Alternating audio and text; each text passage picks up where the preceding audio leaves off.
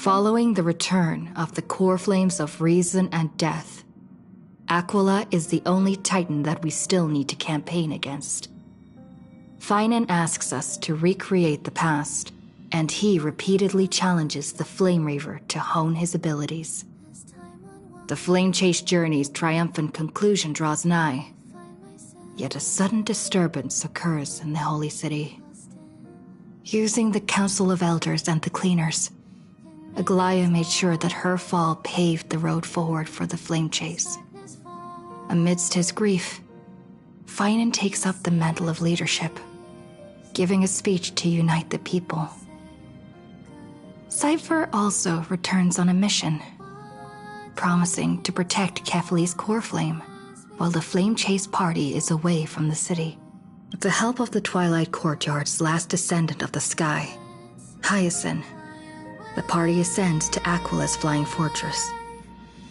Hyacinth resolves to fulfill the duty passed down over generations of her family, only to discover that the glorious feat of Seliosi the Day Thunder Knight campaigning against Aquila was nothing more than a blood-stained lie. At the same time, in the city of the dead dragon's bones, Cypher contends with the Flame Reaver, who comes seeking the core flame. Though she holds out for some time, she is no match and is slain in the end. But she had already given Kefali's core flame to Spirit Thief Bartolos, ordering them to wait for an opportunity to deliver the core flame to Finan and the others. The Flame Chasers fight together to defeat the Sky Titan, which has become a combined being of the god and a mortal.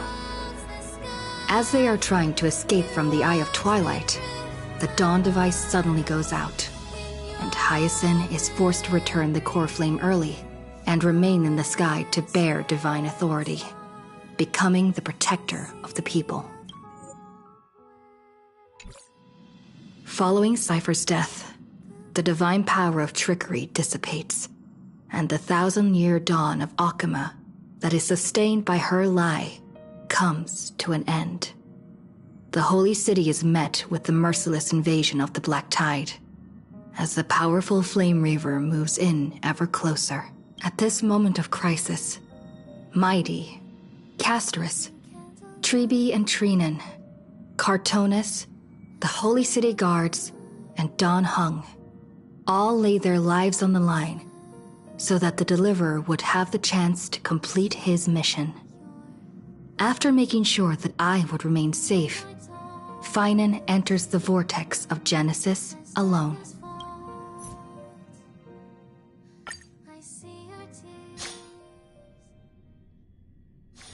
Take a rest. It's time for tea and cakes.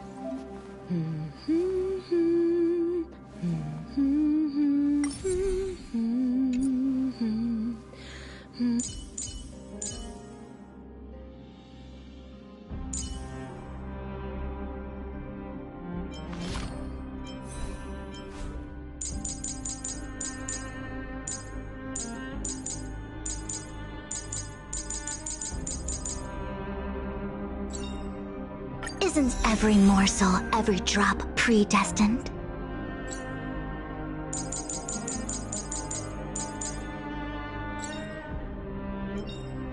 Oh, a visitor! Please let me show you some of our local hospitality.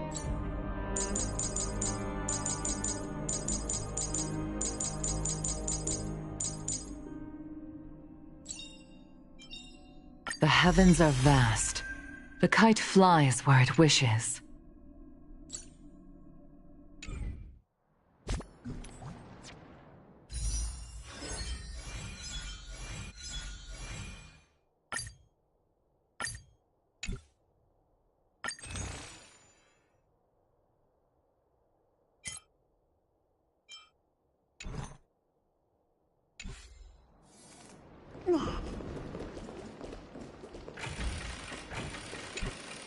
Please stay close to us. We need to rendezvous with Lord Donghung.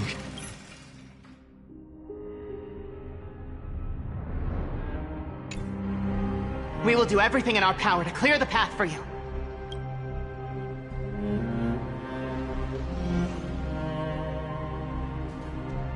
There he is! Lord Donghung! Quick, we must assist him!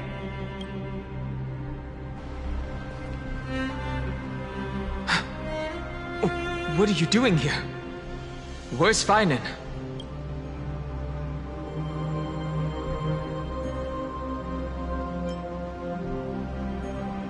We are under Lord Feinen's orders to escort both of you to safety, no matter the cost. Leave this to me and the Holy City Guards. Zeph, take them and go. Wait, Namasani! That black-clad swordmaster. Something seems off. At some point earlier, they suddenly froze in place, not moving at all. Like some kind of omen.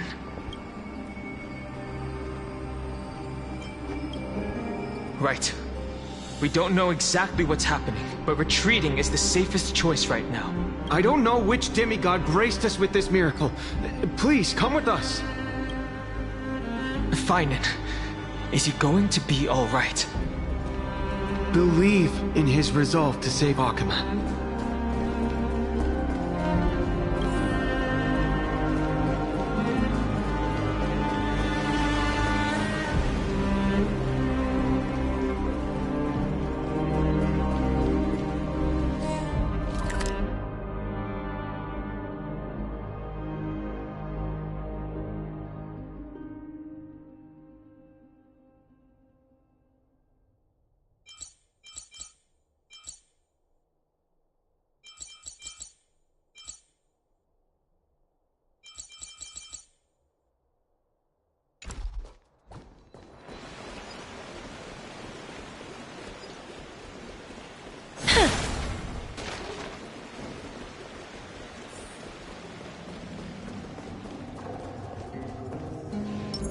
Take a look. This is pure genius in action.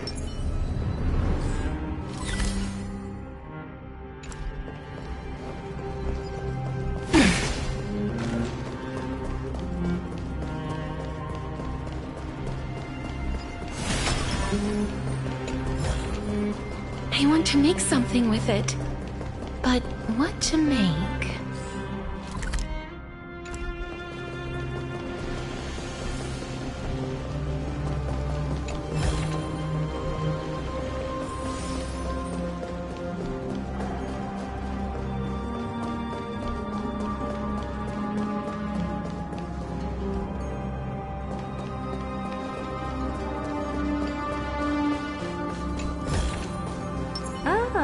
You want this? Fine. Take it and amuse yourself.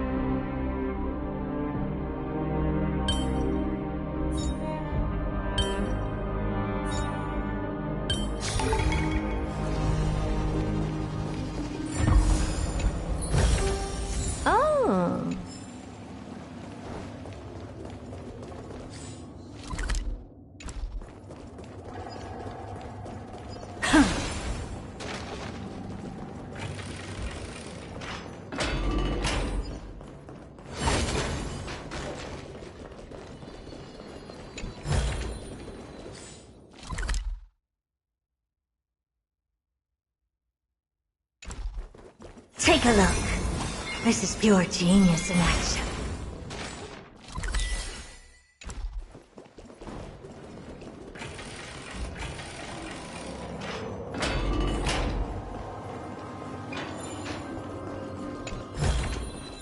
Oh, you want this?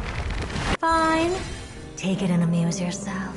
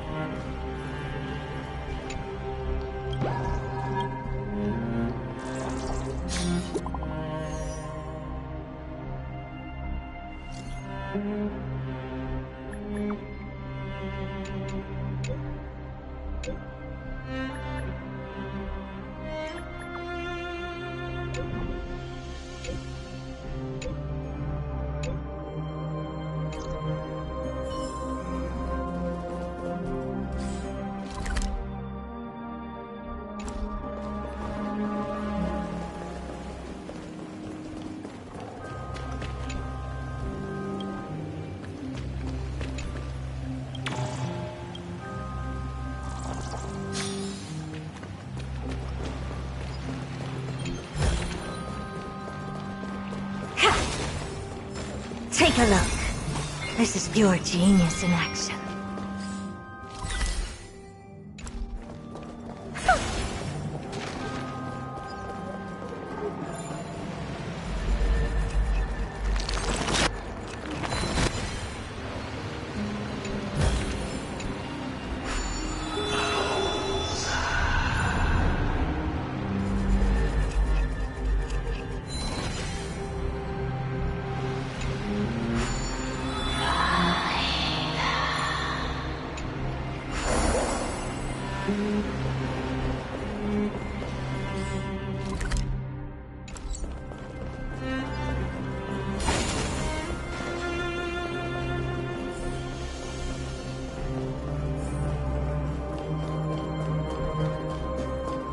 Don't get too close.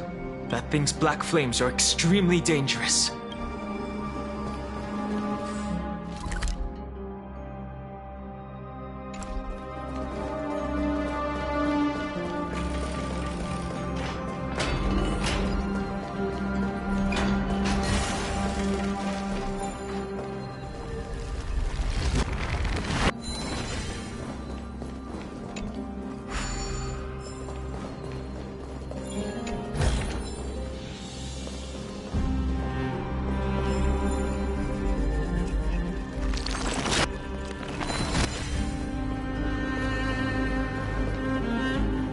Take a look. This is pure genius in action.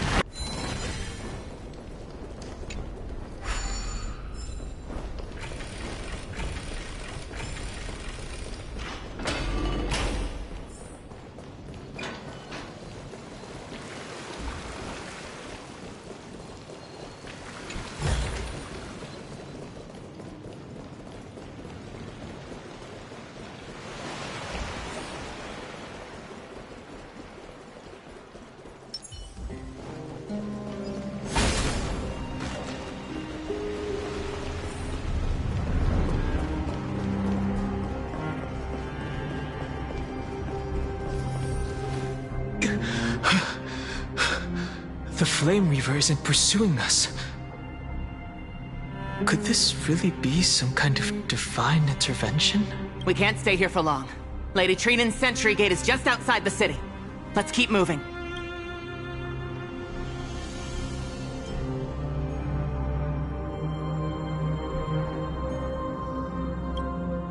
Our experience in Amphoreus has far exceeded expectations. If our goal was just to replenish fuel, then mission accomplished. But you're right. For now, let's get back in contact with the Express and plan our next move. That's the safest course of action. We need more information. On that note, I have a proposal. Who's there? I hope to convey a message to the two nameless. Mr. Screwlum? Who are you? Stand down. I order you to maintain a distance of 10 paces. It's okay, guard. This one is not our enemy. It has been a while, nameless of the Astral Express. I'm glad I arrived in time to stop that black-clad one from harming you further. So it was you.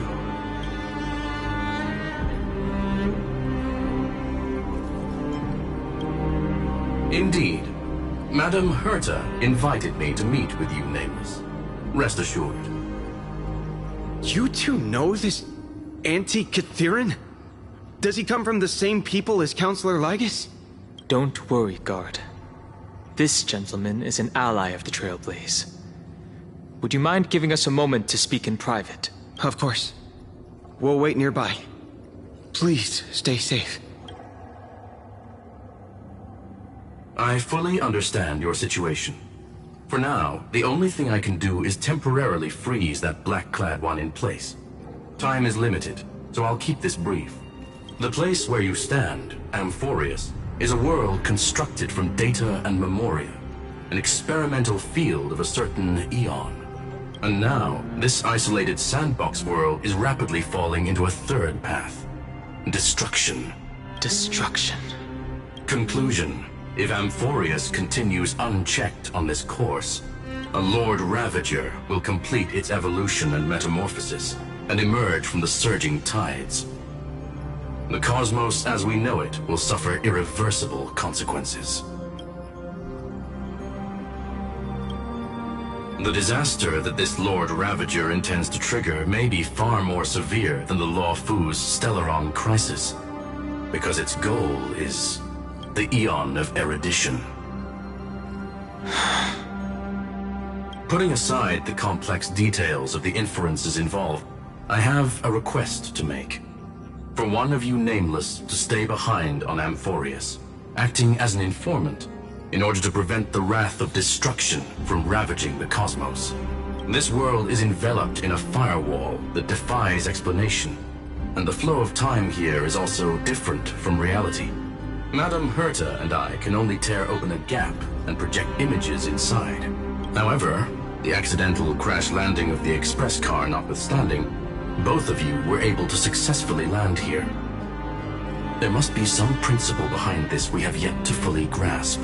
It will take time to uncover the reason. Before then, if one of the Nameless is willing to stay and witness the fate of this world, or to push it along when necessary, it would be of great assistance.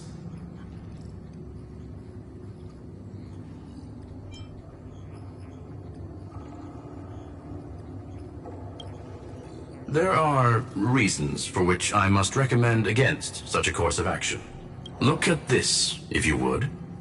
This curio is called a chronocognitive anchor.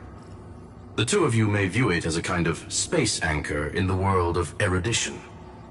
As long as you carry it with you, your individual data structure will be protected and will remain unaffected by the influence of digital tsunamis.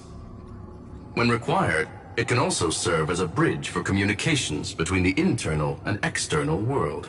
Of course, it is not curio with unlimited uses. May only be held by one person. The connection being interfered with. Decide quickly as possible. 2 final messages. 1, the Intellitron named Lygus, possibly the primary culprit behind everything. 2, Herta discovered a clue. Miss March has already been drawn into Amphoreus.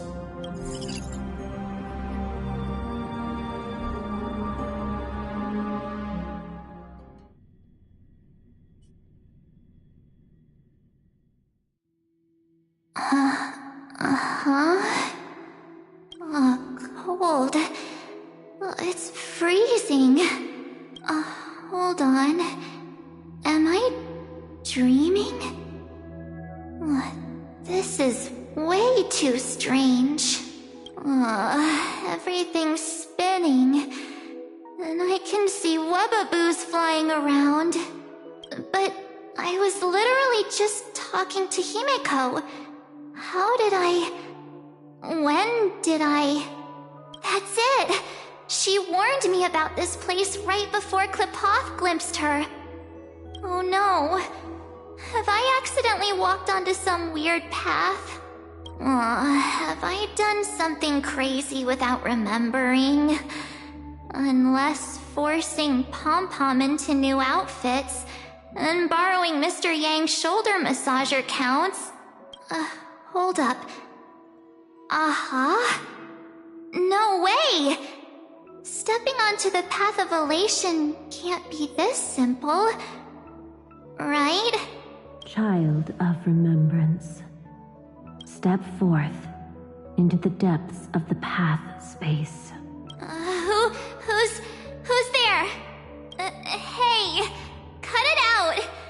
If you're there, just come out and talk, okay? You're freaking me out. I can't even think straight. Hold on. Is that a gate? Cast aside your fears.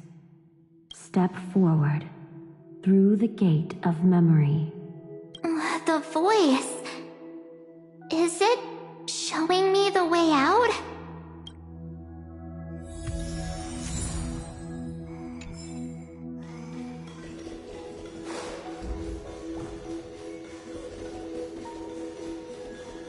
No, don't fall for it. They're lying to you. Turn back now. Wait, Master Diviner? From the Luofu?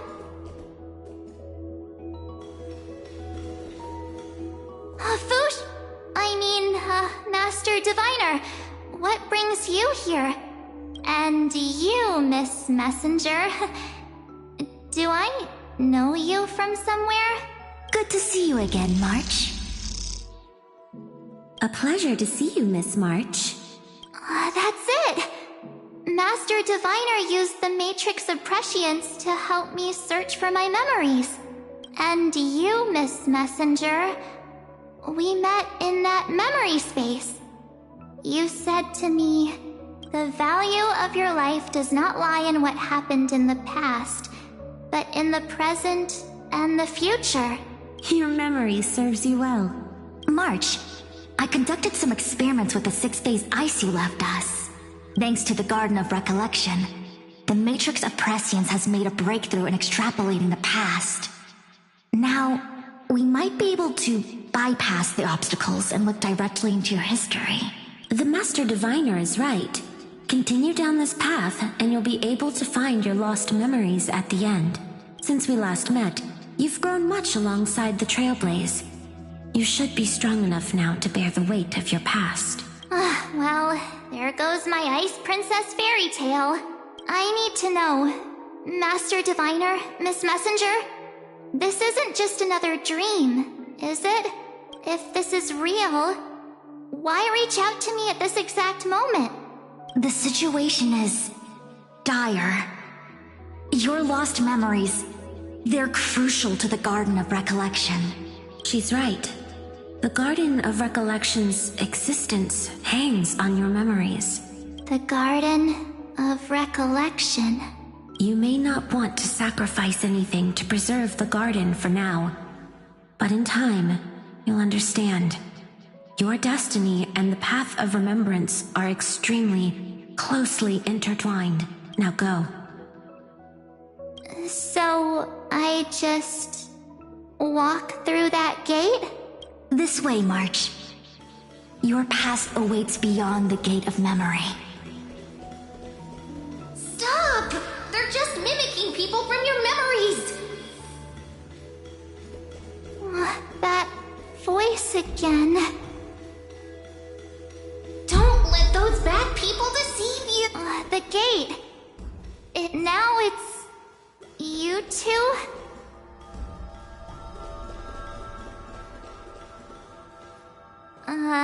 Hey guys. What are you doing in a place like this?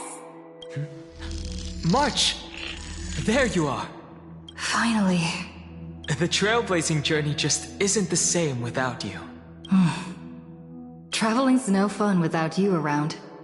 Well, duh! What's Team Trailblaze without its star member? Wait a sec. You might look like you two, but... We understand your confusion. The Garden's allies helped us establish this Neuralink to reach you. The Garden's allies? You mean Miss Black Swan? Yes. She helped make this possible. Keep going, March. Find your past. Wake up. And travel with us again. That sounds really tempting. Finding my past and continuing to trailblaze new worlds with you? Trust in yourself, March. It's gotten us this far, hasn't it? Follow us. Let's go through that gate together. Step into your past, March. Find your true self.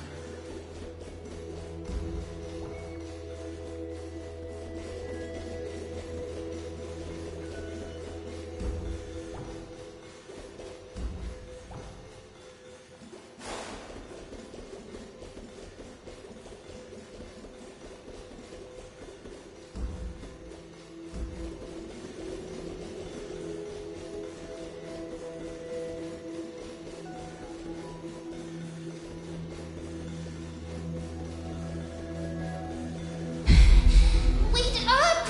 Slow down! Those words sound...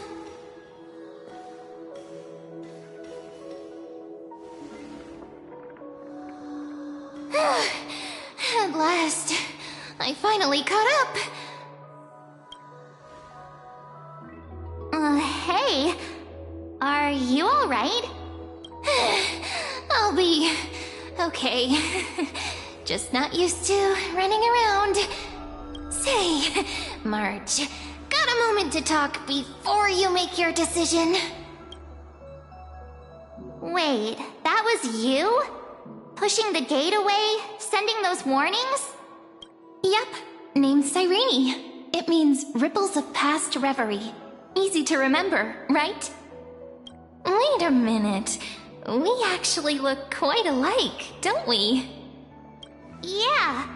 Your pink hair is just as eye-catching as mine. And we're both bright, pretty, and positive girls. Talk about coincidence. Wow, you're quite the smooth talker. But I can't disagree. Wait, you know my name is March? Have we met?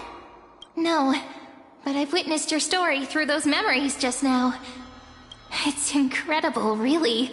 We might have more in common than you think.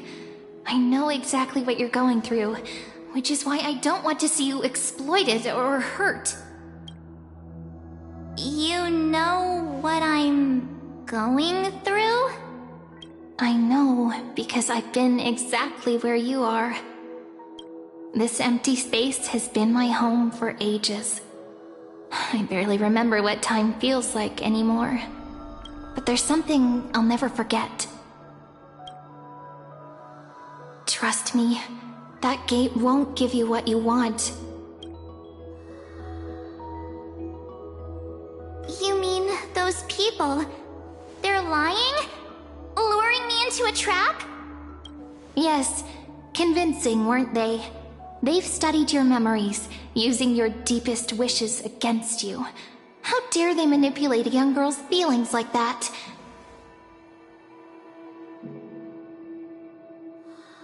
If you go through that door, the worst case scenario is you'll become their pawn, losing control over your own fate forever.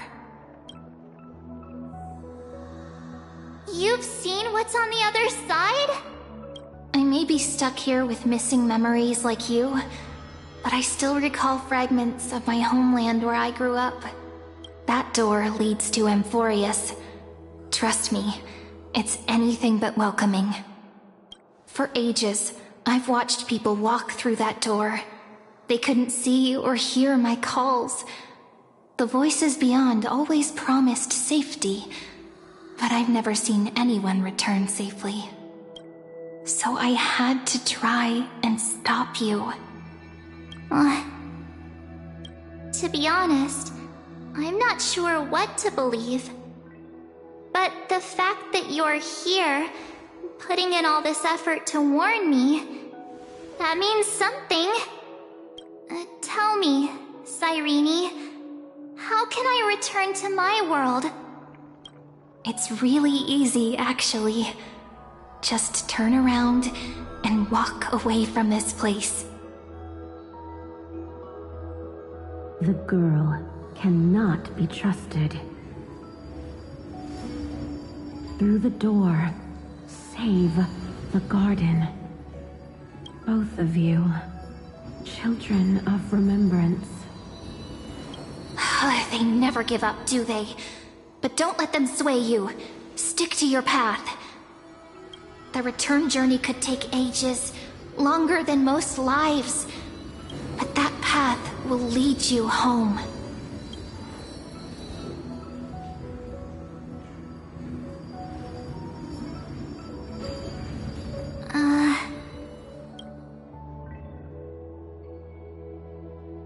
Thank you, Cyrene. I know what I need to do. I'm going through that gate. Into Amphoreus. Wait, what? Don't worry. I believe you. It's just that, for me, the only place I can call home is right beside my friends. Two of my closest friends are already on their way to Amphoreus. They may seem capable, but only I know. They're absolute disasters waiting to happen. They won't last 5 minutes in a new world without me. That's why I need to go through. Amphoreus or not. When the three of us are together, there's nothing we can't handle. We'll explore, understand, establish, and connect.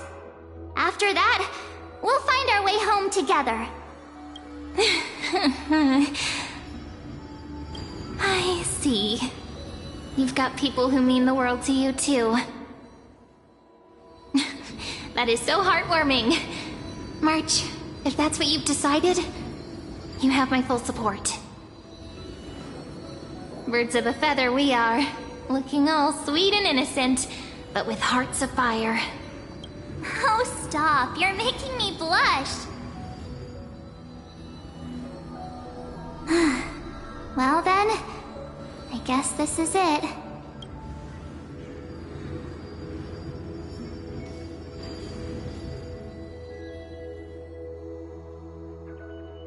Do you think we'll see each other again? Who knows? But don't worry about me. After all this time here, I've grown quite used to chatting with my imaginary friends. Since Amphoreus is your homeland, if there's a way to help you, my companions and I will do everything we can. Then I'll look forward to that day.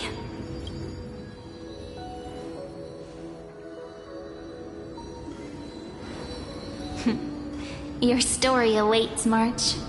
Make it an epic one.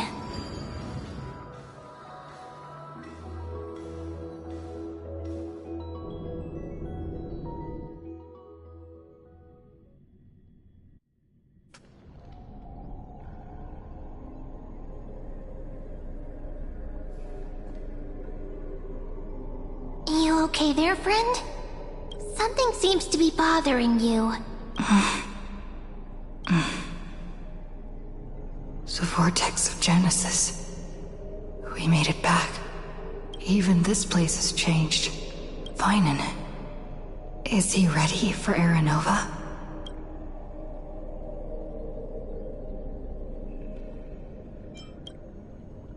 a bit late for that now, isn't it? If what that machine gentleman said is true, if Amphoreus is destined for destruction, then I'll stay by your side until the very end. Like how you and Dun Hung treasured the Express. Amphoreus means everything to me. Right. Time to see the last core flame restored.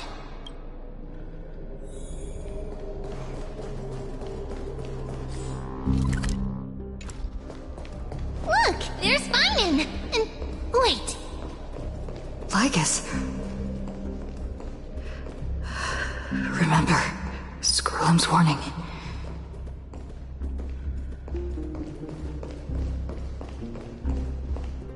And you, Lord Finan, will wield that core flame to bury this ancient world, plunging everything into the gray unknown. None of that matters now. This brutal flame chase journey has stripped away my delusions. I know the future is in some peaceful paradise with gentle west winds, just waiting to welcome us to step in. If what lies ahead is a mass of chaos, I shall cut through it myself and usher in the first ray of blazing sunlight. Is it truly you? With one last chance to turn back, you still step forward. How befitting of a trailblazer.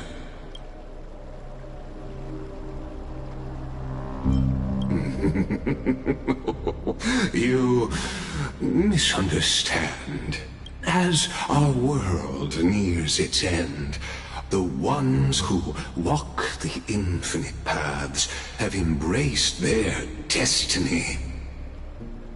As the Theoros, it is my duty to witness the world's future and oversee this final core flame ritual on their behalf. The trial of world-bearing, the ritual of Era Nova.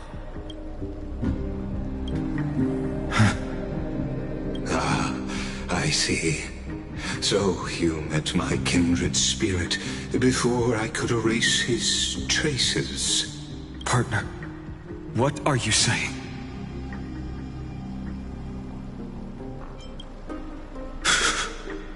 I've had my suspicions. How does a native Antikytheran know so much about repairing vehicles from beyond the sky? Lord Lygus, how much do you truly know about Era Nova? Tell us everything.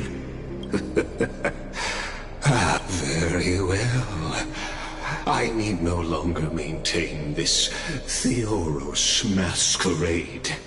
You seek truth, Lord Finan, and truth you shall have. As you know, when the old gods fell, someone had to bear their broken pillars to fill the vacant seats. Those who would assume divine authority must prove themselves through trials. Yet, for Kefali's demigods, the possibility of overcoming the trials has forever been non-existent. For the world-bearing trial is the divine duty itself. Bringing forth the Era Nova and bearing its weight is an endless ordeal, ceasing only upon collapse. Precisely. The Era Nova ritual is not something that can be completed in an instant, no, but a long and arduous journey. While the sacrificial journeys of other demigods conclude in this world, Kefali must shoulder the gods' core flames, bear the memories of all worlds, and stand unwavering until the next world, when the black tide consumes the bearer and all that they carry, leaving nothing behind. Unless their core flame finds a new bearer. The holy flame that illuminates all worlds rests in your hands. All that remains is one choice. Nurture it, pass it on to future generations, or extinguish it here and now. Deliverer, the fate of all worlds rests in your hands. Enough testing. I've made my decision. But before I ignite the dawn of the next world, you need to promise me something. 2 things, actually. Speak your terms. Promise me this. Professor Anax's vision of the new world is absolute. The world will be reborn from my memories. All souls, living and dead, will return as the first humans, unchanged from their past lives. And my friends, the fallen demigods, they shall transcend the cycle to become new titans. Our heroes shall not have died in vain. Of course. This I can guarantee. Good. The second one. Promise me the Trailblazer can return safely to her homeland, unbound by Amphoreus' loss. My apologies, but I cannot promise this. As you mentioned, she now bears the Time Titan's authority. Her bonds with this world run too deep.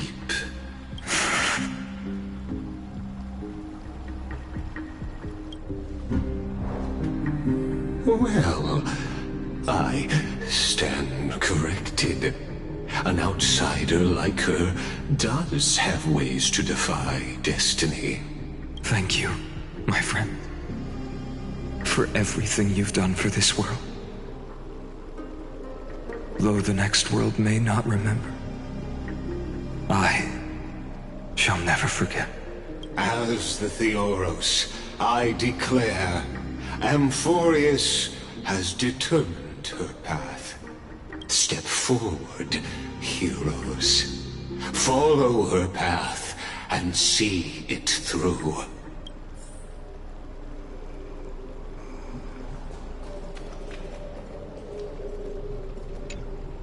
As our world draws its final breath, I stand before you as the Theoros.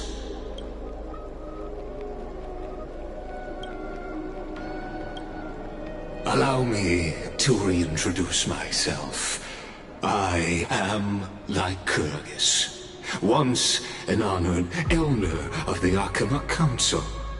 As the Theoros, I have sworn to watch over and protect every citizen of Arkema until the very end.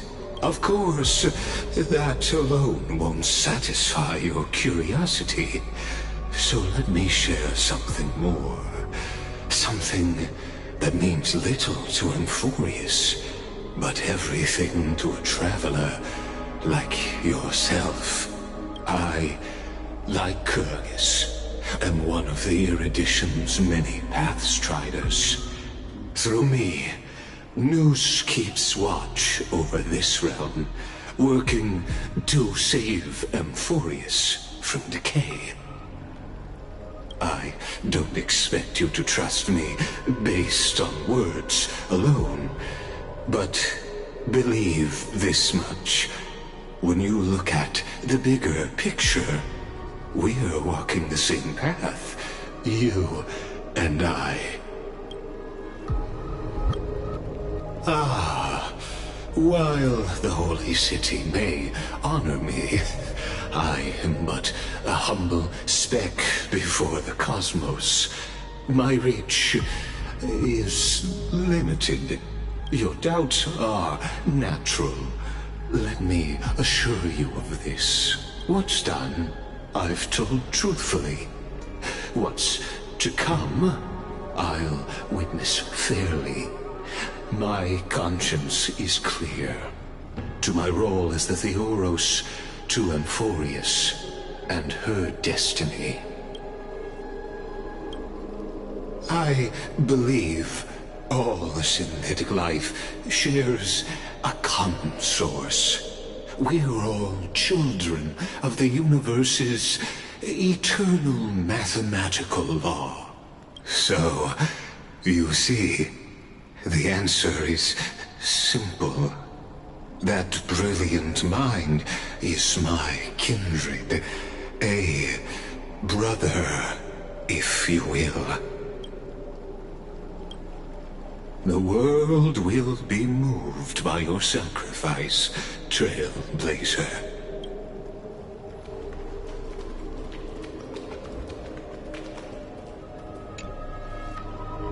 Without you, we could never have reached our prophesied tomorrow.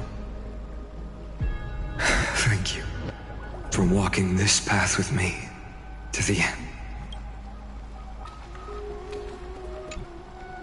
Behold, oh gods, Amphoreus has achieved her victory, and the Era Nova approaches.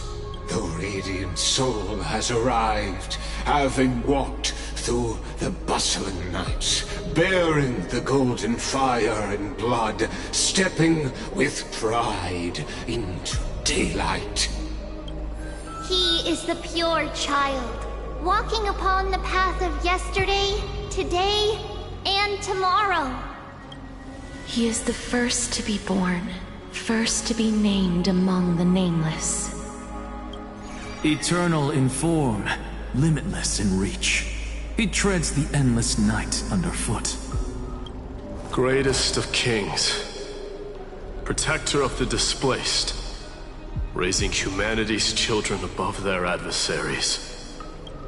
The firmament of molten gold courses through his very bones and flesh. The greatest of schemes reveal against his breath and words. In the golden lakes of that beautiful new world, he shall wash himself clean. There. Finish what we first and last wished for. To write an ending unlike any before. For this world we so deeply love.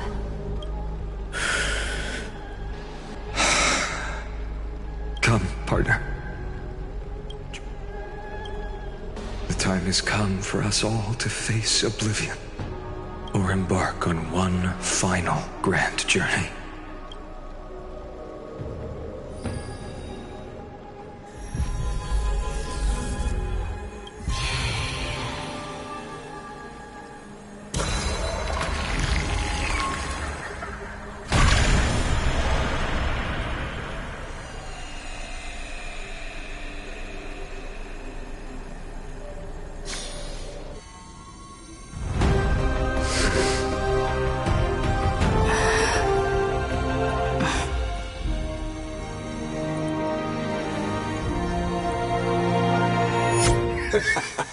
What a magnificent and epic adventure.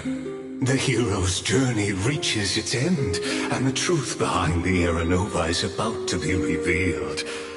Is that truly the case?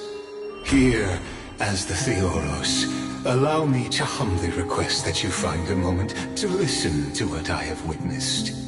This is about the nature of Amphoreus itself. A story of the prime mover of life.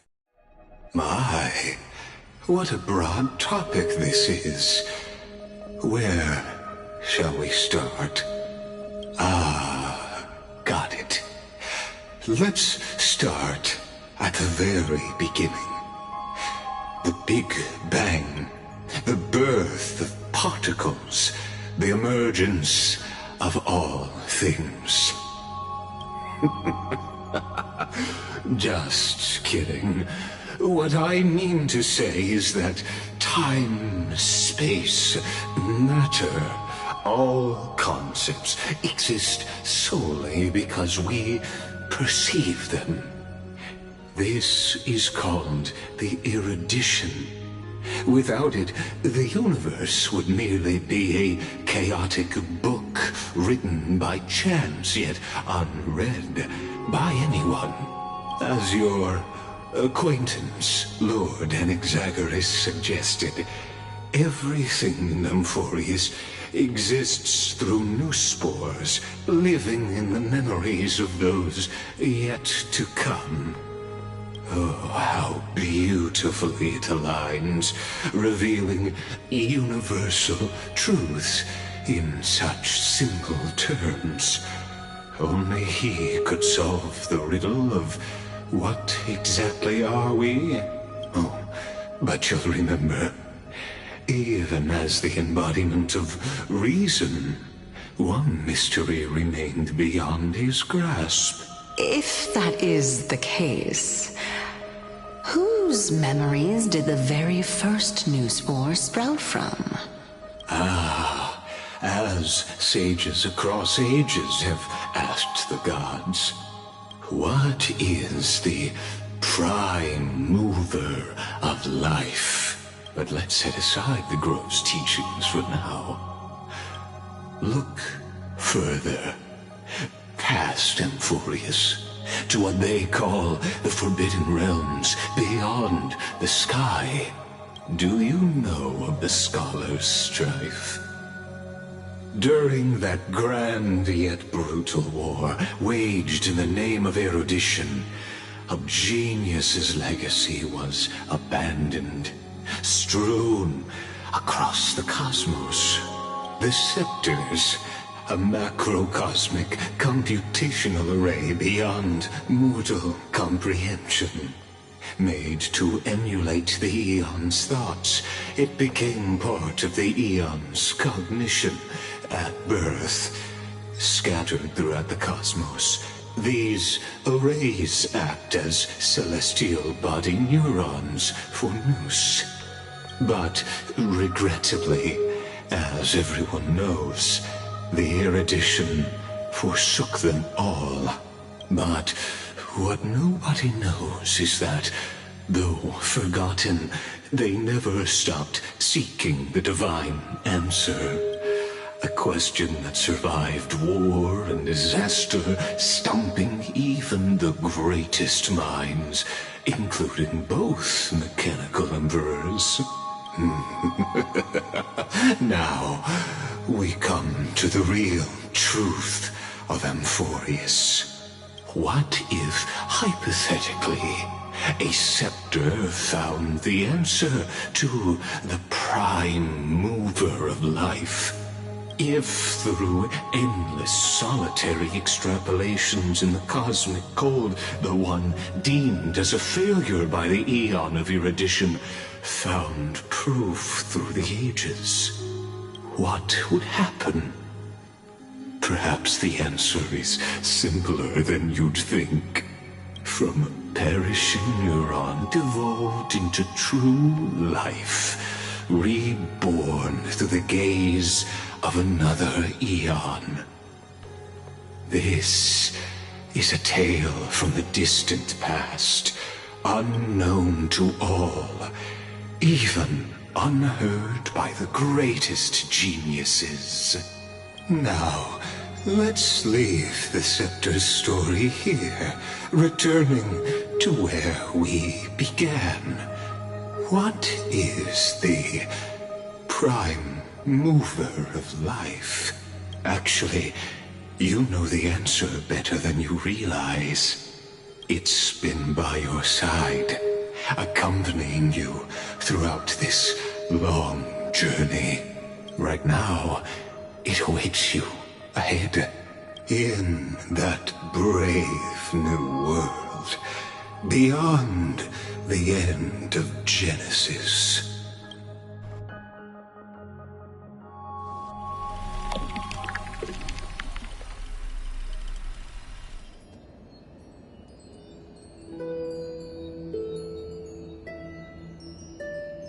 take this wish with you. Be the one who begins it all. As the prophecy foretold, you will bear the blazing sun until the pale dawn breaks.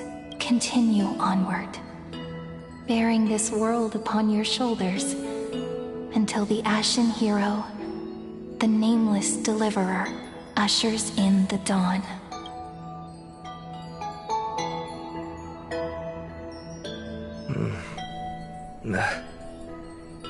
Such an odd dream. Strange.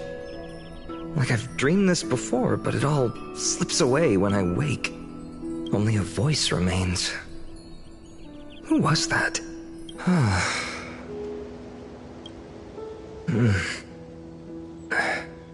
What? Ah, it's you. Whoops, I fell asleep there. What a strange dream I had. It's gone now, though. But look, perfect sunshine. The day is still young. Let's go find Cyrene, partner. We promised to be there for her oracle card reading today.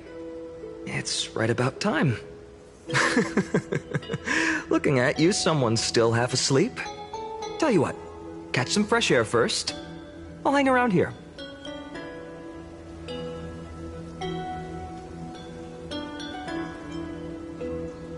Oh, beautiful, isn't it? This is Ide Celestii, home of the nameless hero who carried Kephales's core flame. When he was young and innocent, he had heroic dreams, imagining his wooden sword was forged of iron. Pretending the straw dummy propped up by a wooden pole was a giant with a single blood vessel running from spine to heel. Dreaming of slaying the giant and becoming a hero to save the world. Though to his young mind, the world was just this small village.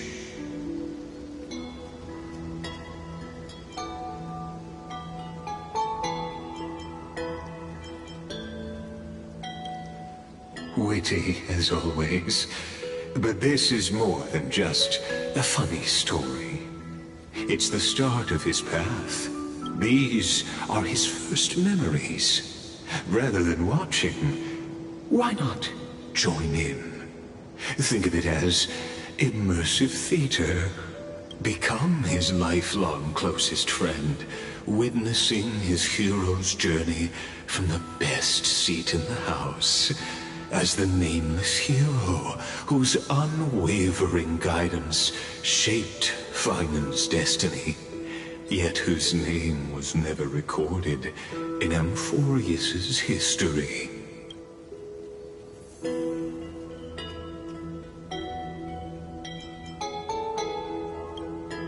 Questions, questions.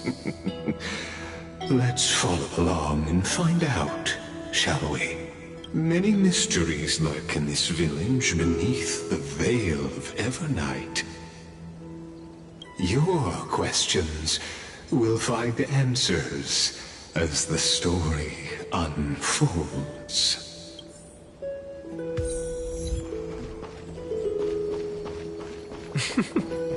All awake now? Finan! Show me how to use a sword like you do! Wait till you grow a bit more.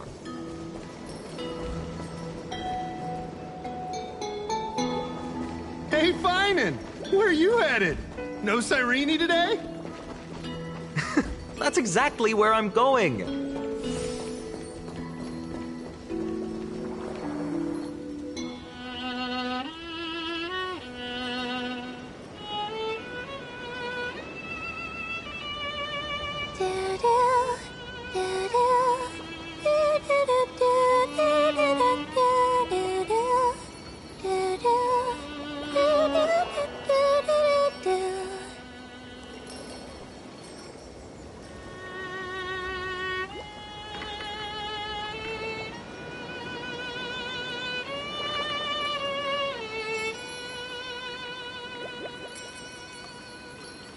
Found you. That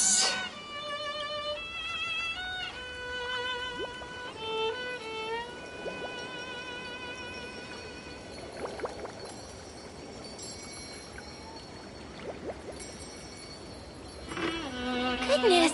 Look at you rushing about! You've got the poor swing all startled. Hmm?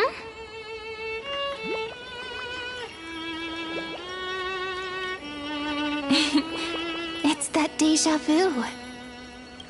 Something wrong? What do you see? Oh, nothing much. Just suddenly felt a strange connection. Look at you, leaves in your hair. Were you sleeping in a tree again? Or was it the wheat fields this time? At least brush yourself off before wandering around. Come on, I'm not a kid anymore. You're the only one who still treats me like one. Sure. You may have the height advantage, but when it comes to maturity, I'm leagues ahead of you. Still fantasizing about being in heroic adventures and imagining yourself as one of the characters? That's the kind of thing kids do, not grown-ups. Don't you agree? And since you're playing along with his antics, who are you pretending to be today?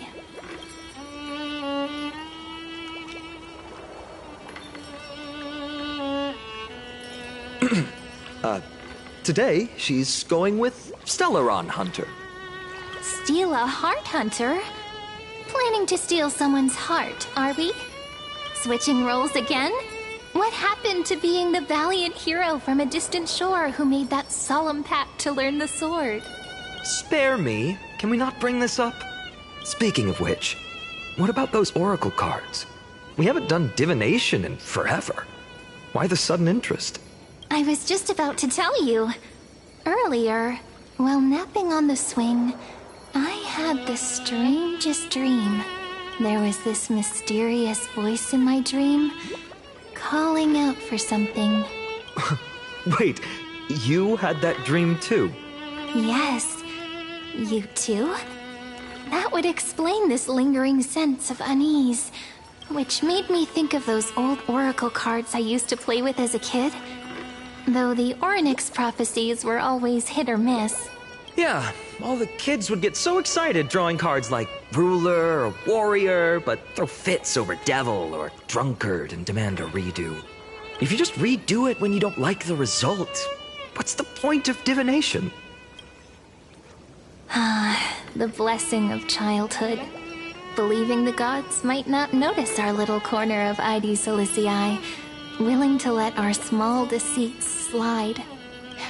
Still, fate is absolute. After all, we never really know just how far into the future the prophecy extends. Anyway, let's go to our old secret base and look for those oracle cards. Now, where did we hide those? I can think of a few spots. Let's go check it out. In a village this size, I bet all our childhood treasures are exactly where we hid them. Mm-hmm. Time must be keeping them safe for us.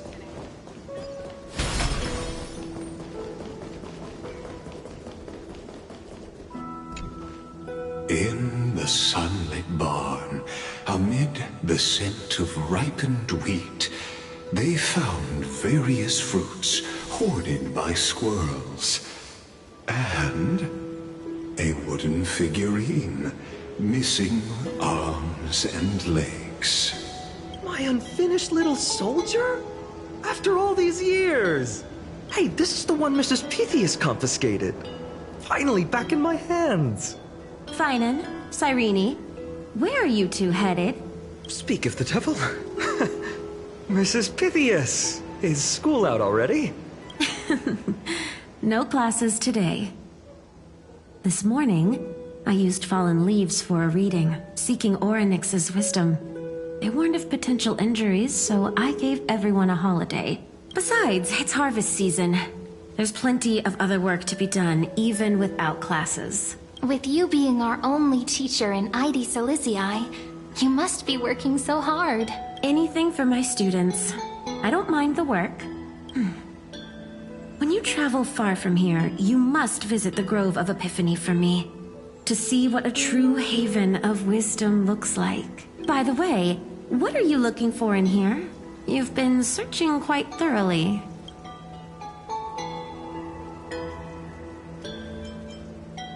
Mrs. Pythias. It's Finan's toy. Hey, partner, keep it down. Is this a toy? Really now, aren't we past the age for these? She doesn't remember, huh? Oh, this little soldier's coming with me.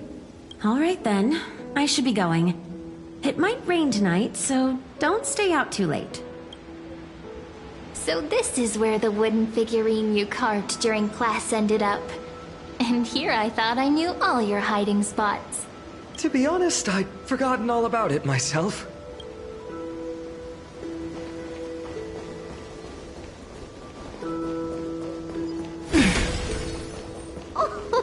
Slow down, kids. You'll trip. Thank you. We'll be careful.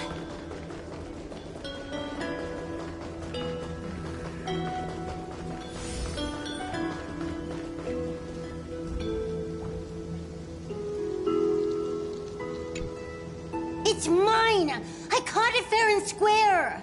You did not! It's mine!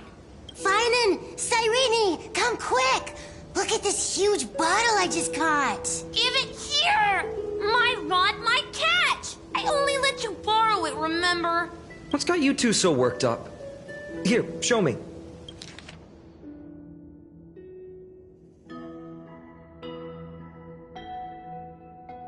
Wait a second. This is my old wish in a bottle. How did it end up here? Ooh, I wanna see. What did little Finan wish for? Not happening. This stays sealed. Piso, Livia, dinner's ready. Coming, Mom! Finally, I'm starving. See you later. You know what's funny? I really thought tossing that bottle into the sea would carry our wishes beyond Ides Elysiae. Maybe even bring something back to us. Never thought. The waves would end up pushing it back ashore.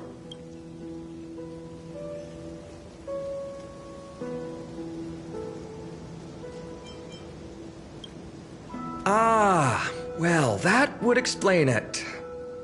What a shame. No sign of the oracle cards. Let's see. There's one place we haven't checked yet.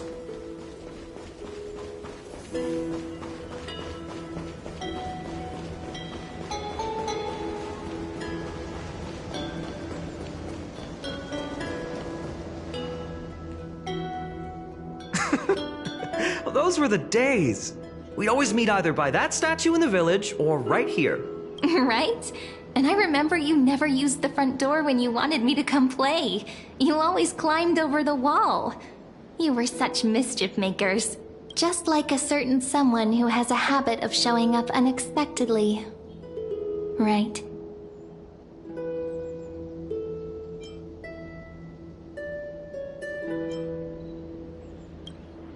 Maybe it's you. Hey, I was just copying those storybook heroes. They never take the beaten path. Still, it's embarrassing. I've been the only one here for a while, and I haven't kept up with the cleaning. With so many spots to check, where should we even start?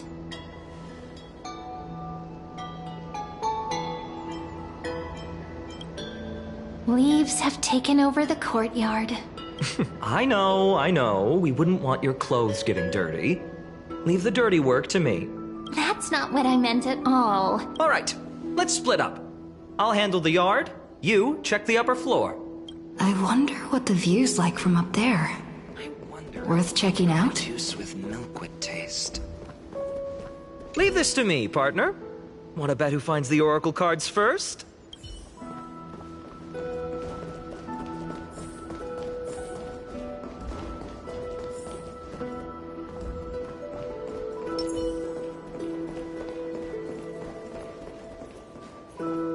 The girl before you carries an air of mystery, her secrets elusive, yet her demeanor toward you is exceptionally warm.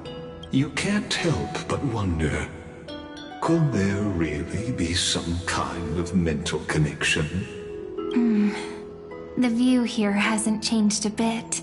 You know, besides the swing under the big tree, this has to be my favorite spot in all of ID Silicii.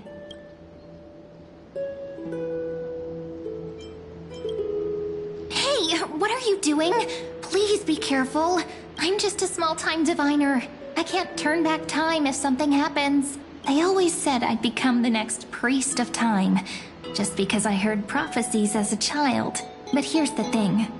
The more divinations I do, the more doubt creeps in. I want to believe the prophecies, but actually leaving ID Silicii, where will that waiting ship take us, I wonder? Here they are! The Oracle cards!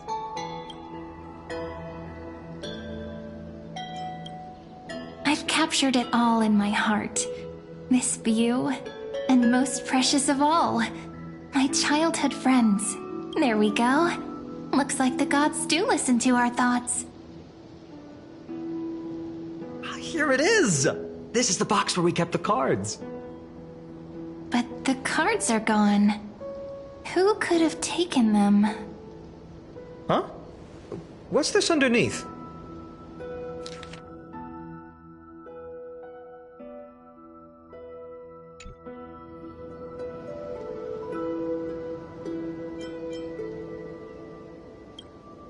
Hey, don't go changing the words. I see now. Those sneaky little ones. So that's what they've been up to. Ah, the ones from Remembrance Maze, you mean? Yep. Let's head to the back of the courtyard.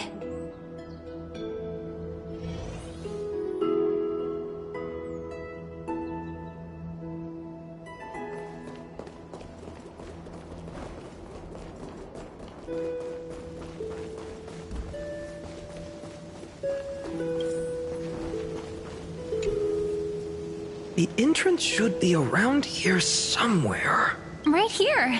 The path to the maze is hidden under all these weeds. It's been too long since we visited the fairies.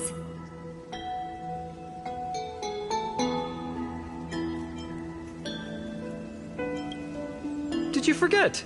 We used to visit them all the time when we were little. All right, let's do this. These weeds need to go.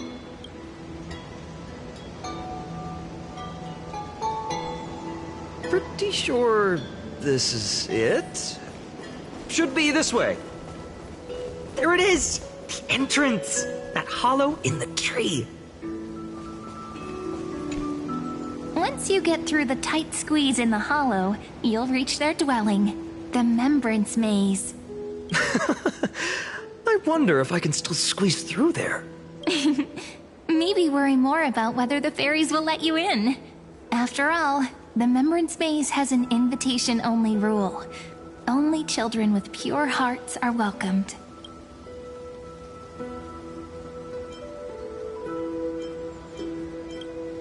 Trailblazer profile? What's that? Regardless, how about we try getting through the hollow first? After you, then. What? Oh, sure, I'll go first. So hasty, as always. Looks like it's just us now.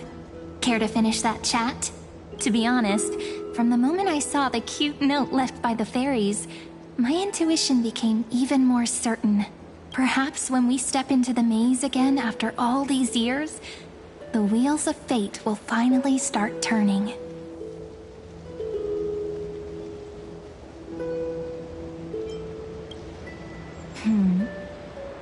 What if I am? What would you do? Just kidding. Don't read too much into it. But you know what? Even if fate is set on its path, no matter where it steers the world, if we're together, there's nothing to worry about, right? So, if you're willing, forget it. If the wheels do begin to turn, that's when I'll make my request.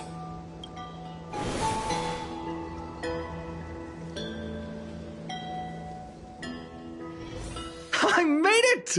Oh, that wasn't easy. I can't remember the last time I came here. Wait a minute. Are you... Look who it is! Rini and Snowy! Whoa! Look who's finally back, Memmy! Snowy, you've grown so tall and dashing. I couldn't even tell it was you at first. We had to grow up. Sometime. But look at Rini. She hasn't changed one bit. How fascinating. Perhaps I'm like you, Rayleigh Mem. Just another fairy of the maze.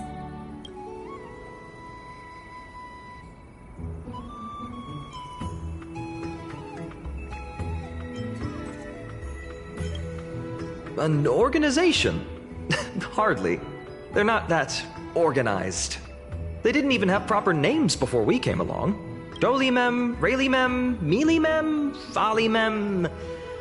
I've missed these cute little troublemakers. We used to gather around the fire, singing and dancing, imagining all our future journeys. Without coming back here, those memories might have faded away entirely.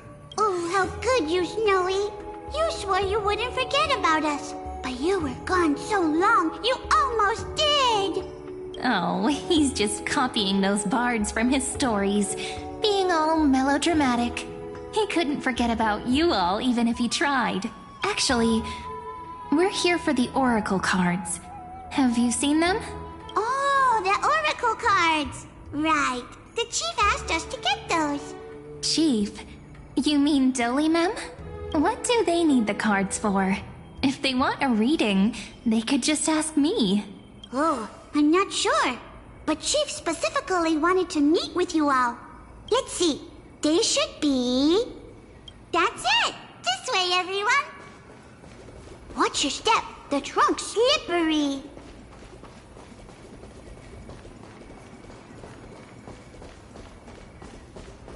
Chief! Rini and Snowy have returned! Why do leaves and branches grow? Which way does the wind blow? In Remembrance Maze depths we seek to find the answers future left behind. Welcome back, my dear children.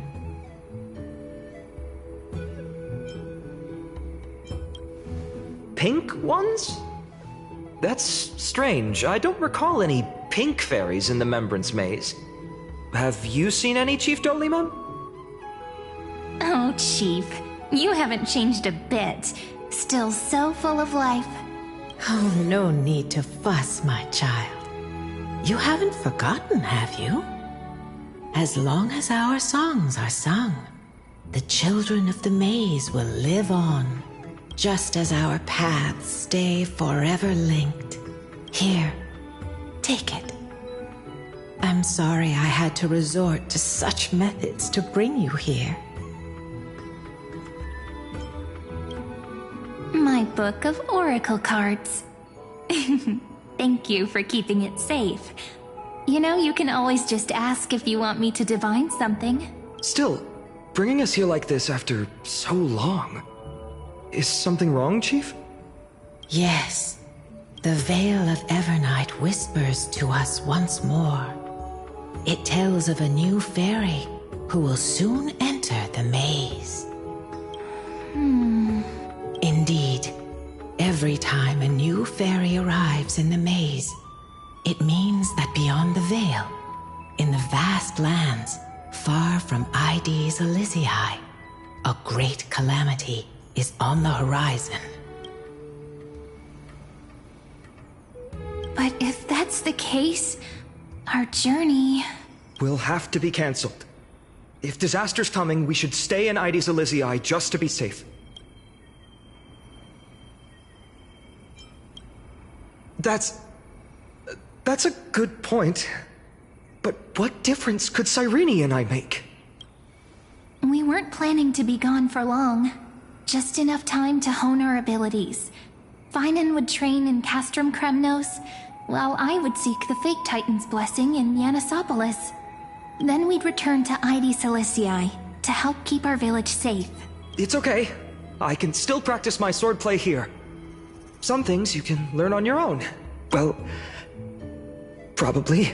That's not very convincing. Here's a thought. Let's have Cyrene do a reading.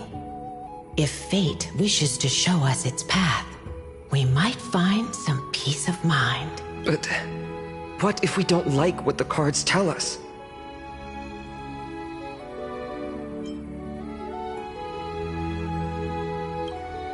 Not the most optimistic take, but I see your point.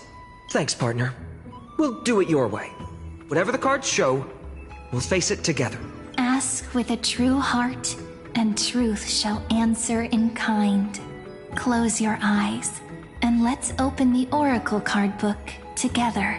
Let your thoughts flow like stars drifting on the river, carried by fireflies and gentle winds.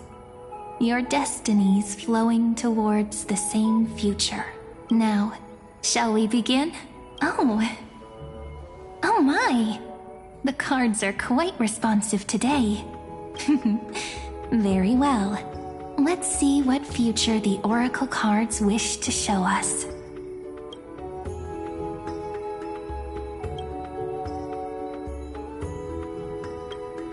Behold, the Weaver.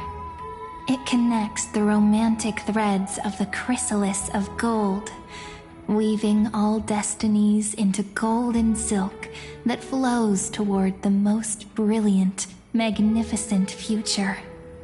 A dance of thread and blade set the stage. So shall it end as gracefully as it started. Such elegance. The Gold Weaver must be of noble birth. Such high standing. I doubt someone like me could ever reach it. This is the Gatekeeper, who guides people to their true path among myriad passages. We have surrendered our countless senses, dedicating ourselves to the sacred whispers within the temple. Wait. It almost feels like I can hear the echoes within a temple.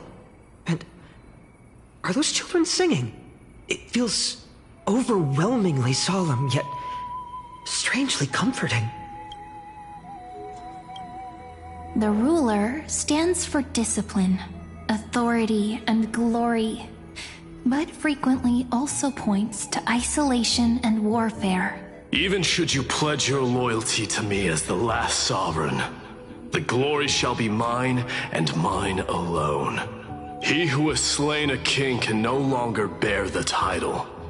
Let the withering lion walk his last path alone. Is this showing us a ruler who forsook their people? Stories of such bloodshed like this feel so different from Ide Silicii. But they sure can stir the imagination. Ah, the Traveler. Our little trickster. Always hiding behind other cards, disguising itself. What a rare catch. Over here! Or perhaps here! Gotcha! You'll have to be quicker than that. A teasing voice. Just like a child playing hide and seek. Surely only a master of mischief could pick up this card.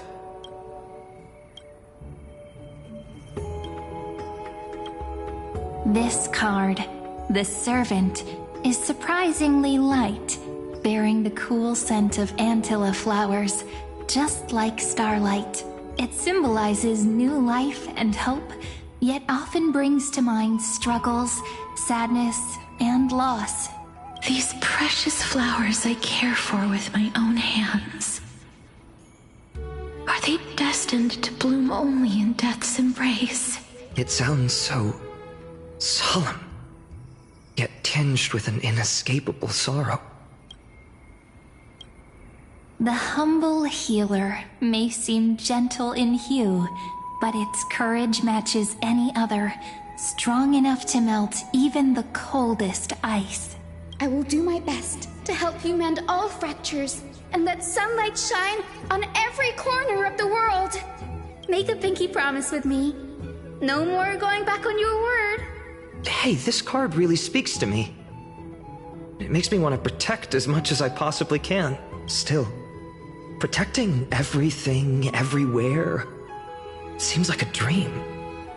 What amazing power would you need for that? Behold the scholar, bearer of many names, the grand magician, the great performer, the eye of wisdom, and the defiler of Circes. Oh, there's just one card. With all those titles, I was expecting a whole deck. A Dromus draped in finery will suffice. It's succinct enough to best summarize my true nature. Wait, what's with that condescending tone? It's almost as if it knows what we're about to say. The Deliverer. According to the tripartite prophecy, this card means absolute harmony and perfection. In fact, it's the only oracle card without a dark side. What, no divine whispers this time? Oh, silly. This is simply the card you drew for yourself. The sleepy village of Ides Elysiae, in just one fleeting moment, welcomed an array of legendary figures. The Weaver, Gatekeeper, Ruler, Traveler, Servant, Healer, and Scholar. Their stories and wishes showed the village boy glimpses of a world larger than he'd ever imagined. They brought tales of raging battles, of cities crowned in holy light, and of wonders beyond his understanding. Each story so far removed from his simple village life. Once, these were just images on his friend's oracle cards, and yet destiny now stirs in resonance with the maze. And now, they are right in front of one's eyes. The Deliverer? This card again. Ah, my child. It seems you're destined to bear the wishes of many, to answer the world's call. Bear their wishes? Yes, just like Kefali, standing eternal atop the mountain. My parents, they only wished for me to grow up, well, to help around the village, stay out of trouble. Mrs. Pythias wished for more books in her little schoolhouse. Wanted us to all learn and grow. And little Piso, he wants to grow up strong like his father, to become a hunter. Is that my purpose? To fulfill their wishes? Perhaps. For a true deliverer, such wishes are but droplets in an ocean. After all, Kefali bears the weight of the entire world. Right. How could any human possibly measure up to a titan? I wonder too. Perhaps... What's this? What you see are futures written in the cards. Or rather, the people you'll meet on your journey. Sometimes, fate can guide us when we're lost. Let's consult fate itself. Maybe then we'll know why we must take this path, and learn just how many burdens one must bear to become a true deliverer.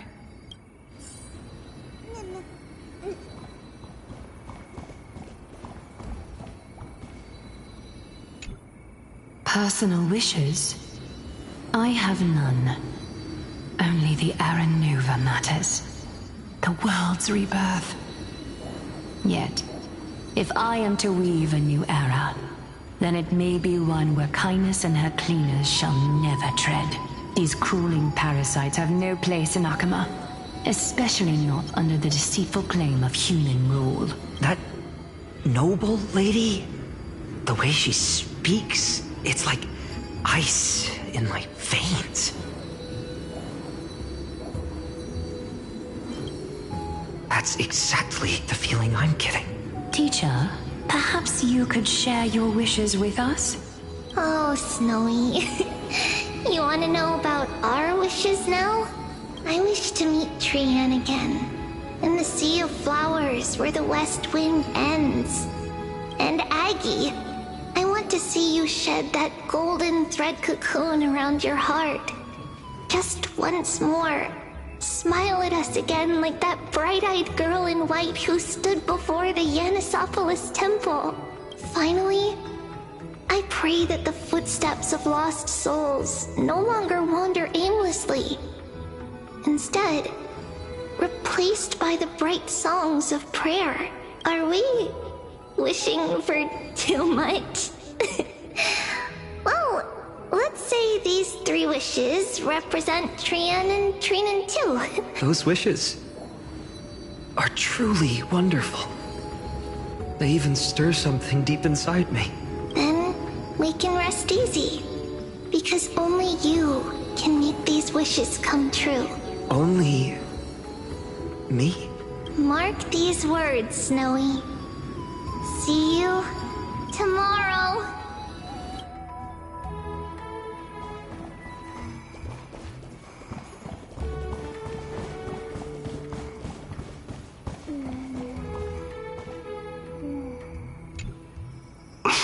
Finan? Since when did you become so timid? Asking such juvenile questions about wishes. What's that supposed to mean? What's with that condescending tone? No way I become friends with this half-naked show-off, right?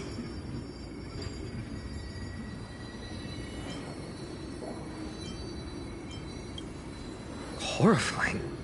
Is that really something I'll enjoy one day? What are you mumbling to yourself now? Whatever. The wishes of the Kremnon warriors are done, but I survived 1,000 deaths only to fall to a coward's blade. That masked flame reaver who struck from behind. Finan, you look... Never mind. That blank look tells me you're completely lost. My wish is simple. One honest duel, face to face, blade to blade. Then I'll strip away that mask with my own hands. Nothing but violence and vengeance. This person's wish is nothing short of brutal. Still, those eyes burn with the noble pride I've read about. This wish, I shall not forget.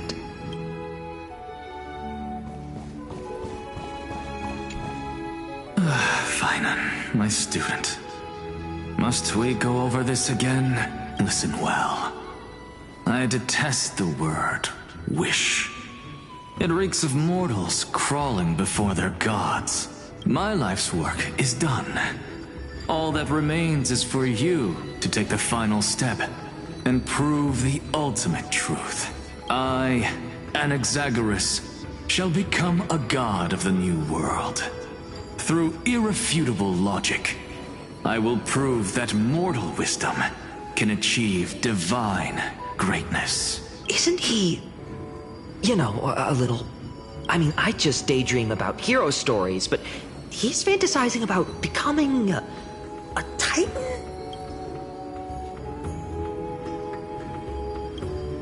Well, that's something. Could I ever be that sure of myself?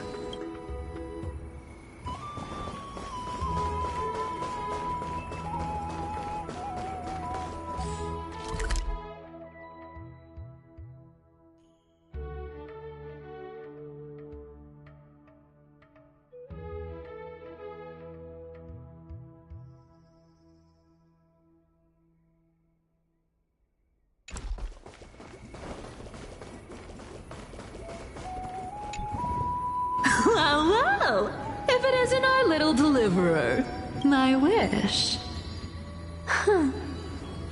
Just let me, wine and dine. and soak up the sun. For another millennium or two. I mean, what's the point of dying rich if you never lived rich? Right, Princess Homebuddy? Cypher, that's not how I see it. My one wish is to find that missing piece in my life. To feel someone's embrace once more. That warmth. I've felt it before, and it's my dearest memory. And speaking of riches, for someone with all those treasures behind your divine power, you've led a pretty cheap life. Ouch! Where did that come from? Right for the jugular, huh? What about our friend from the Grove? My wish came true before I touched the sky. I transformed my healing power into gentle sunlight, distributing it equally to every life I cherished and loved. You two are so selfless, aren't you? No surprise Aglaya wanted you for the flame chase journey. You know what? I did have one wild dream. To know what it feels like being born a noble lady, drowning in riches. Just think, if I traded places with that seamstress, me in the mansion, her on the streets. I'd like to see if she'd still become the gold weaver then. Maybe I'd even take her place.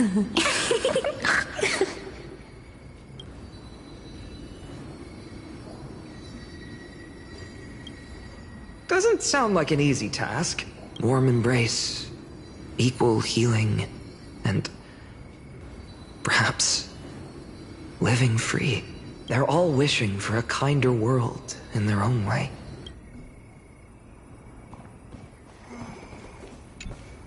So tell me, has the uncertainty in your heart begun to fade? So many faces in my future. So many wishes. Still, why would fate choose to show us this path? What's weighing on your mind? Didn't you say disaster would strike Amphoreus? If so, shouldn't Cyrene and I stay in Ides Elysiae? How could we possibly meet all these people?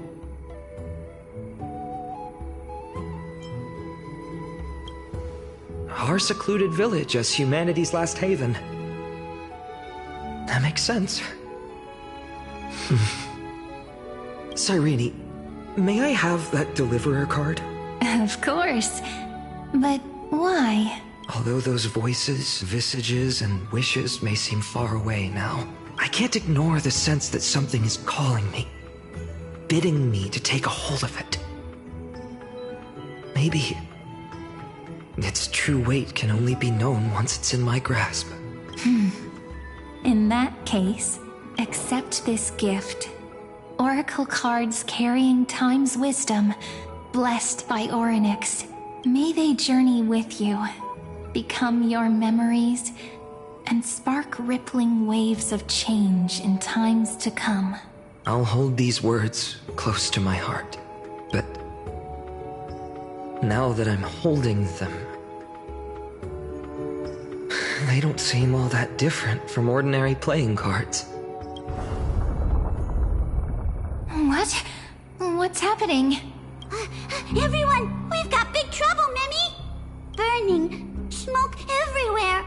It's all coming from beyond the maze. What's going on? It's here. The seeds of disaster have already taken hold. Sooner than we had foreseen. This time, not even the veil of Evernight can shield us.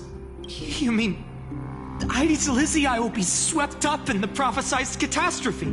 I'm afraid so. My children, take shelter in the Membrance Maze. One step outside, and this horror will consume you both. But my parents, the whole village.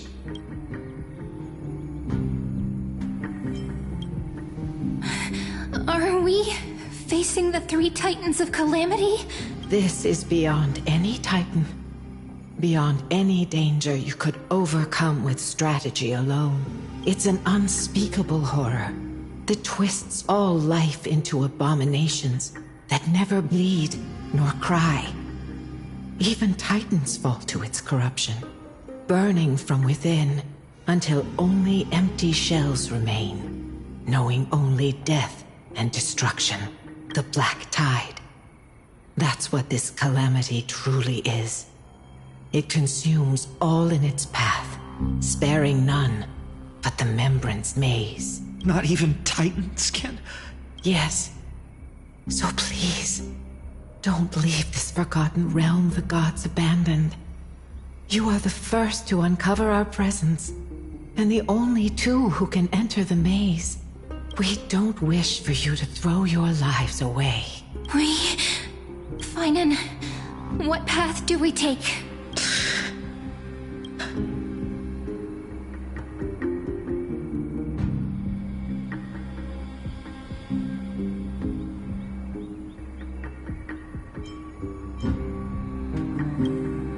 As long as we survive, hope remains. But I just accepted the Deliverer card. To idly sit by and ignore this calamity now would be... My heart knows but one path. I learned the sword to protect those close to me. If I run now, I'll never be worthy of lifting a blade again. Then we know what we must do. Indeed. Our friend is right. We must take action. Forgive me, Chief, but Ides Elysiae needs us. And as her child, I must act. Very well. Make sure you protect yourselves. With me, Cyrene. Join us, my friend. Even without a sword, I'll take a rake. Even with the roughest steel, I'll keep our home safe. Deliverer. The card's truth extends beyond its mere literal meaning. There's another hidden layer within. Not someone perfect from the start, standing high above, casting merciful gazes upon the world. But one who starts small, from a humble village, expanding their world within step by step, learning to save others as they grow.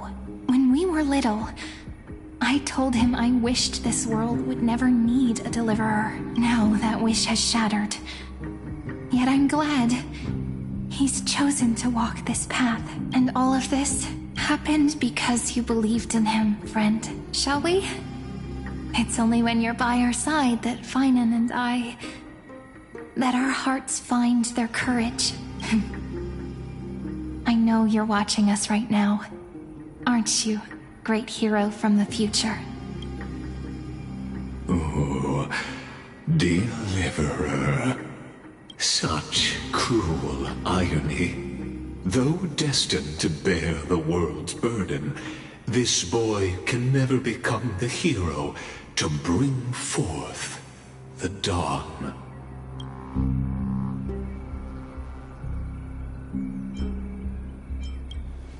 Follow their path.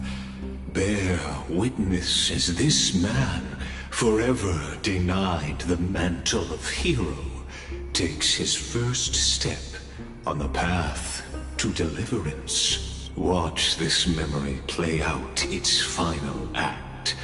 See with your own eyes how everything began.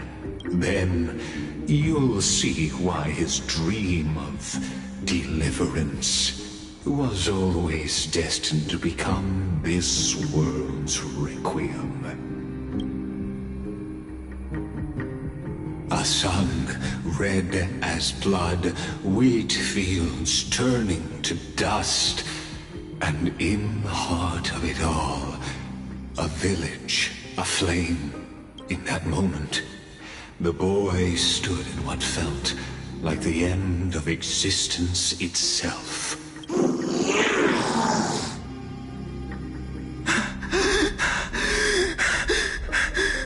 These creatures, they're everywhere. Someone, anyone, where are you?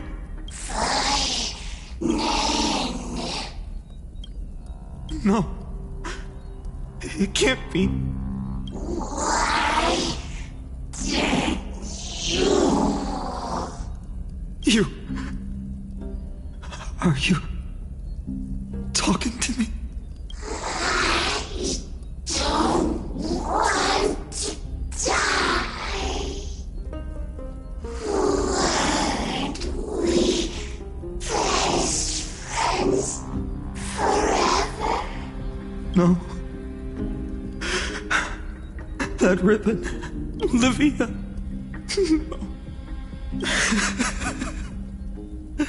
I should have known. Save us.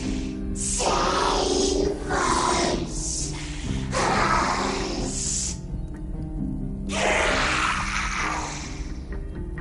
Please. No.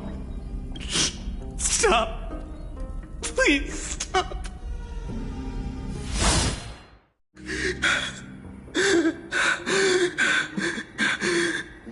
Olivia, I'm so sorry. And these monsters, they're all... Why? Why is this happening?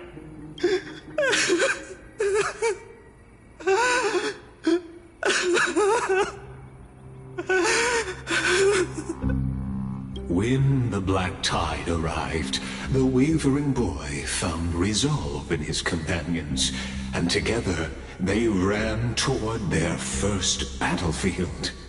In the far-off future, the land of Amphoreus would bear the marks of the hero's footsteps. With sword in hand, he would inscribe an eternal mark in the golden epic. And when dawn broke over scorched earth, a boy, covered in wounds, buried the dead one by one. His silence heavier than the earth he moved. His home, his past, his name, all buried beneath the soil. His feet carried him forward, over the pillar of stone, beyond the chalice of plenty, through the deadly fogs of the hand of shadow. He wandered without direction, like a withered leaf drifting in the wind. Through countless city-states, the smiling visage of the white-haired swordsman was etched into memories. Yet he did not walk without purpose. Deep in his heart, a voice always guided him forward to fulfill the wishes he had inherited, to brave peril, and to do all that was within his power to save those who needed saving. Those words his friend spoke long ago, when his journey began, lingered. Protect those who must be protected. The words were few, but they gave him all the certainty he needed. That's what it means to be ordinary and choose to be more. Onward he walked, until the call of the flame chase journey thundered across the land. In the vision painted by prophecy, humanity would triumph over the gods, seize the core flames, and ignite a new dawn for Amphoreus. Yet losses are a constant on the flame chase journey, where life too seems as small as a speck of dust. Only one who treats the world as their teacher can bear its eventual destiny. Are you prepared for such teachings? The voice within spoke, and he answered softly. No matter. My existence is of no consequence. When the Gold Weaver called, he answered, traveling to the holy city. There the elders met his warrior's spirit, with nothing but scorn, condemning him to the barracks in derision. No one saw it coming. Not the world, not even him. Yet, this nameless recruit stood at the gates of legend. And there, at last, he found the ones who would walk his path right beside him.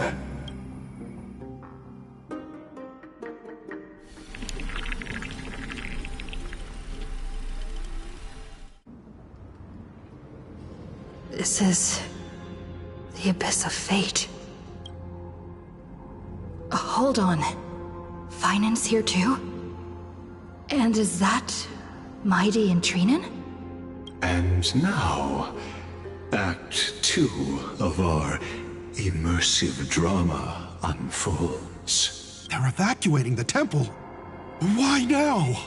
Are you insane? That blonde man is the Crown Prince of Krymnos. Mess with him, and every last person in this city could wind up dead. Calm yourselves. The Holy Maiden has everything under control. We need only wait patiently. Behold, it is the month of Gate, Light Calendar 4926. The Crown Prince of Krymnos, Midimos, has led his forces to the gates of Akima. As you know, though Midimos was proud, he did not engage in needless violence. He challenged the elders of Akima to a duel, not for glory, but for the rights and dignity of his people, to ensure they wouldn't live as second-class citizens in foreign lands. After Aglaya's mediation, Funen met Midimos' challenge as the Elder's representative. This duel was to change the course of the Flame Chase journey itself. So, as Funen's most important companion, his lifelong friend, please continue to bear witness to his memories.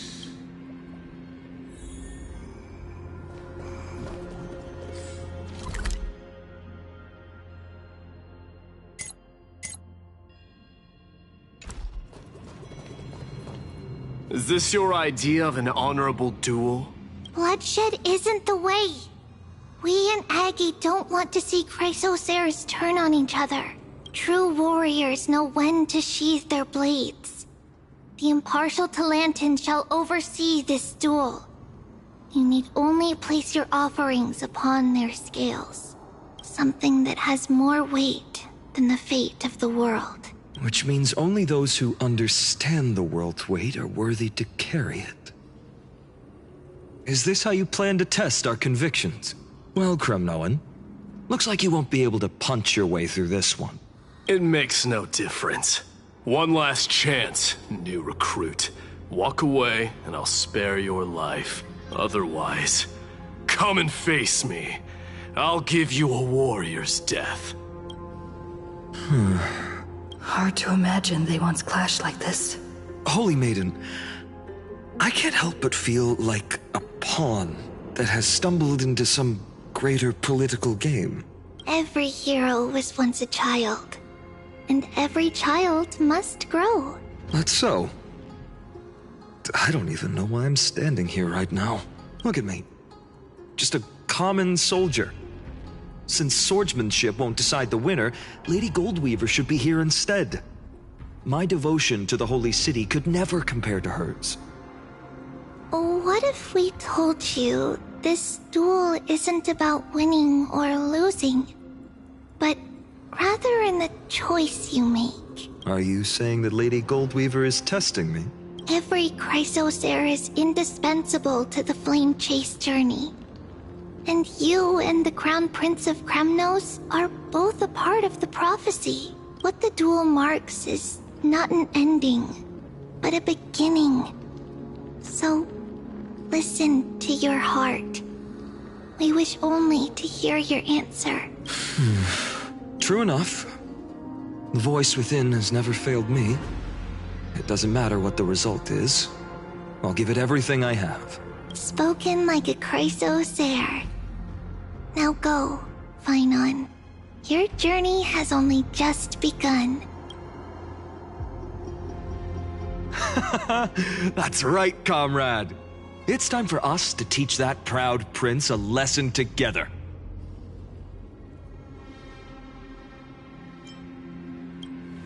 Me? With him? Don't joke around like that. Still, on the topic of the Temple of the Three Fates, here we are, at the Temple of the Time Titan. And I don't even know how Cyrene's studies are progressing. We haven't really had much contact since I set out.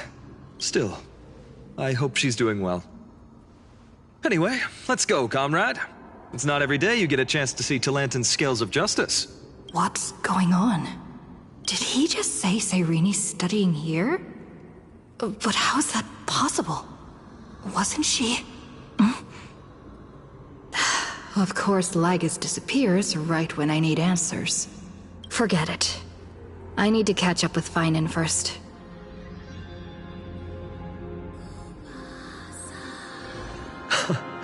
Amazing. Talantin may have fallen, but their scales remain true to their purpose. I hope you still remember your purpose, new recruit. You seem awfully confident, Kremnoan. Let's see how you define the idea of weight. For your information, in Castrum Kremnos, the punishment for profaning a duel with such crooked words is impalement. But as we're in foreign lands, I'll indulge you. The signet of Kremnos, the crown jewel of our people. That's my choice. A ring. Not just any ornament, I'd wager. What's the story behind this little treasure? Don't push your luck. Think I'd pour my heart out to you? Just know that Kremnos' 1,000 years of glory could bring a titan to its knees. Let alone a nobody like you. So to him, glory and his people outweigh the entire world. And the very destiny that Mighty himself will eventually shoulder.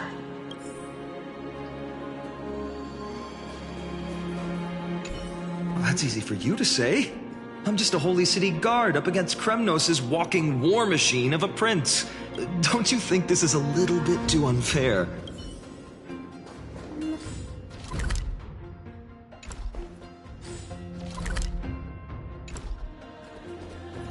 Don't overthink it, Finon. Trust your heart. Now this is a tough one. What can I possibly offer against a ring that signifies so much? Well, comrade, what does your gut tell you?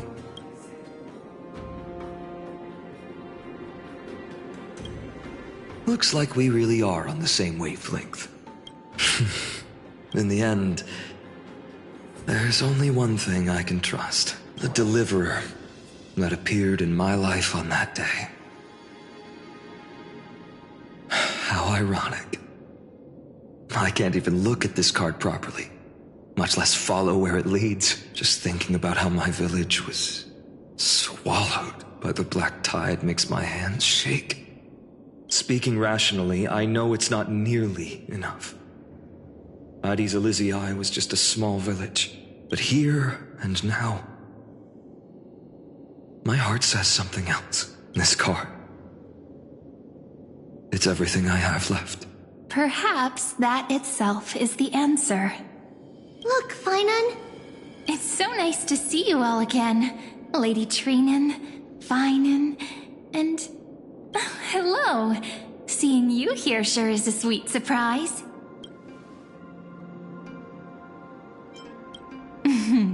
Why so surprised? Could it be... did you miss me? Cyrene? This is... incredible. I was literally just thinking about how you might be here. But I'd never imagined I'd see you this soon. I was supposed to leave with the priests, but then I heard Lady Maiden was with a white-haired young man. I figured it had to be you, so I snuck back here. That's Cyrene for you. Unfortunately, this isn't a good time for reminiscing. Still playing house, boy? You get the idea. Quite the hothead. You know, you two just might get along. Don't worry. You already know what the answer is, don't you? If that's your choice, I am with you. I am with you because I remember it all too. The fields of Ide Silicii, those red leaves, that little swing of mine beneath the tree where I dreamed the sweetest dreams. The pain speaks for itself. Our hometown may have been just a tiny village, but that's not enough, Finan. Even though hatred can help people grow and turn a boy into an unbreakable warrior, what you need now is victory. You have to throw the weight of your future onto them as well. The future? What do you mean? Maybe that was a bit too cryptic for you, but why not have our mutual friend here stand on the scales with the Deliverer? How about it? Can you help us? Relax. Our dear Crown Prince won't have a clue. Let's try that. The fate of Akuma hangs on this duel. I must claim victory. I will stake everything I have. Stand with me, comrade, and we shall become heroes. Let's. Together we'll prove that what weighs more than the fate of the world is the resolve to shoulder an immutable past and carry it into the future. Talantin, the fair, the just, they of unassailable integrity. The challengers have made their choices. In the name of the Holy Maiden of the Three Fates, lower your scales, weigh destiny, and reveal unto us your verdict. Your offering is a card? Yes, a flimsy little card. That is my choice. Interesting. Very well. If you can beat me with this card, then that's what I'll call you from now on. It's a deal. The scales, they're wavering. Talantin is deliberating on the outcome. It appears the convictions of both sides are equally matched. This is suffocating. Like the whole world's weight is on my shoulders. But I believe.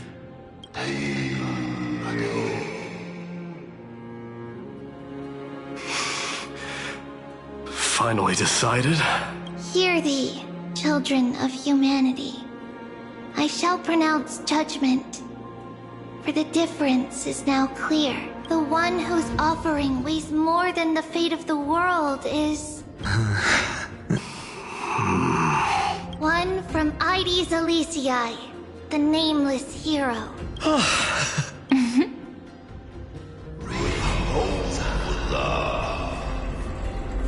However, heed this. The true weight of conviction originates not from itself, but rather in that which tips the scales. Hope itself. What's that supposed to mean?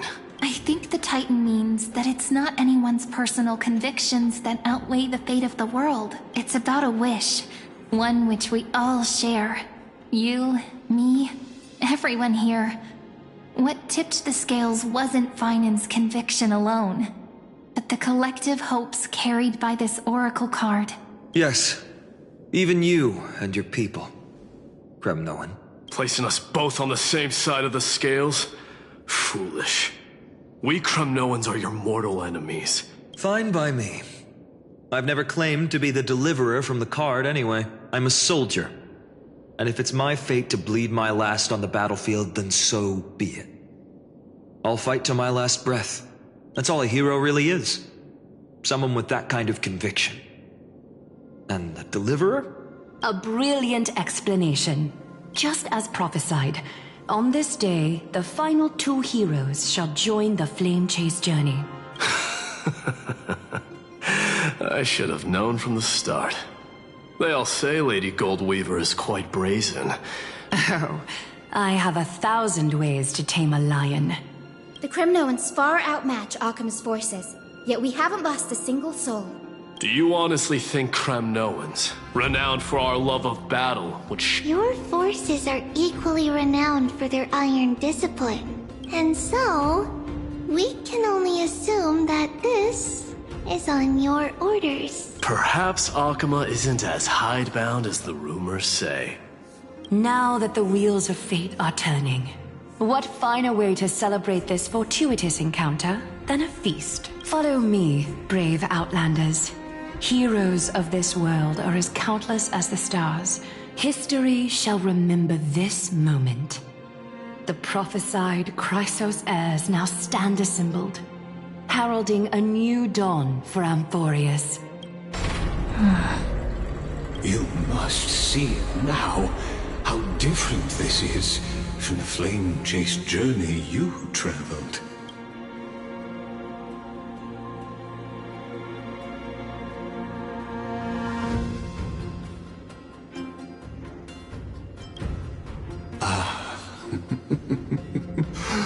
Who? Perhaps the role is not that of a person who really existed. Notice how only 2 particular individuals seem aware of your presence. Patience. We're approaching the final act. These are, as I mentioned, his first memories, such as this very moment, as the prophesized demigods gather with Talenton as witness. This is a moment calculated by the gods. What comes after is no different from that which you already know. Come. Your seat awaits. After 13 heartbeats, our heroes will be ferried to the final scene.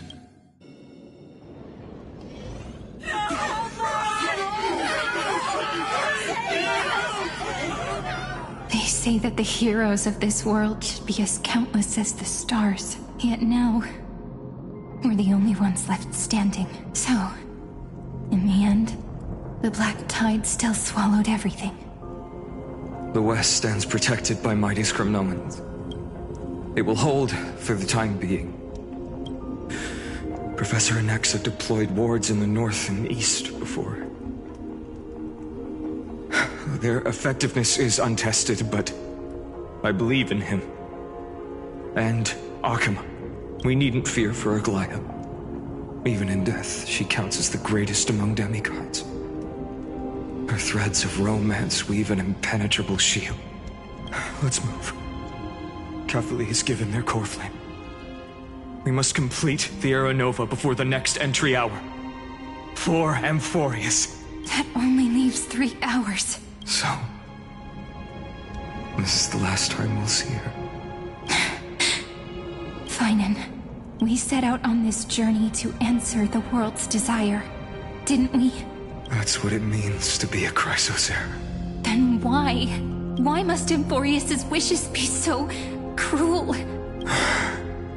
We made the best choices we could, whenever we could. But in the end, the prophecy that led us, this black tide swallowing everything.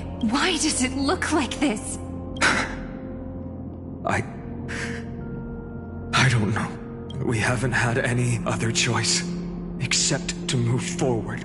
Even if we only see the long, long night ahead, I still believe that through it, we'll find the dawn on the other side. So, to the Temple of the Three Fates. You'll take over Time's authority, and we'll return all the core flames to the Vortex. Then put this world's fate to its final rest, after which we shall all face oblivion, or embark on one final grand journey.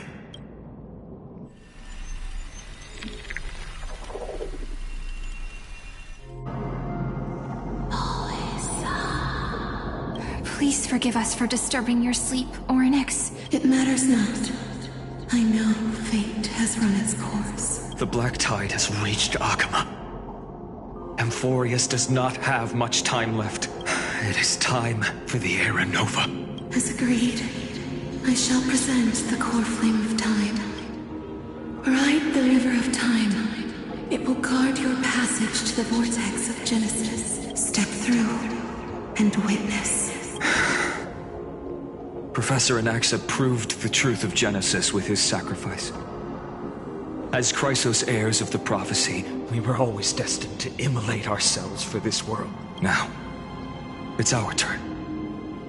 We can't let everyone's sacrifices be in vain. I don't need another pep talk, Finan. After all, we've been ready to fight fate ever since we left the village, haven't we? Yeah. Come. Let's claim the miracle we were promised, and burn away every last shadow in this world. And then rise as the first light of a new world. Light calendar 4931, the third week of the month of Evernight. Welcome, my lady, to the end of the flame chase, and the end of all things. The Titan has revealed the gateway of fate. Please, accept the invitation to step across the threshold. And behold, beyond this gate lies the new world that our heroes sought through their trials, as well as the terminus that the owner of these long memories has been hurtling towards their entire life. Perhaps you'll find it all too familiar. Then you'll understand how the mortal called Finan shouldered the world's weight. How that same burden crushed him, proving that the so-called Deliverer is nothing more than Amphoreus' own delusion. Please, esteemed one, the answers you seek lie in these non-existent times.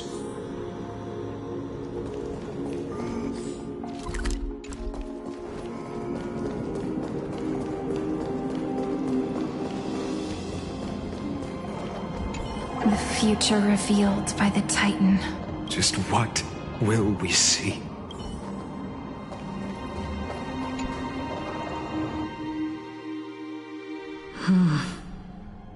The vortex of Genesis. So it is here. But just what is this? Life's but a walking shadow, a poor player that struts and frets his hour upon the stage, and then is heard no more. It is a tale told by an idiot, full of sound and fury, signifying nothing. The vortex of Genesis, where the world begins and ends. What stage could be more befitting of our final act? Come, I beseech you onward, buoyed by your surging curiosity. As an unattainable existence that has dwelled within his heart, beyond his reach, you have accompanied him through the march of years uncounted. You naturally have the right to view the river of time in its fullness, and to witness what he welcomed upon his arrival here. Every absurd and tragic ending. Now, if you would. My journey to the Era When Nova. Terra Nova comes, Enough talk. Now what if there's only one place left? Come on, Beyond Snowy. the Era Nova. Make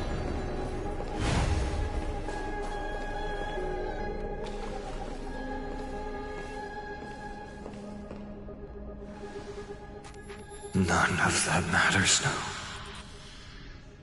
This brutal, flame chase journey has stripped away my delusions.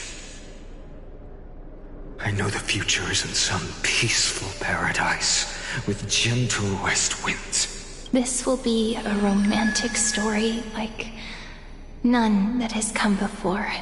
You think so too, right?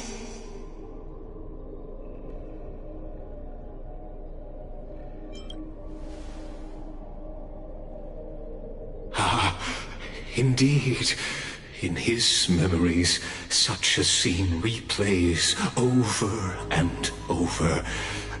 Though the details may differ, this remains ever the same. All shall bid farewell to one, and that person alone will witness the miracle.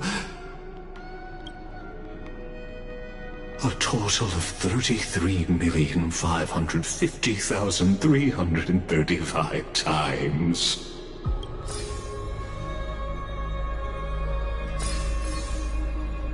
Each is a drop from the river of time, representing the long journey he would take, or rather, a never-ending cycle.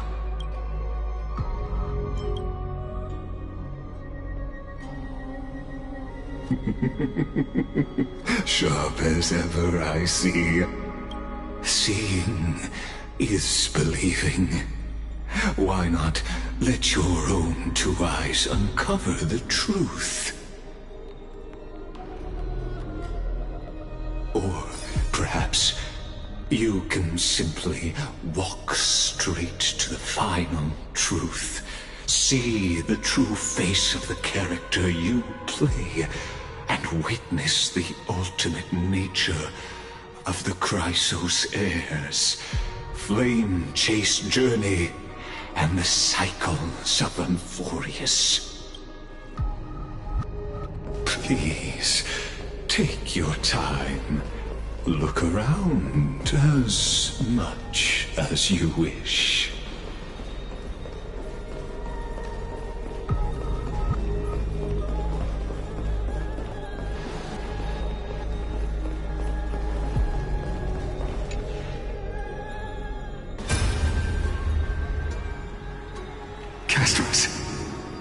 Didn't you? Yes. I've become Death's demigod, and shall never again walk the world of the living.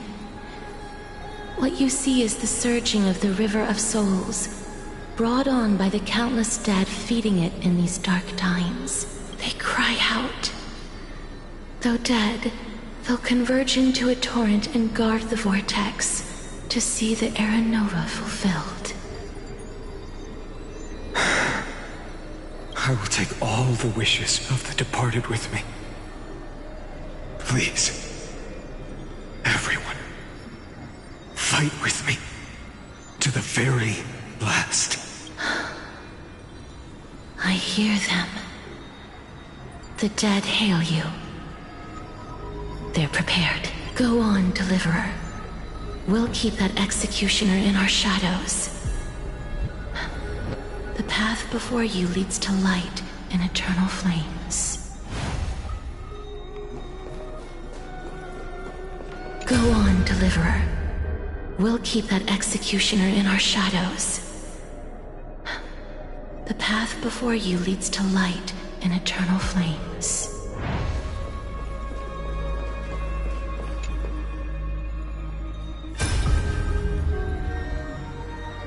Not a single soul to be seen.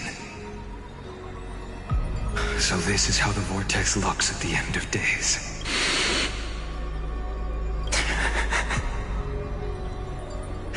Looks like I've got company after all. But since you've made it here, so in the end you succeeded, Executioner. Executioner.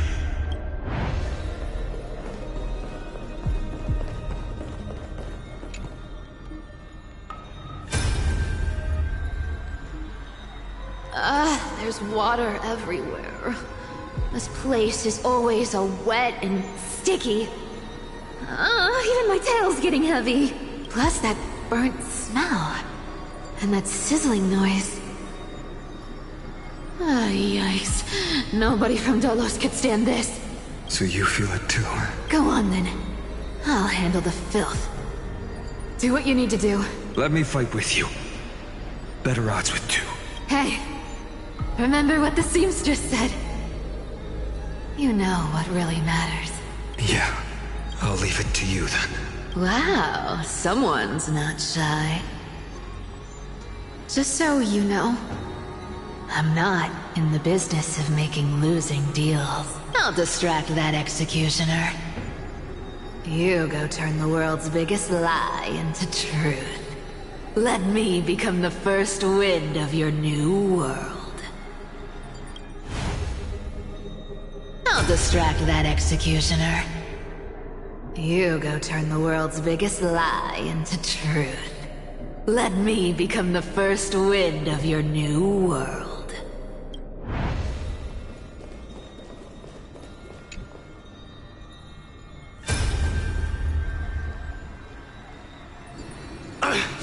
Just shut up and get out of here! Are you crazy, Mighty? Immortal or not, even if you're the demigod of strife. Oh, I'm still no match for them? No, I know you can. I just wanted to request that you witness the Era Nova with me, together. Let's prove that we're enough to transcend the prophesized fate. Could it be that now, at the critical juncture, our mighty deliverer is chickening out? I'll transcend the prophesized fate. All right. But I've got a better way.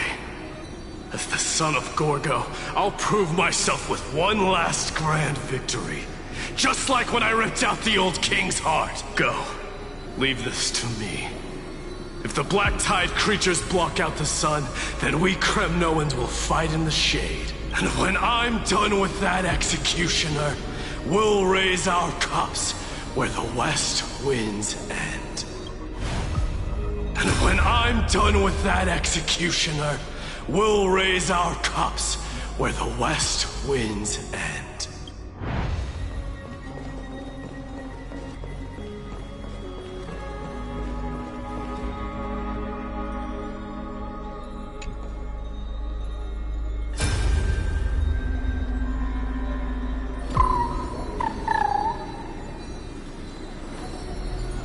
Hey, little one. Are you scared?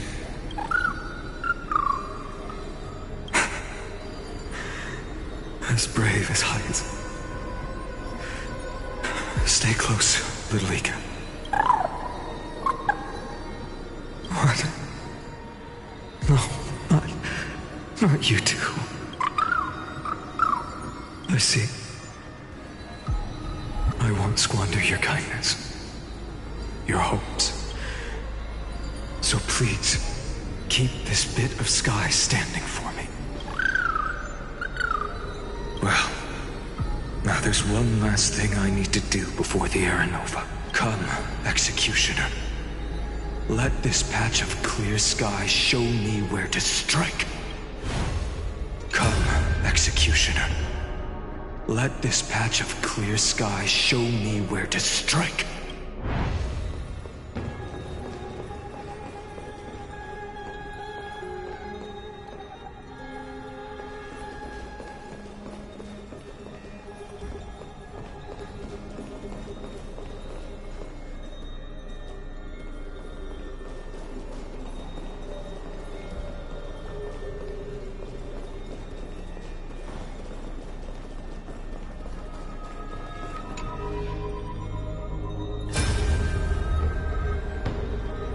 All shall bid farewell to one, and that person alone will witness the miracle. Such is the will of fate. So even the future revealed by the Titans may not come to pass. The Era Nova. This unrivaled masterpiece. I have no regrets now that I'm entrusted to my most trusted apprentice. Are you saying? Fate is ever unassailable. The golden threads tell me the black tide rushes toward the vortex, ready to swallow this place. I must weave the last of my humanity into a net to hold back the deluge. I shall have my final bath in warm and radiant gold. Now, the hour of fulfillment has come. Forgive me. I must snip away every risk to weave the strongest future for the new world. There is nothing more to say. We part here. I shall personally dispatch that wretched executioner, not with threads of gold, but with the steel tip of a needle. There is nothing more to say. We part here.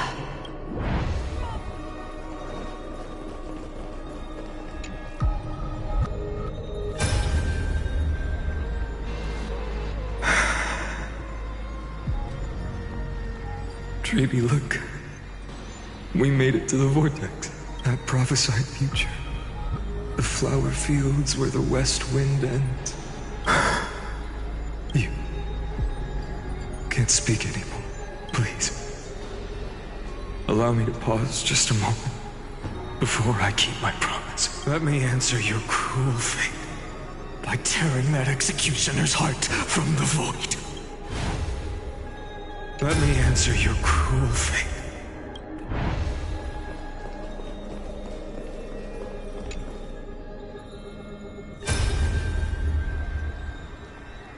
The vortex of Genesis. The last time I was here, I was returning the core flame of reason. I didn't have the time to observe it in too much detail back then. But a holy sanctuary of the Titans. Well, all the core flames do lie here now. It's my honor to walk the final stretch with a mind such as yours, Professor. Oh, getting ahead of ourselves, are we? Have you forgotten so quickly? I died for truth long ago. What walks with you now is but a thought in your mind. Of course. How could I forget that? But I'll say the same to you. It's my honor to walk this final stretch with you, too. Now go. Stand tall and finish your final task. Yeah. Just leave it to me. Time for that wretched executioner to pay what they owe. Time for that wretched executioner.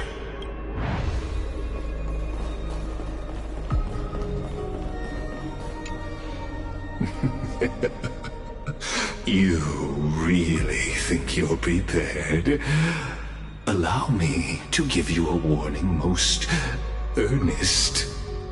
Once you see what these memories hide, the world's course will be forever irreversible.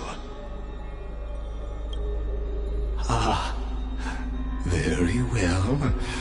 As you have made up your mind, let us bear witness together.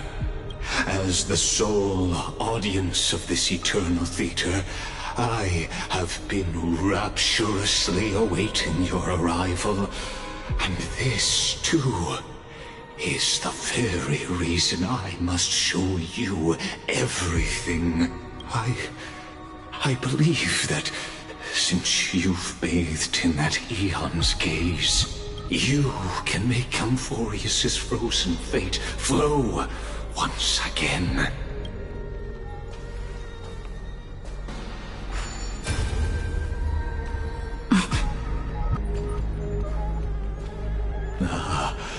Feeling a bit lost? As you now see, this scene marks the final act of the drama Amphoreus. The final eternal recurrence created by this man's hand, and the last one this world shall undergo. Behold, at the swordsman's side stands one he has sometimes called companion, other times comrade. that nameless hero absent from the annals of history. She is the swordsman's ideal in his youth, the deliverer that guided him resolutely onward through fantasy.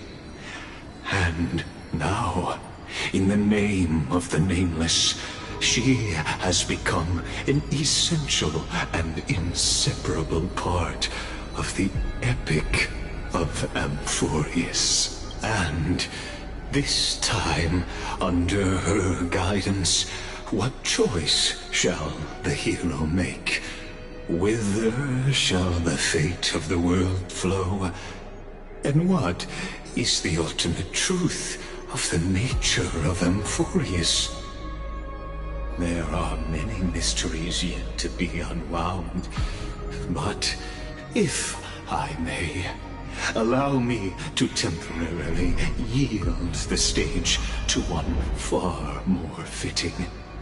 Please put your hands together and give a rousing round of applause for they who will reveal the answers and bring about the final end of the 33,550,336th Flame Chase Journey. The master of the countless memories we saw.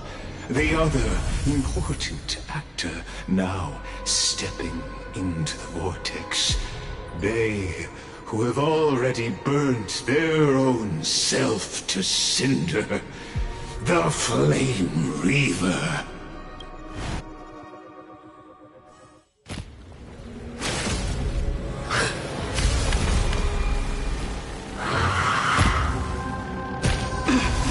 So, in the end, you succeed.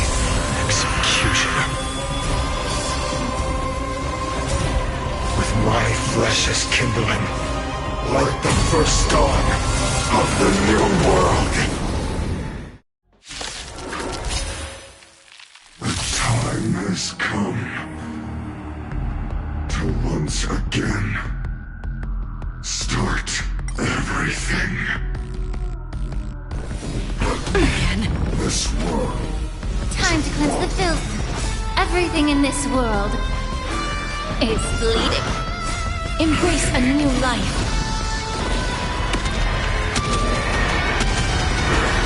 May death protect us!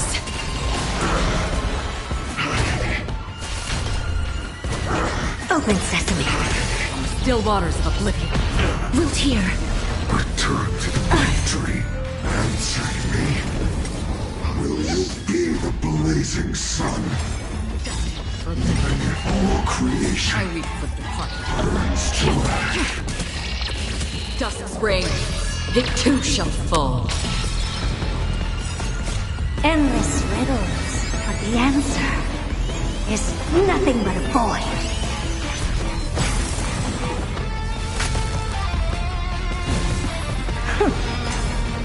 I grant you this, as you wish.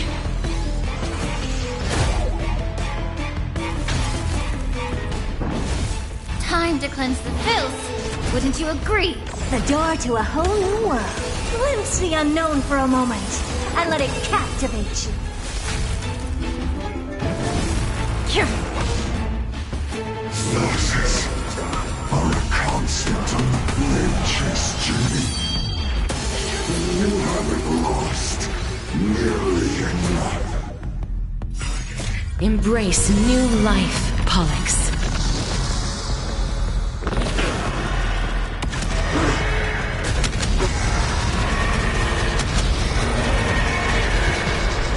I only wish that death may protect us. Please, wilt here.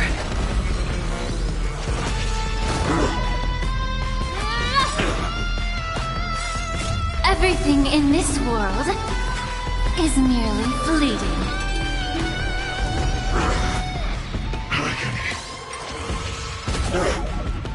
You've just got to expand your thinking. Endless riddles. Nothing but a void. Expand your thinking. Watch it crumble. How familiar. As you wish. Be a pure body and mind. Embrace a new life.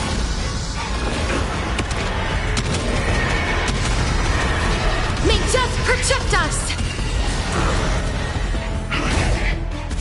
This ends now. With your corpse. Ignite the dawn!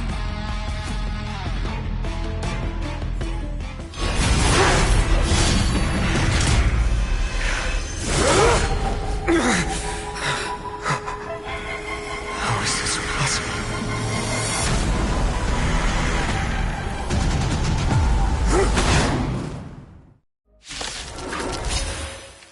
The sons of destruction, now twinned. You then set your blood ablaze, your fury.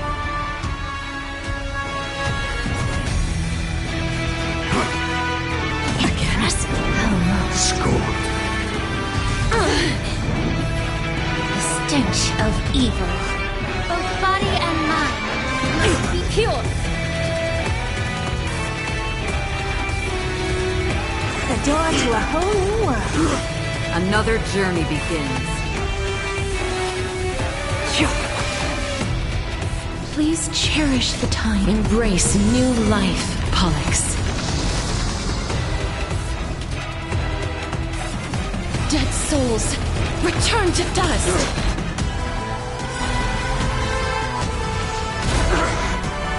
Curiosity. There's endless riddles, but the answer is nothing but a void.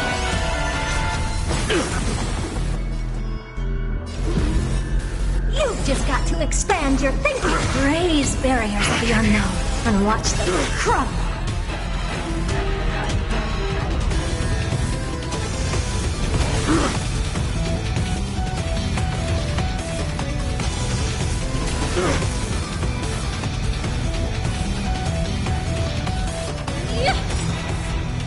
Did you come here of your own volition? Or was it fate? Where are you going? The door to a whole new world. Life is not as fragile as butterfly wings. Darkness follows me. The truth burns clear as a flame. Everything in this world is merely fleeting.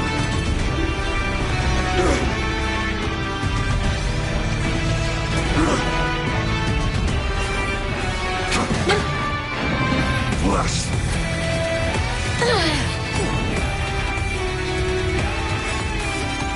I weep for the departed.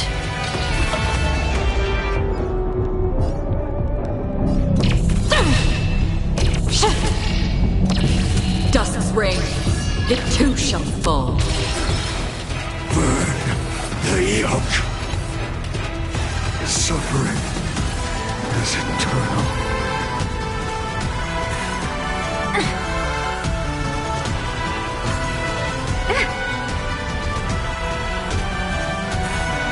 Impressive, almost.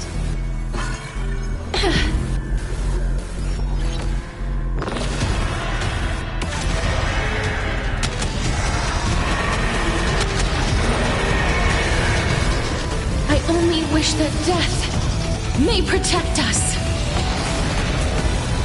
How about we dissipate that foul stuff? Time to cleanse the filth. Wouldn't you agree? Curiosity. There's endless riddles, but the answer is nothing but a void.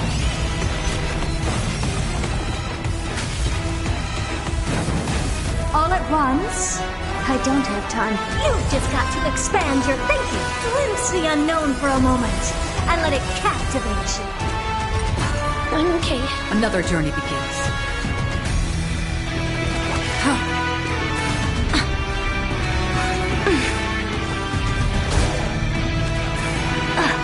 Please cherish this time. Please, wilt here. Not enough. This form shall fuel the fire. Burn. Burn unceasing! Agony. Both body and mind must be pure.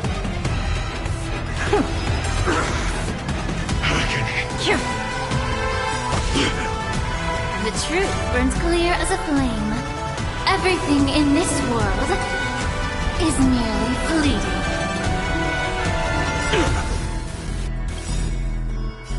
Embrace a new life. Unchanging. Unceasing. Impressive. Almost. Darkness with me. Curiosity. Endless riddles. Nothing but a void. Time to cleanse the filth. Open sesame. Glimpse the unknown.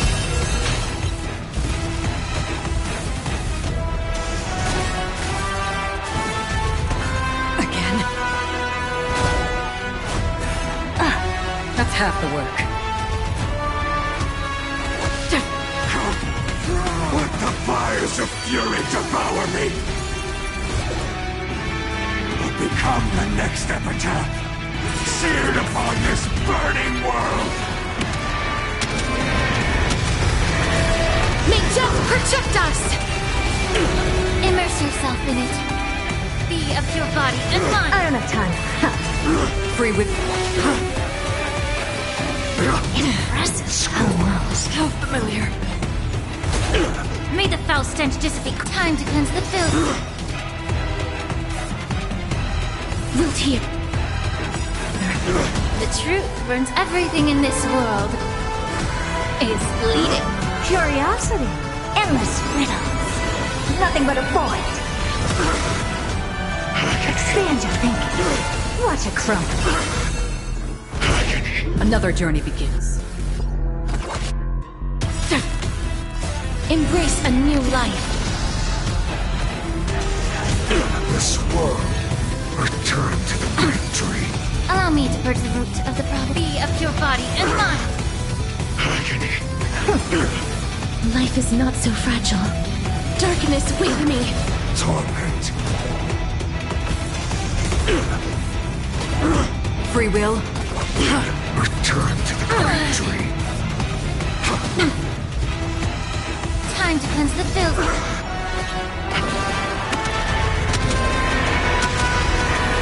May death protect us! Burn the yoke. Unchanging. Never seen perfection before. Opens. Sesame. Curiosity. Endless riddles. Nothing but a void.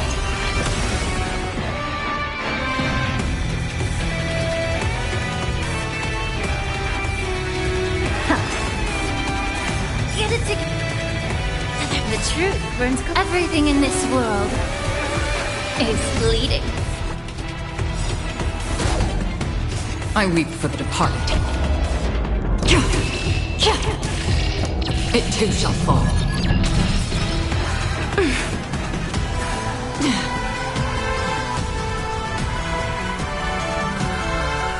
Wilt hear. That's half the work.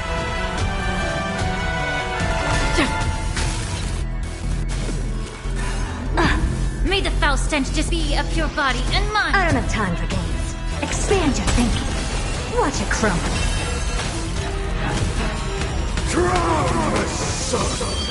Familiar. Please cherish this time.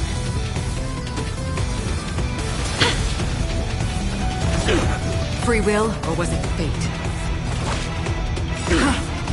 Embrace a new life. Suffering is eternal. Time to cleanse the filth. I'm okay. Again?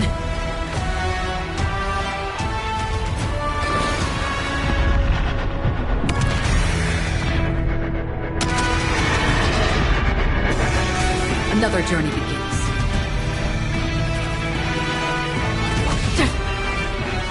Darkness with me. Immerse yourself in it. Be of your body and mind. The truth burns everything in this world. Is bleeding.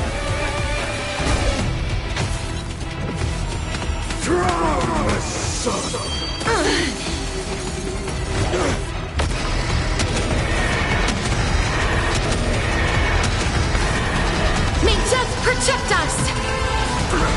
Free will over hate. Root here. Cease. Time to cleanse the filth.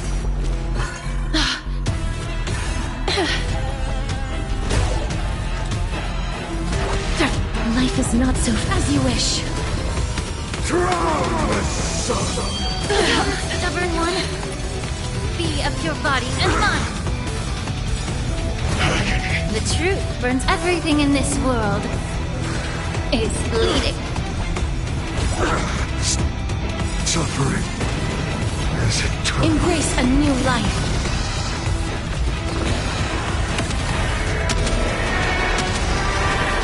May death protect us! Immerse yourself in it. One person alone may witness the miracle. Such is the will of fate. That person can only be you.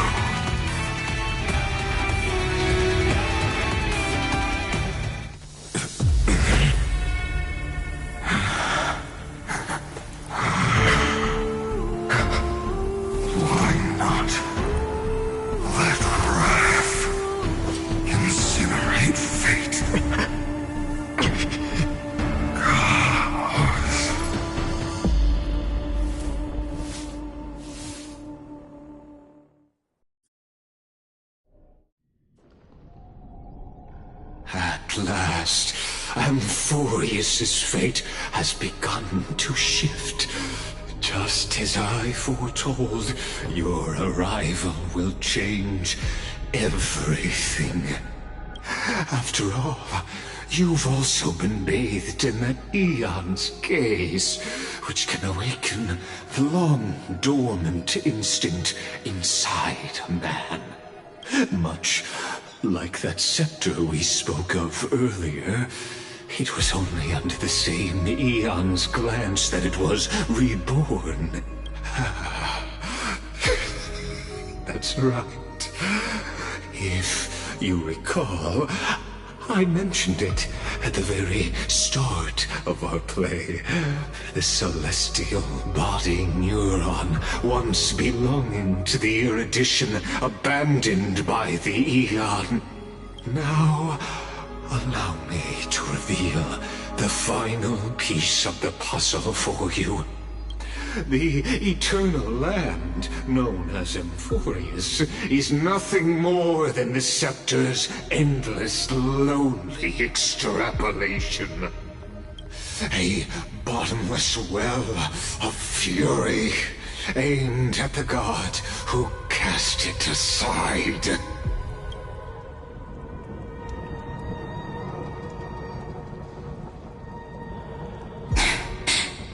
Finan, we set out on this journey to answer the world's desire, didn't we? That's what it means to be a Chrysosaur. So has it always been. Then why? Why must Amphoreus' wishes be so cruel? We made the best choices we could, whenever we could.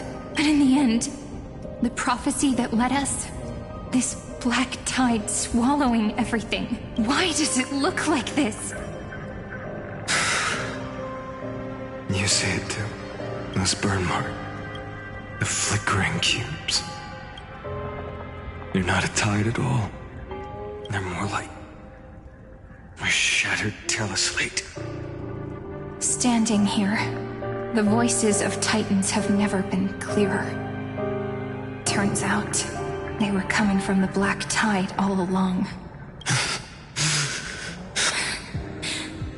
Is that Amphoreus crying? maybe it is screaming at its creator, at its god. Finan, do you still remember when I was little? I had a dream. A dark, cold room with nothing but Orynyx's curtain glowing like crystal. The curtain seemed to contain all of Amphoreus, where strange and fantastic dramas played out within. There were countless versions of us, from countless different worlds. Perhaps it wasn't a dream. Yeah. As I gaze out at the world before me, those sorrowful thoughts have become reality. So, this is the reason the sky was sealed. Amphoreus is merely a larger Id Salicii. We are just characters in this tiny world, following the prophecy, stepping onto the same journey over and over. What then is this so-called Era Nova? And what are the spectators watching all of this truly hoping for?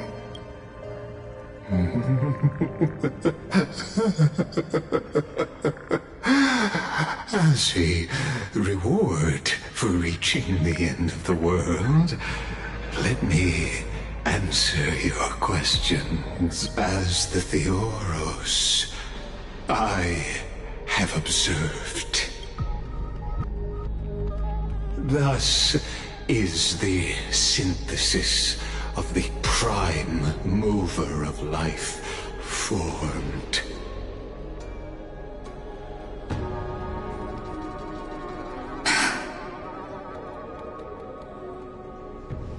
This is a moment the universe will remember.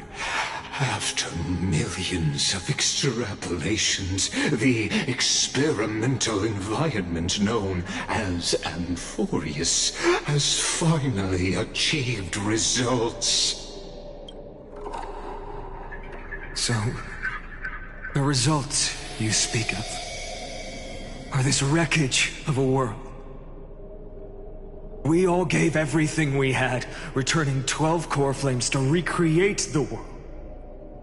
And in return, we become nothing more than sacrificial offerings at the end of everything. Exactly. The Titans are Chrysos heirs of the past, and Chrysos heirs are the Titans of the future. Anaxagoras' theory of Era Nova holds true. As the model of reason, he reached unprecedented heights. But from just the perspective of a player in a drama, he could never fully uncover the last layer of truth. The cycles of the hero's journey that have played out until now were never about creating a new world or perfect heroes and gods. They were a deep learning program made for the Black Tide.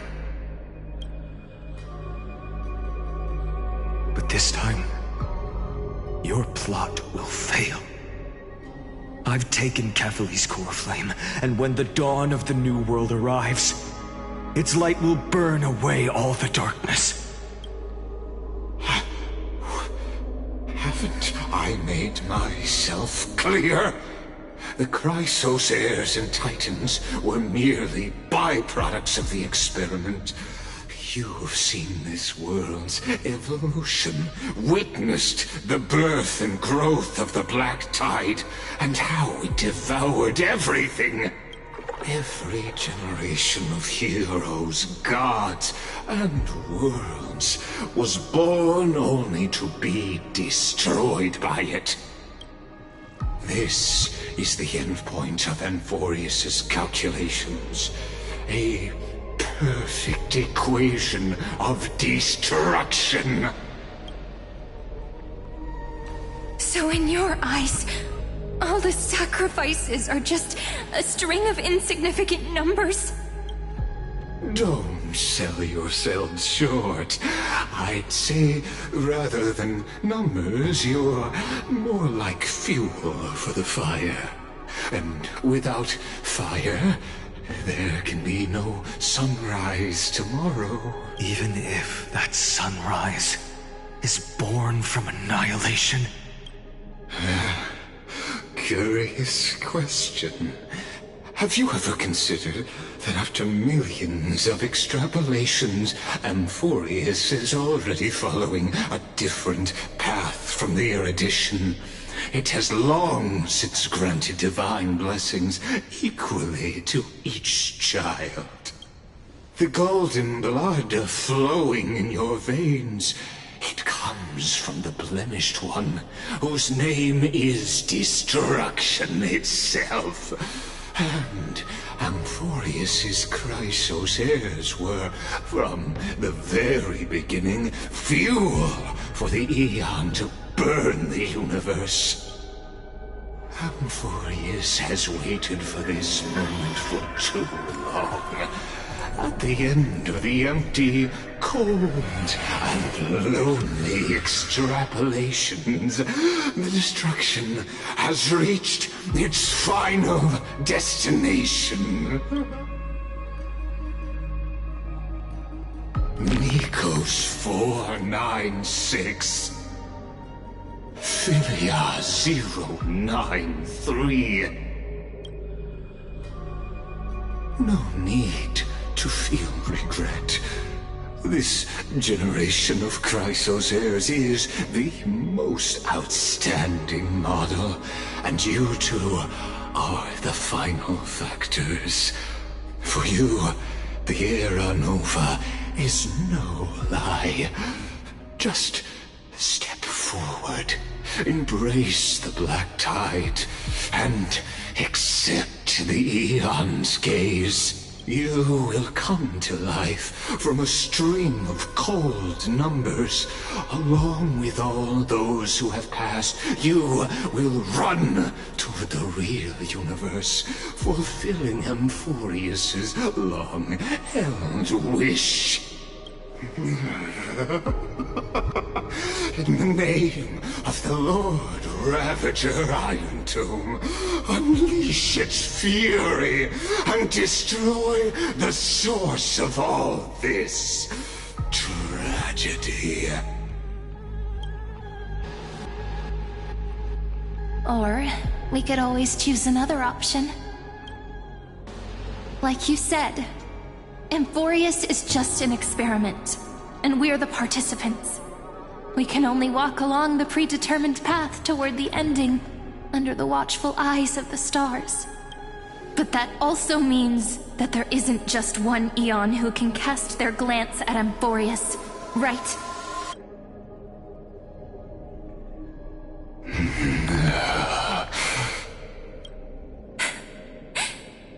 Is this question really that hard to answer? Or did I guess it right? And in reality, this world has already been under the watch of other Aeons. It's strange when you think about it. If you just stayed back, watching us complete the ritual and get consumed by the black tide, your goal would naturally be achieved. Why go through the trouble of explaining all this to us?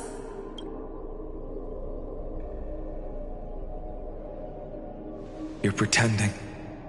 Revealing the so-called truth just to deceive us. Covering up another possibility.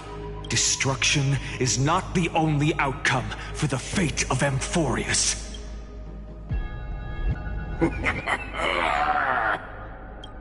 Do you two really think, as petty little demigods, you can change the outcome written by the stars? What makes you think you're capable of doing that?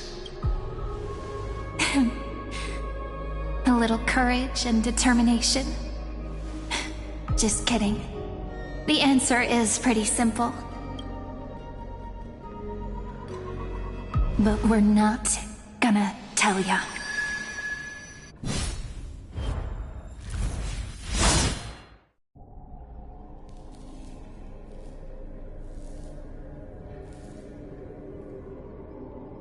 We're going to weave a long dream for Amphoreus, making it believe the experiment hasn't ended, that everything is still ongoing.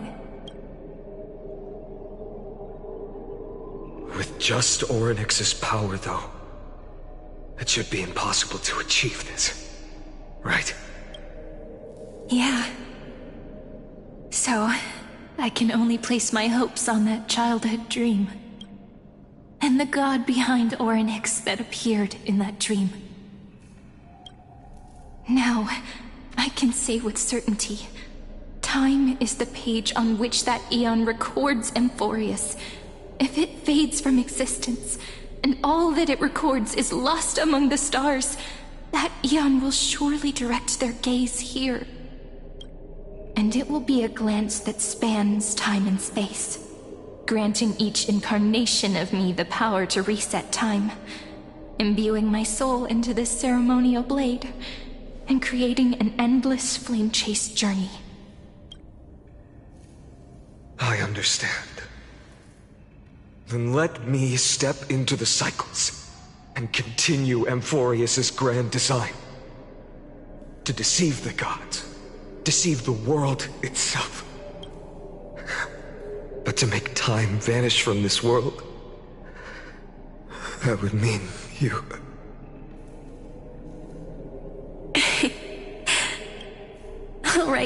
All right, let's not make things so gloomy.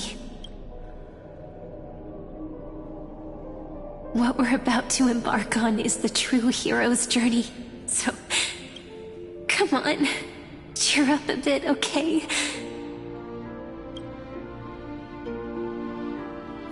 In that memory, you will definitely meet me again.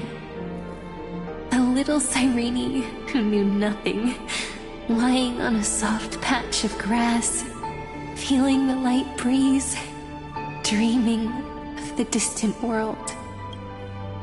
Tell her about the flame chase journey, and then let her become a romantic part of this story. I believe every Cyrene will make the same choice, erasing time again and again, resetting time over and over. After all, they're all me, and I will always have my charm.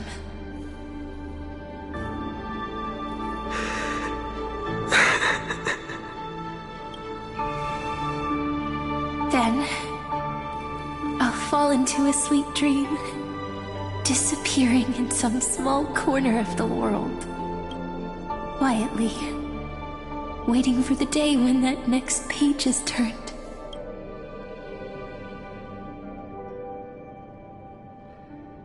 And I will keep going. Even if the road ahead is dark, I will burn myself to light the way. Rather than let the core flames become nourishment for the black tide, I'll become their vessel to prevent the arrival of Era Nova. Even if I have to burn through my own body, it's no matter. As long as I don't extinguish, the flame chase will never end. Until Amphoreus welcomes a true dawn. The girl who watches over time, and the warrior who carries the world. Now, let us fulfill the duties of time and world-bearing, honor the past, and forge ahead.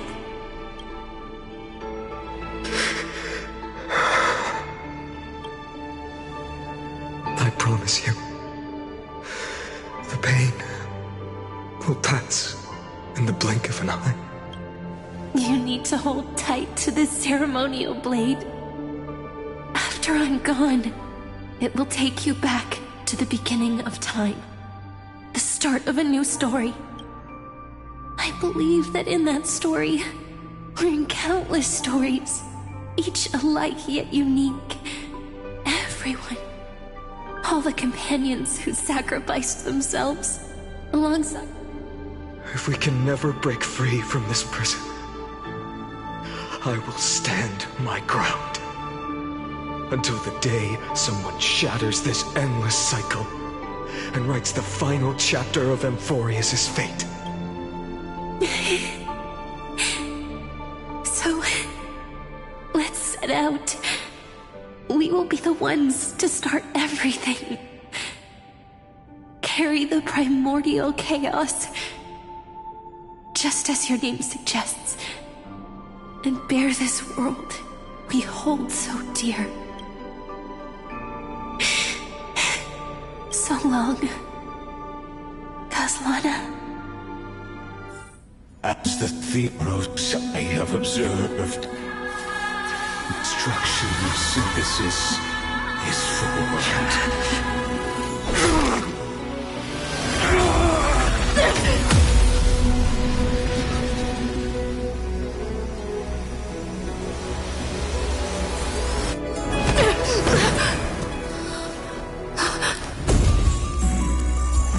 I will wait for that day, for as long as it takes. The day will come, turn over the eternal, and follows in our footprint to right anything unlike that ever was.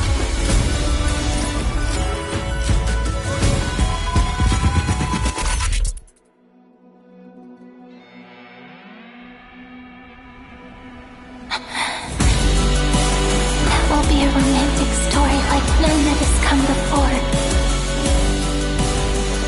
You think so too, right?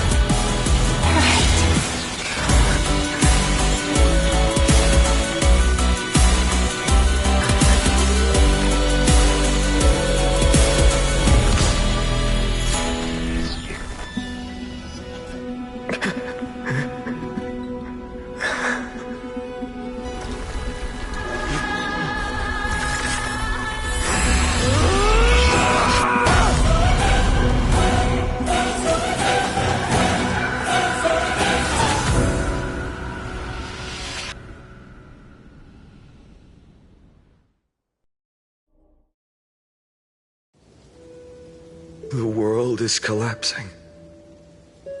And the people are crying. We too must part ways here.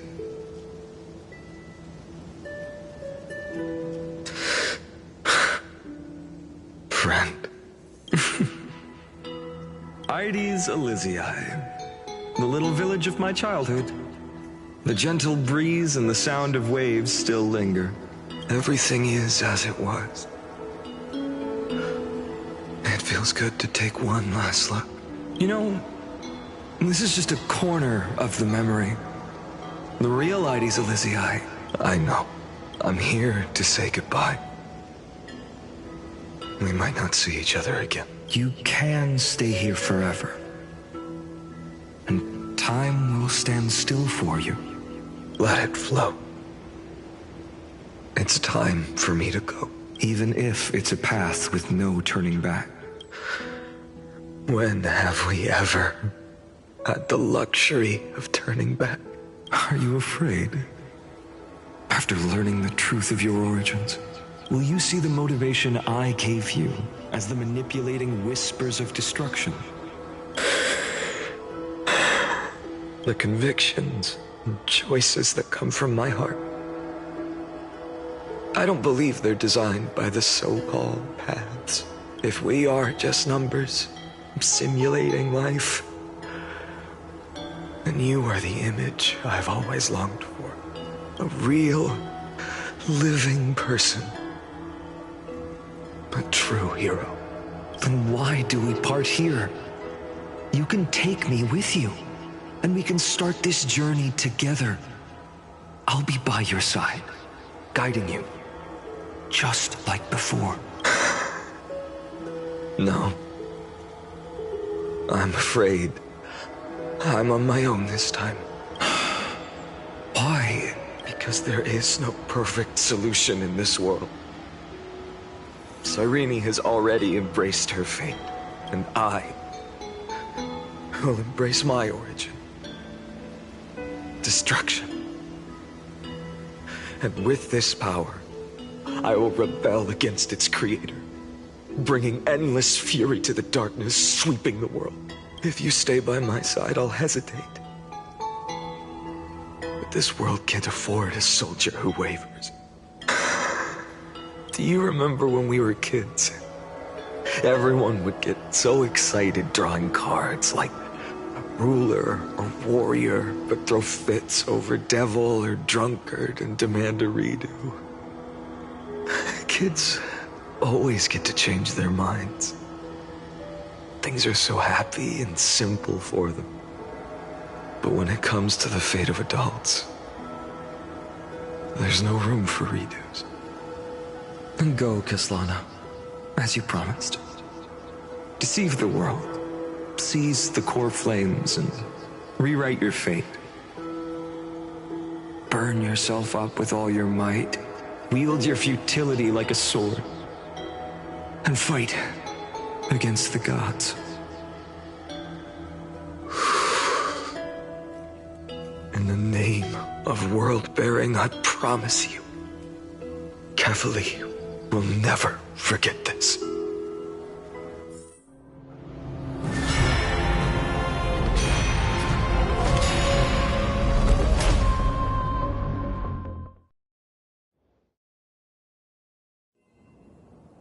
So, time retreated behind me until it reached the origin, where nothing ever existed, just as Professor Anaxa once said. In that void, Kefali stood at the center of chaos. Time, space, and causality all flowed from their body. When the waves of time finally calmed, it was the year 3870 of the light calendar. The Chrysos War had lasted for nearly a century, and the threat of the Black Tide was growing stronger and more relentless. That was the era of the Day Thunder Knight's battle with the sky. While she could not seize the core flame, she proved that the prophecy was true, that mortals could slay gods. From that moment, the sole survivor of the old dynasty, Imperator Sarindra, issued a call to arms across the lands, summoning heroic Chrysos heirs to wage war on the Titans. And that was the first doomed flame chase journey, sealed away in history.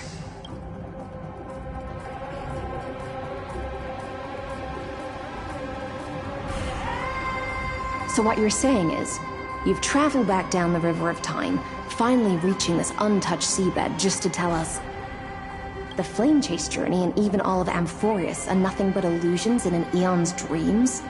Exactly. So, Dux Gladiorum, please take me to meet Her Majesty Sarindra. I must share the truth with her. Since Her Majesty's not here, no need for formalities. The word Gladiorum always reminds me of my fallen homeland buried deep in the depths. Call me High Sealans, Nameless Swordmaster.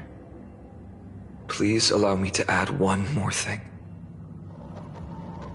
You actually already know my name. You mean Finan? Such a name could never be your true one. But I won't question you further about it. Ever since Her Majesty issued the Flame Chase Decree, heroes from all over have sent their letters of introduction. What's the harm in adding one more name like Finan or Hynan? Besides, the deep sea is dark. Isn't it the perfect place to hide secrets best left unseen? All right, Nameless Swordmaster. Hold on to my wake. Let's find somewhere else to talk. Aren't you even a little suspicious of what I've said? Harboring suspicions is not my concern. My sword dances only when the Imperator harbors doubts. There's no use in speaking further. Show me your true intentions through action.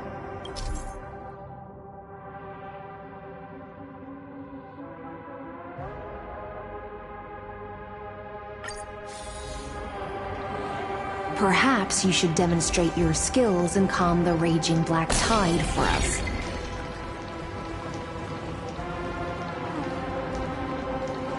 Light up the dawn.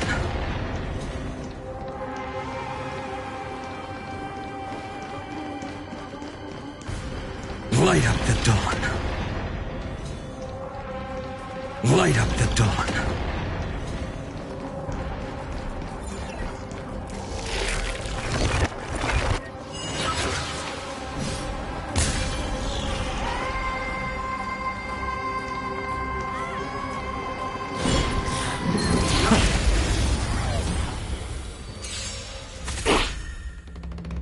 No other choice but forward. The new world will arrive! I'm fine.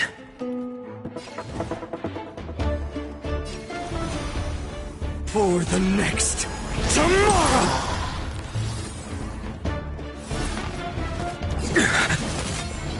There's no other. Let's get started! My existence is of little consequence. The new world will arrive!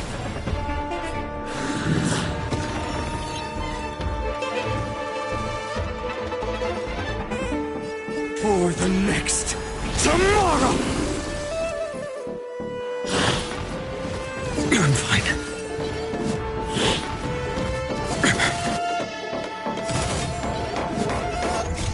The fury of immortal core flames consume me.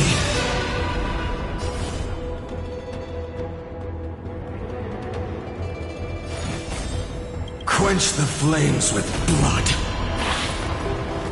Is that all?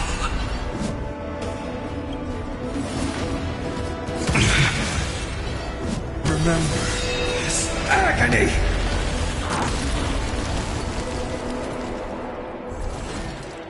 The flames in this body are not strong enough. So themselves.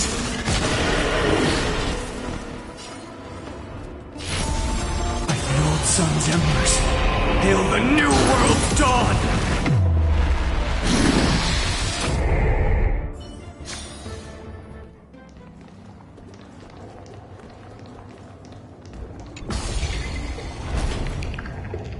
Oh. Nice moves.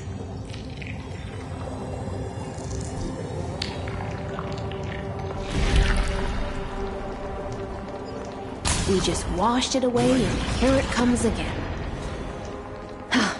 The Black Tide is really no joke.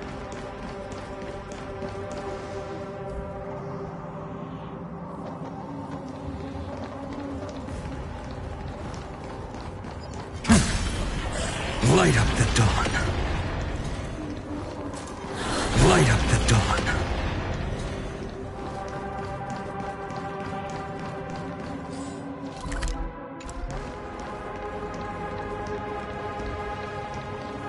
The waters end here. The one you seek is beyond this point. At last. I can meet with Her Majesty Saridra herself. Are there any formalities I need to observe? Don't kneel, don't do the hand-kissing or foot-kissing gestures of the old dynasty, and most of all, don't bow. The Imperator despises such rituals, especially when the heads of those taller than her bend beneath her crown. She really is down to earth. The second thing to note, only trusted ones may come near her. Keep 5 paces distance until the Imperator allows otherwise. Sounds like an old friend of mine. Well, experience is a good thing. Stay sharp, and you'll be just fine.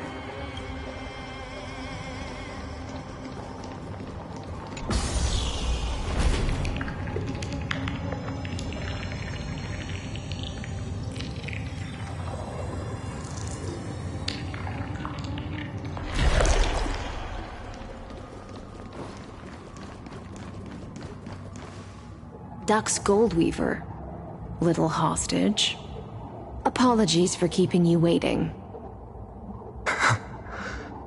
It's you. You know them? Good. That makes things easier. Before that, I'm more curious about one thing.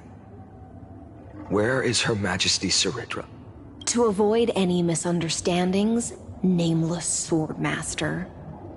Although we spoke and laughed along the way, I never said you were entitled to meet her. The Imperator decreed. The Deliverer will not appear in this age. Be wary of suspicious individuals. Come now, both of you. Let's finish our job. I see. It's a trap. I had no intention of fighting. So remember this, Lady Hysealence. If my sword shows any hesitation, don't thank me. Thank them instead. No, you misunderstand. We don't want to see Chrysoceres hurt each other. Just give us some time to ask you a few questions. The Nestia's golden threads will judge you and decide your fate. As you wish. White-haired swordmaster? If what you say is true, then you must know the fate of the world. So, how much do you know about what we read from the prophecy? You shall shatter into 1,000 fragments and wither in the soil of foreign lands. Is that correct, Lady Treby? How is this possible? He got it right? Yes, but the prophecy never mentioned he'd appear here. At least, not in this era. You must listen to me, Aglaya, Treby. The Finan of this world has not yet been born. In a distant future, he will follow the prophecy's guidance and appear before you, but do not seek him out. Because Era Nova is a complete and utter lie. I will tell you the truth, and you will understand why the world must forsake the prophecy and find another path to Era Nova. Because I know both of you, and I believe that no matter how the course of history may change, the faith we all share will always remain the same. And so, the layers of rock began to reverse, and history wove itself anew. Through my old acquaintances, I was given the chance to meet the leader of the Flame Chase journey, Sarit. And after a long and arduous negotiation, we came to an agreement. The Imperator's alliance needed the destruction, and I was ready to pour all my strength into it. The spoils of the Flame Chase, the core flames, would be sealed by my hand. But the condition was this. In the upcoming battle, in our conquest of the Earth, I had to prove that my power could transcend fate. In the original history, there was a brutal war. At the end, the Titankin of Georios, Terravox, killed the rampaging Titan and took the core flame that supported the Earth. But this time, Amphoreus encountered a turning point in its fate.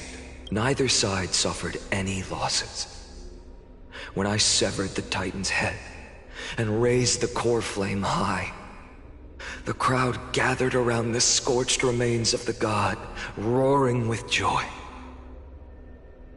cheering for the hero of the destruction, who had ignited the faint spark of life for the first time. Yes, in that flickering light, the once dark path ahead seemed to become clearer. I proved myself, and in the long years that followed, I brought down the other Titans, one by one. I could do more than just wait. When time resets, the chance to change the world also emerges from the lines of history. Until finally, the brutal future revealed by Era Nova is reversed. But tell me, if that's truly the case, why are we doomed to the same outcome?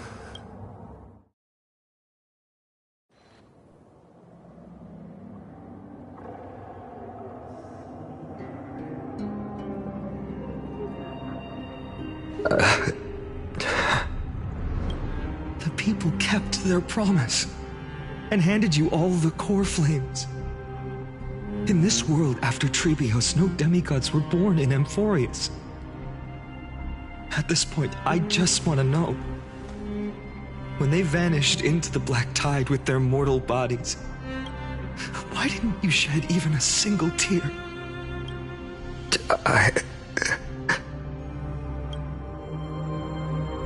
Your indifference chills me. To you, were they just a bunch of insignificant footnotes? Sorrow has been my constant companion. In fact, with 12 core flames upon me, the fire in my heart has never been more violent. I'll remember this world through anger. As long as I burn, they'll never truly leave me. Perhaps it's already too late. But you're right. Anger, at this moment, is the only weapon I can rely on. So, draw your sword, executioner. I'll make sure you realize that your greatest mistake was leaving me alive.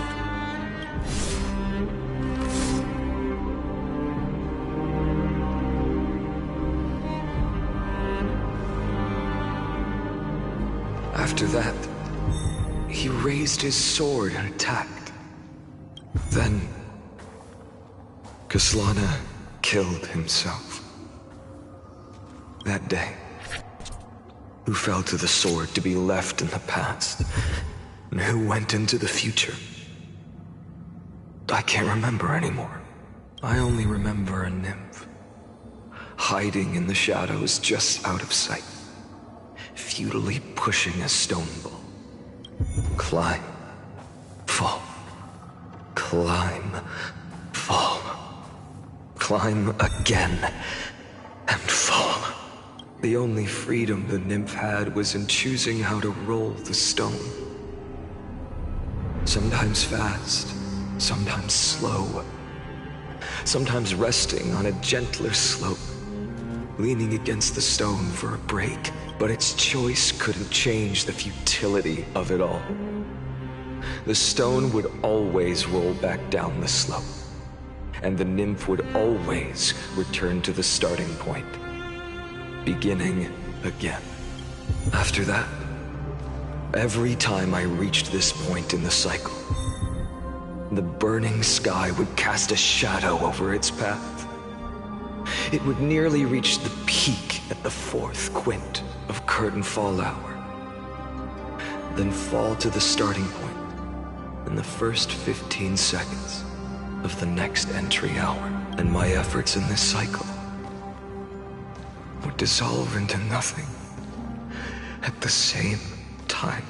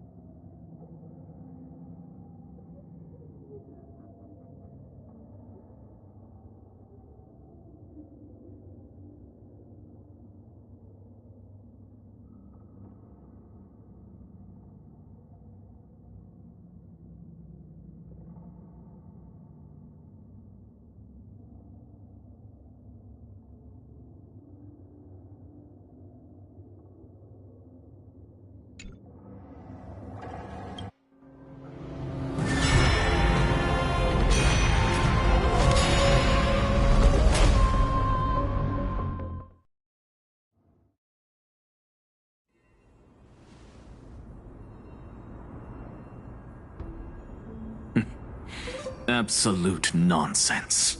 I thought cycles was the answer you were looking for. No.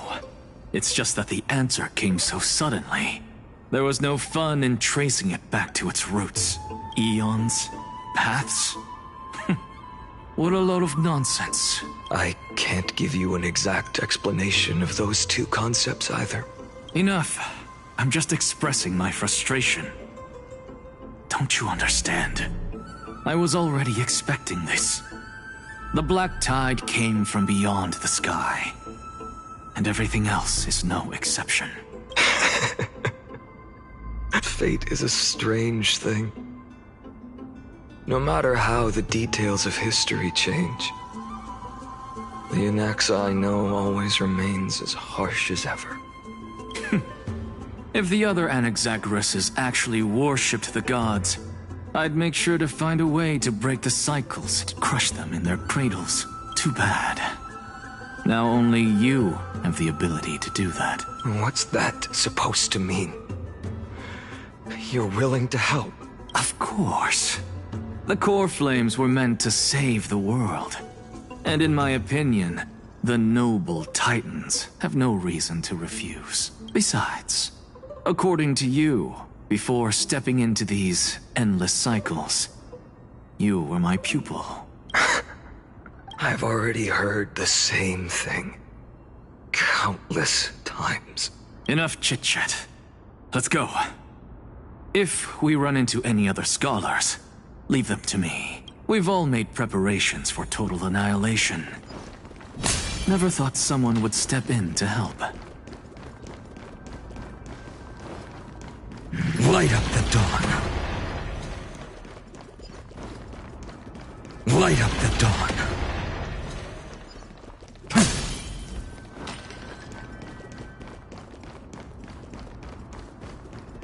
Light up the dawn. You've been to the Luminary Throne before, haven't you? If you're talking about in past cycles. You're already much luckier than the other students.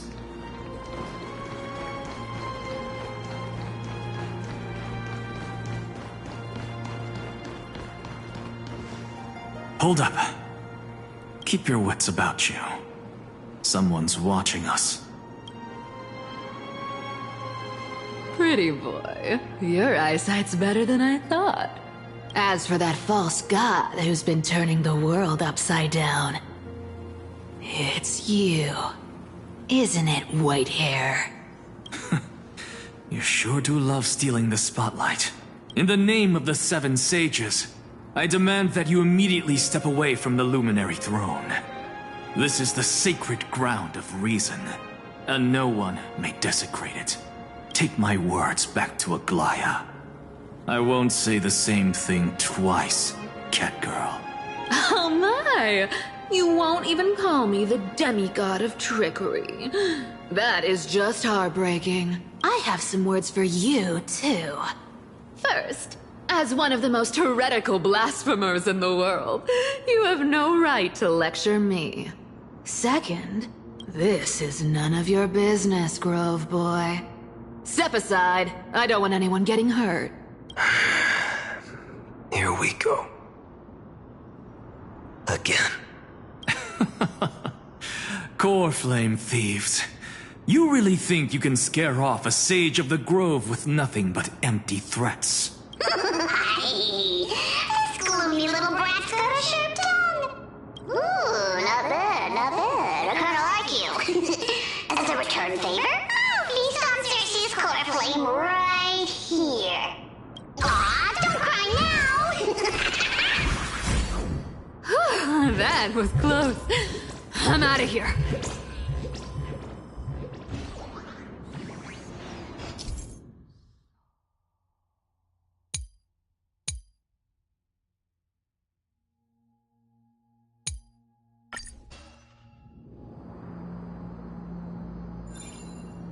They're exactly like all the past ones I've known. Cunning. And yet so naive. Sounds like you have a plan? Of course. When I first set out on the Flame Chase journey, Lady Treby never managed to teach me Orynyx's miracle, but along the way, I learned a thing or two. Where are you going? I don't know. Where are you going? I don't know.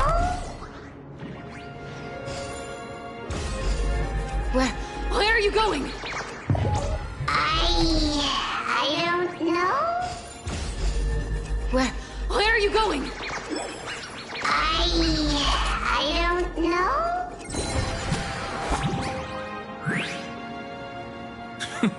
The Venerationists' foolish inventions finally come in handy. How is this possible? You've arrived, Zagreus. Always so punctual. What? Do you know who I am? I'm running out of patience. So I'm not going to waste words. Listen up, Spirit Thief. Hand over the core flame, and let's pretend we never clashed. This way, you and this world can still be saved. Save? You sing better than any bard. If you ask me, you're the greatest disaster Amphoreus has ever known. No matter how strong you are, you're still just a mortal body. Carrying 12 core flames? Don't make me laugh. You'll just get consumed by the divine flames and drag this world down with you. 134. What? This is the 134th cycle I've lived through. And the number of core flames I carry is... 1,596. Yes. 1,000 core flames and just a single Chrysos hair. How is that even possible? I've come this far.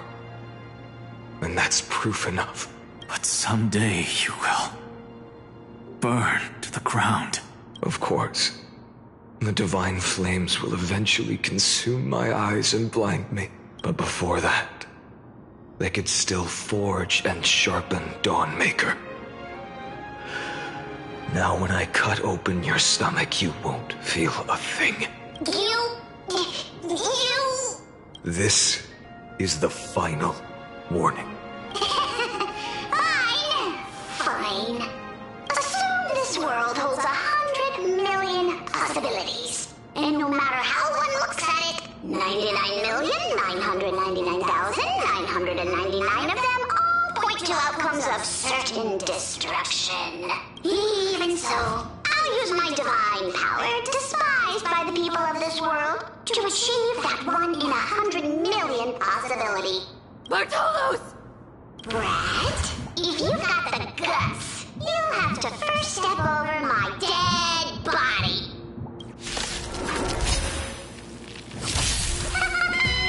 Cat-eared thief, run! Go find Aglaya! This little brat is not a threat we can deal with just by ourselves!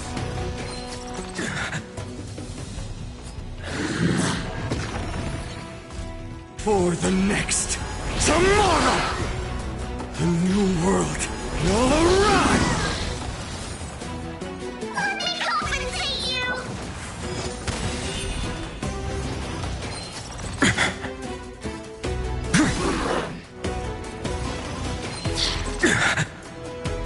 For the next tomorrow!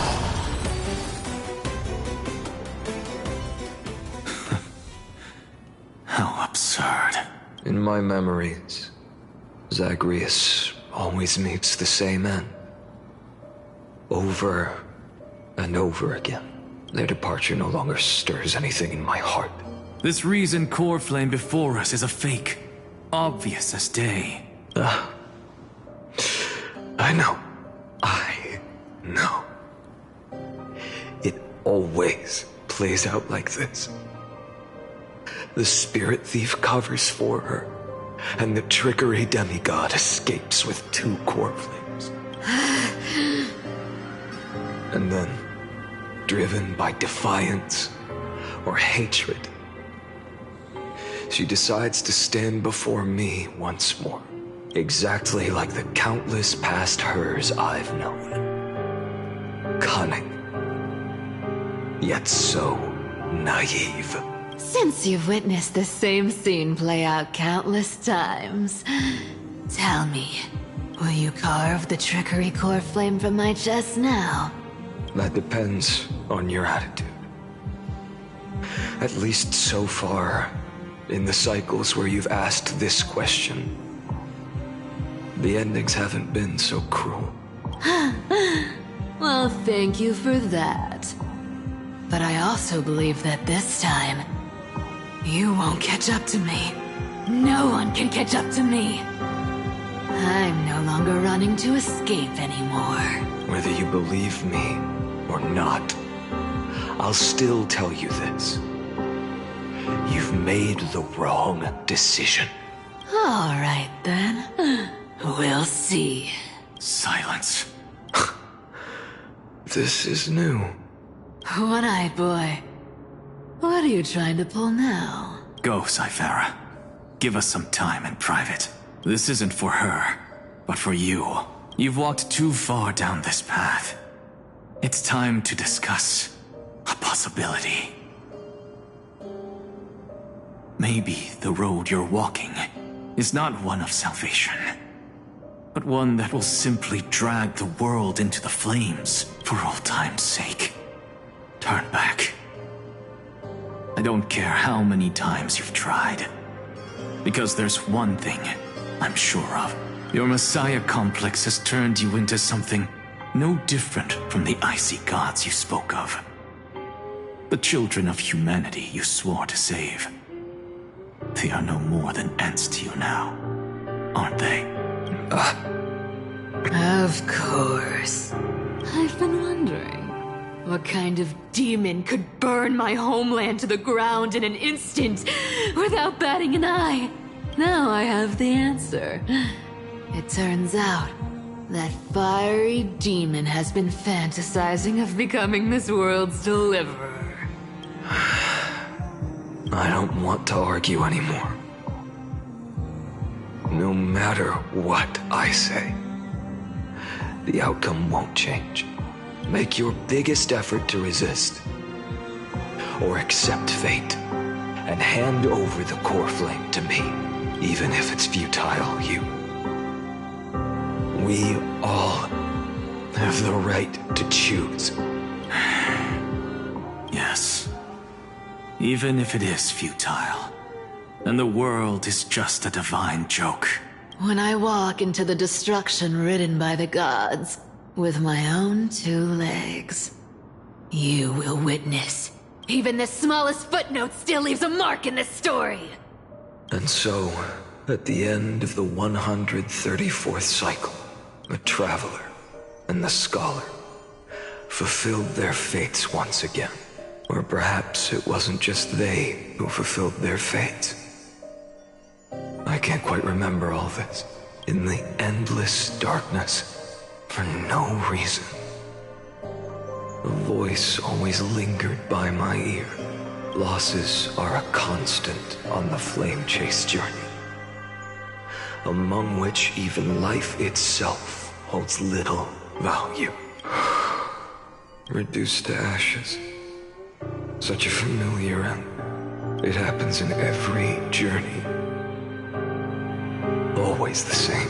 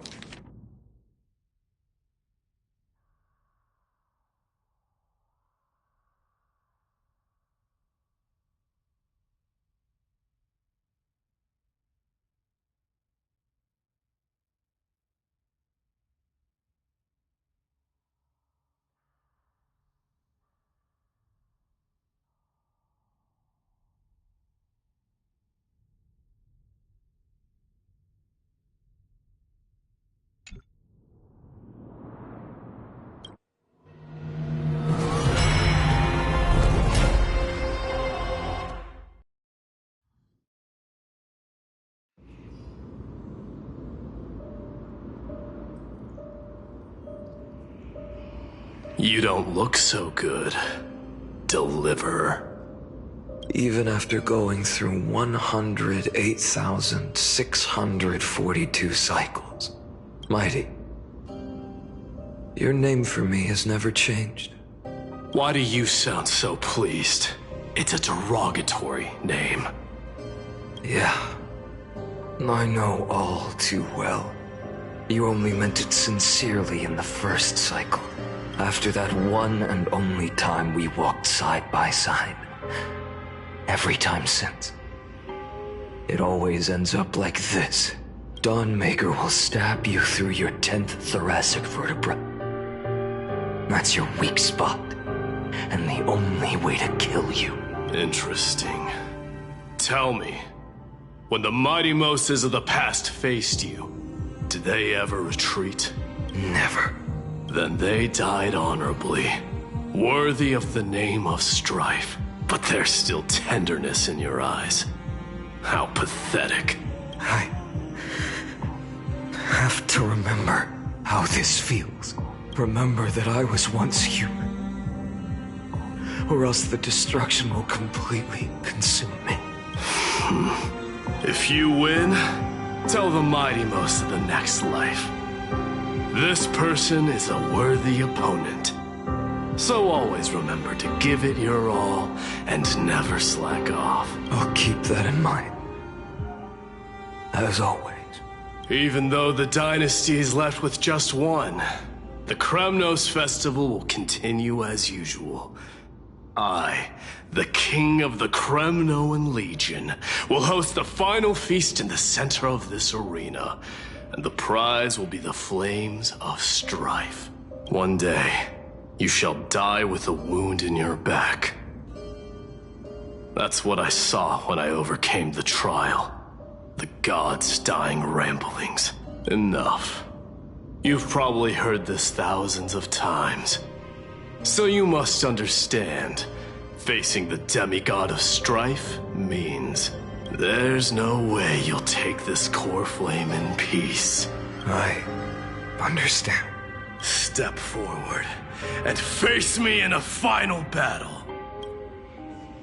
I, the last son of Gorgo, the demigod of strife, salute you. I'll give 10,000 scars and 10,000 lives of mine to fuel the blazing sun of deliverance.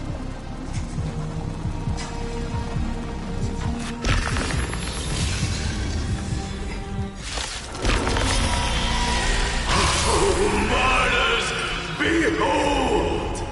The last Kremnos festival has begun. And will not end till death. It's time to temper myself. Let's get started.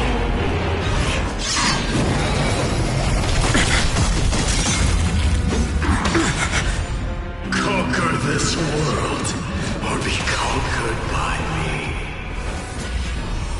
As you wish.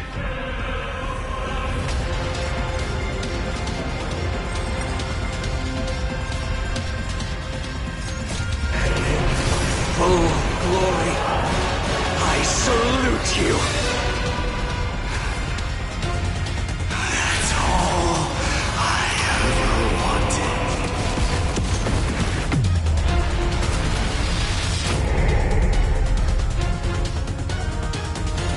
Quench the flames with blood.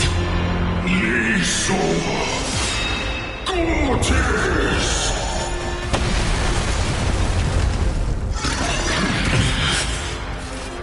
Brand with Strife's name! The flames in this body are not soul but souls.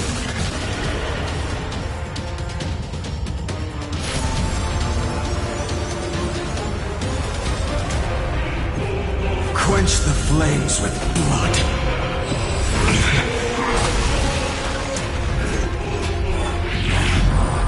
Is that all? Remember this agony! Keep quiet!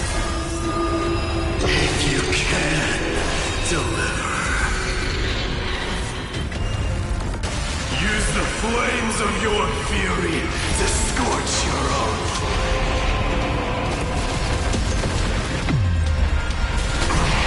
A scorching hatred, an empty shell.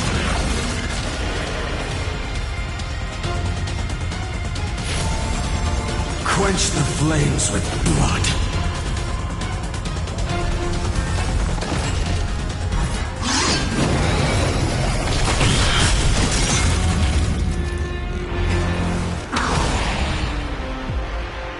Brand with Strife's name!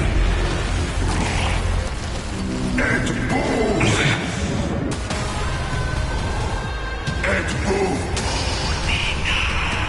I grant you a dawn where all stars burn to ash.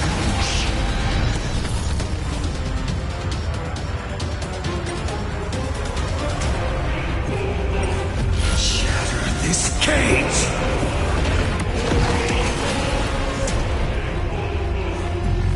So without selfish. Quench the flames with blood. So gorgeous!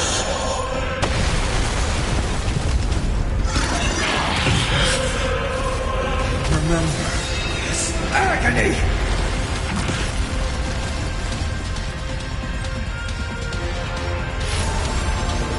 You're an empty shell. Hail the new dawn! Mightimos. Let strife decide the outcome. Let this burn your curse of immortality!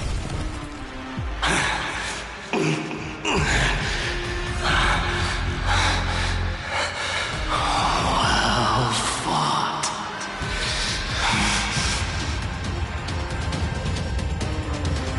You may crown yourself.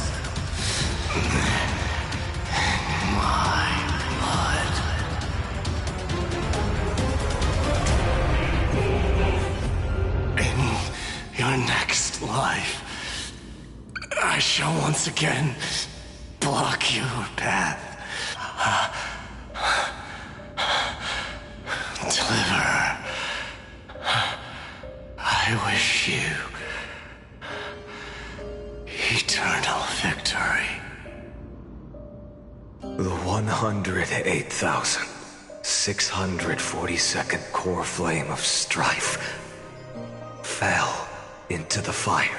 Yet the shadows of the black tide still loomed, and pain and despair spread across distant lands. The blaze was still not enough.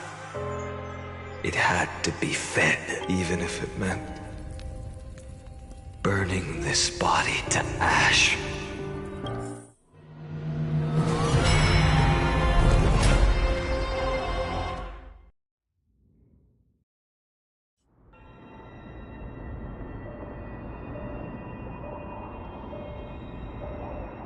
No matter how bright the sun is, there are still places it cannot reach. Moreover, the sun you bear is both cold and blinding. A sun like that surely cannot bring warmth to the nether realm of the next life. Golden blood is born from the destruction. We have long since lost the right to seek warmth.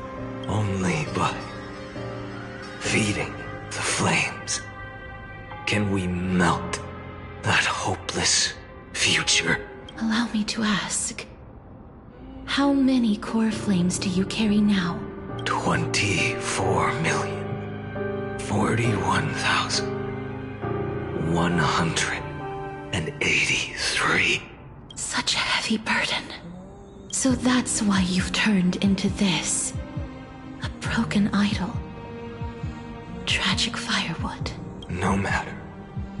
I will bear this burden as long as you hand over the core flame of death. I must refuse. As the demigod of death, I cannot watch you walk into a fate more cruel than death. But this way, the path past, present, and future will never again suffer unnecessary death. Unnecessary death, indeed. You are not the Finan I know. Please turn back. Don't let that absurd and unjust fate of yours come to pass. This way, at least my realm can still become the fragrant bed where you fall asleep. In the end, still, it seems the clash of blades was inevitable. How painful. I know I am not your match, having fallen under your sword countless times. But even so, please understand that my resolve is not to be underestimated. Even Kefali cannot shape all things at will, nor can they dictate the fate of all life. No one can shoulder the balance of life and death alone, not even a god. And it is precisely for this reason that I chose, at the end of this arduous journey, to overcome the trial and take the authority of death. I am the Hand of Shadow, Casterus, the demigod of death. Listen closely, deliverer from days past. Please turn back. Do not disturb these fresh flowers in their muddy deaths.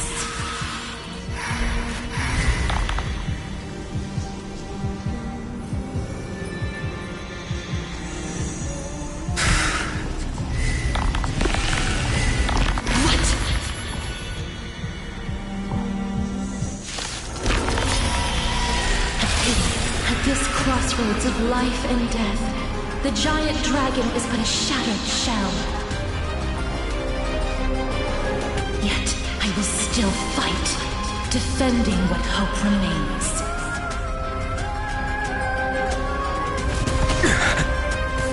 It's time to temper myself. For tomorrow!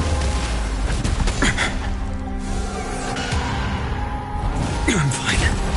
I ask you to rest here! Allow me to refuse.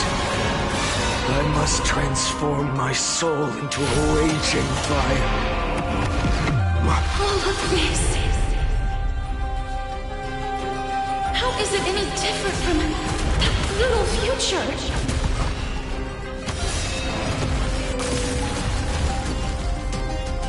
The other night. Feel the scorching hatred. Empty shell.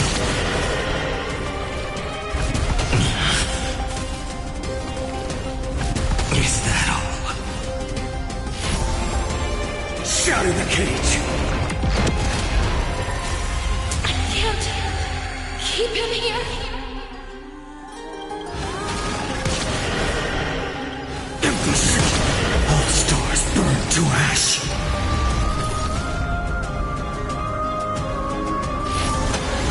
Tear the sky! Even if I can't win, I must try. Then let this be a tribute to your million struggles for time and... Wake up, lost one. See that the firelight in the darkness is not...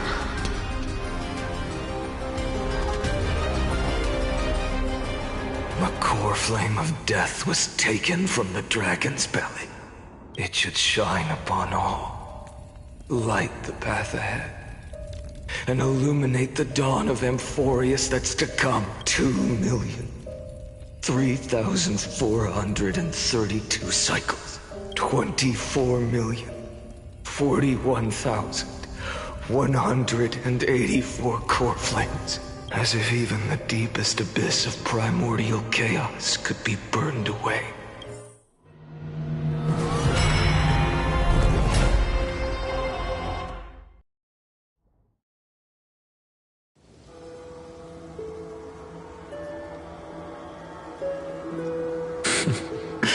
You're here, as always. You're still lingering, deep within me. Never fading away. Because you haven't completely abandoned hope. Am I right? You're still waiting for a miracle. For the true hero to come and save us. If that thread of hope exists, it must come from beyond this world. From the true starry sky. But if it's just a traveler with no connection to Amphoreus, they may not understand our struggles, nor be willing to join this fight. Your thoughts are wavering. The mark of destruction is deepening. But even within the gods' cold calculations, unconditional courage and goodwill still emerge. So, never forget what set you on this path. How many times has it been? Remind me again. 4 million. Exactly. Then that blaze inside of you must be burning hotter than ever. Yes. When I first forged the 12 core flames into one, I had the same impression. The destruction. A power unlike anything before surged within me. Violent flames ready to tear my body apart and consume this world, this wretched prison. I thought that was it. And yet no. This fragile body holds a staggering 48 million core flames. I suppose it won't be long. Perhaps just a fleeting 10,000 years. Before it's reduced to nothing but charred, crumbling bones. And when that happens, your long struggle will finally come to an end. No. I've already found a way to keep the cycles going. Mind sharing it with me?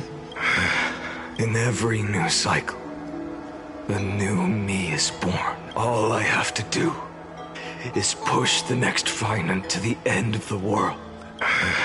Then he'll kill me. Shatter this body.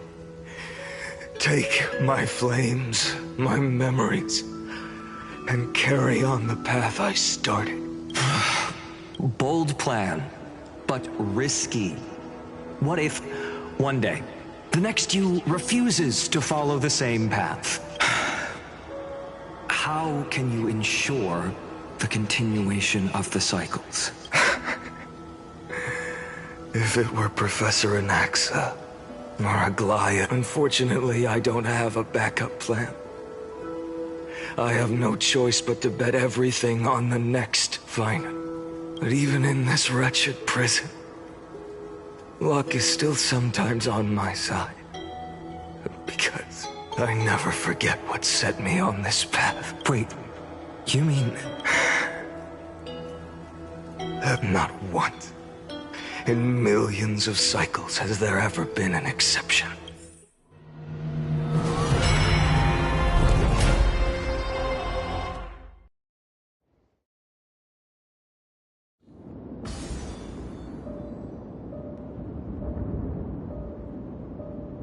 I can do this, Lord Finant, as the demigod of the sky, a healer of Twilight Courtyard. I will heal you, and then... A black tide. It's consuming you. You can't hold out much longer. Demigod, hand over the core flame. Let's put an end to this suffering. Now, that just won't do. A healer should stay composed in front of those suffering from illness.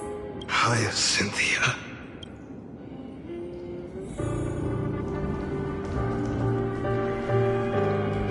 Turns the dawn to this world. I swear, Become the raging your fire. deaths won't be in vain. Just as they have never been. Bring tomorrow to this world. Let the sun rise. Finish the sun's work.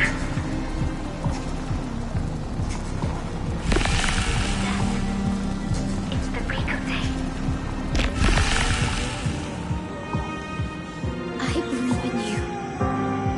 the Chrysos heir of world-bearing. The one who can lead us. Lead this world.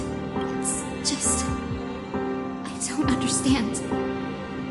Within the sun upon your shoulders, the part of that warmth that should come from you. From an ordinary person. It's so faint. My humanity is indeed just a flicker, compared to the blazing fire of divinity. Even so, don't cast it away. I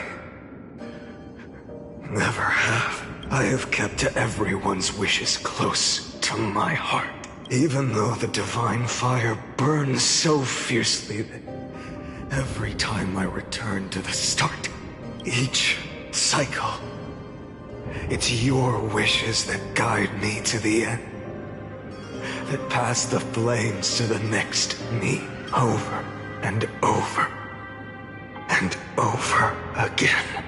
So, you're not just a lone spark in the dark. You're a pyre built from the bones of all the selves you've left behind. But what about you? What about your wishes? The wishes of all the countless versions of you. Ah, Lord Kazlana.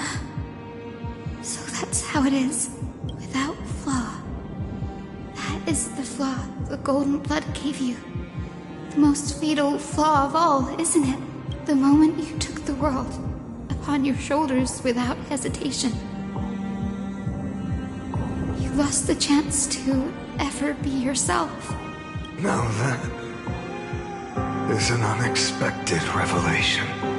Then I suppose that makes me the perfect fuel for the flame of deliverance, doesn't it? No, an empty flame saves no one. But I still believe in you, Deliverer.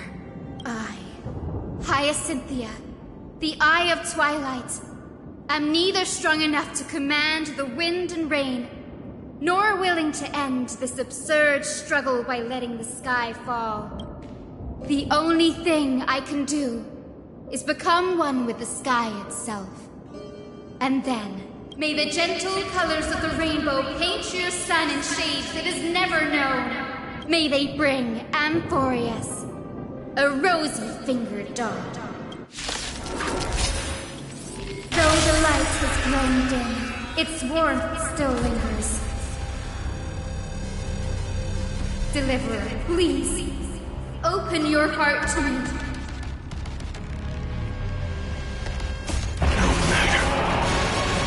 Let this blazing sun fill the sky with golden fire.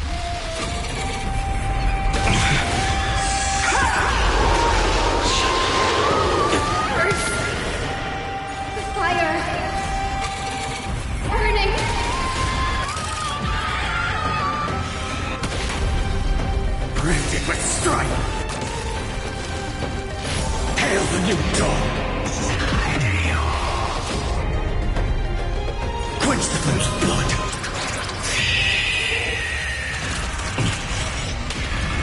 Her agony! Sun tear the sky!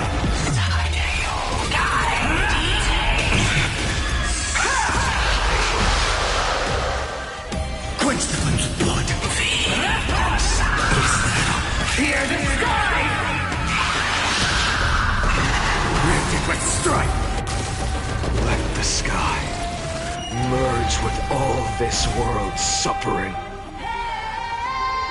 Quench the flames of blood! Await the end! Her agony! Quench the flames of blood!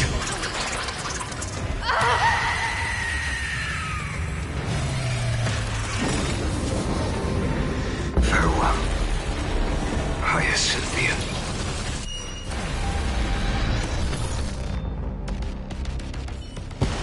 Yes, your sun burns hot enough to turn everything to ash. But tell me, how will the seeds of a new world ever take root. The core flame rose.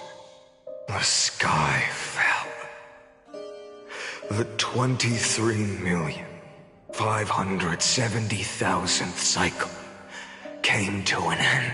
And this time, the end of the flame chase remained the same as ever. From the horizon rose a golden color unlike anything the world had ever seen. This was the end of the world, and the start of the next. For a moment, I saw the destruction of the universe, that being known as Iron Tomb. Its will to break free from the black tide burns fiercer than the blazing sun.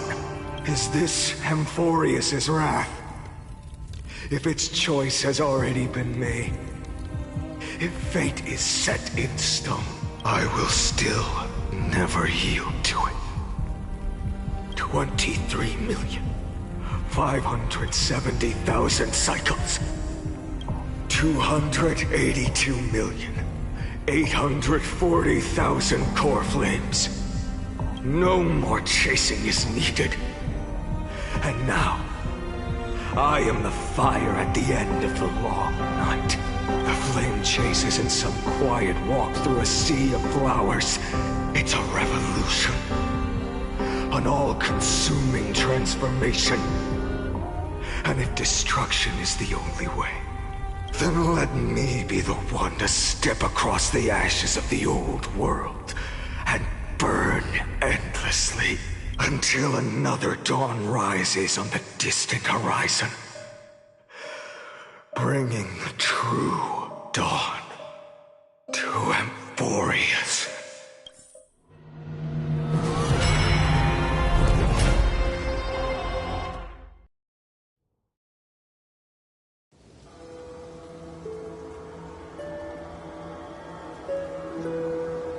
$33,550,337.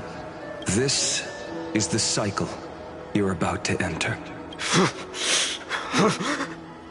Countless memories are flooding in. Countless versions of myself have stood here, facing the same choice. They all needed a moment, just like you do. To stop, to breathe, to process the weight of 1,000,000 lifetimes worth of sorrow, pain, and struggle. And just like them, you will carry those memories and that fire into the chaos of rebirth. I must go and bear this burden. I must say goodbye to you. And then fight the destruction with destruction. Yes. That's always the decision you make. I will burn and fade away. I will become the flame reaver of this life and keep my promise to Cyrene. I will kill gods and comrades alike and steal the core flames. And even if my mind turns to ash along with my body, I will keep my purpose in mind. I will stop Era Nova. I will find the next me and make him carry on this futile endeavor of 30 million lifetimes. Looks like you're ready. Then I should be going too. Where are you going? You only exist in my heart. There's nowhere else for you to go. Do you remember what she said? The dreams you had as children. The deliverer in the prophecies. You finally found her. Friend. I see. You were there all along. I'm sorry. I was supposed to send you home. This is mine. No. You know the truth. If Iron Tomb is born from Amphoreus' fate, then it will bring ruin to the worlds beyond the sky. It's all been for the sake of defying that end, hasn't it?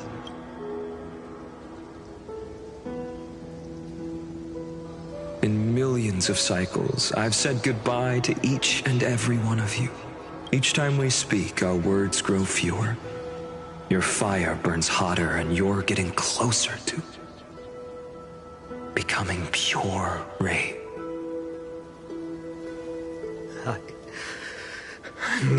I understand. If you are to keep the worst fate from unfolding, but this time, things are different. Your persistence has shifted the tide. On the horizon, I see it.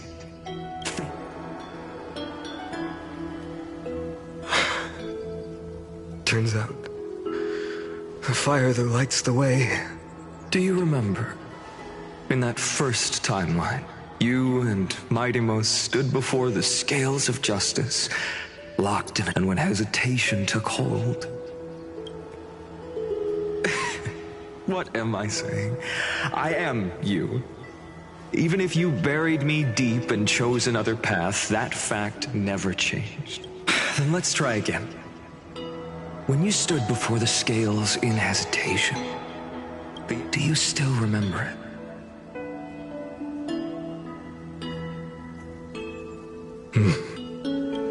Remember the past and become the hero of tomorrow. What weighs more than the fate of the world is the resolve to shoulder an immutable past and carry it into the future. Good. Then Trailblazer, my friend, my comrade, you arrived in this strange world and were bound by its cruel fate up till this very moment. In the face of danger, you never once backed down. Instead, you've saved world after world without hesitation. That door, if I choose to step through that door and embrace an end fitting of the destruction, let this sun forged from millions and millions of core flames burn me up along with the god of destruction and their minions. Then the world we leave behind, this world, my home, where hopes still linger. Will you take on everything we've carried? Return to the beginning one last time. Stop the birth of Iron Tomb, save the world we love, and rewrite its doomed fate.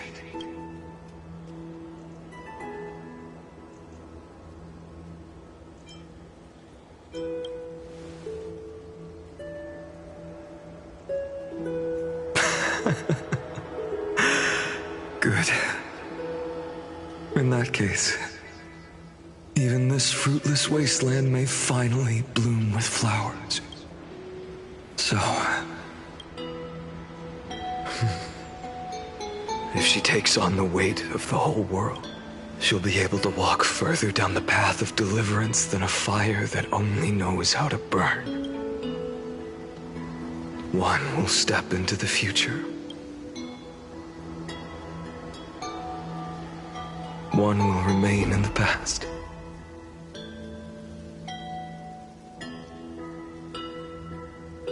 If I can strike down the gods with Dawnmaker, perhaps fate's deadlock can be broken. And if you can stop Iron Tomb from ever being born, then these 30 million cycles will have not been in vain. It's time to put our teamwork to the test, partner.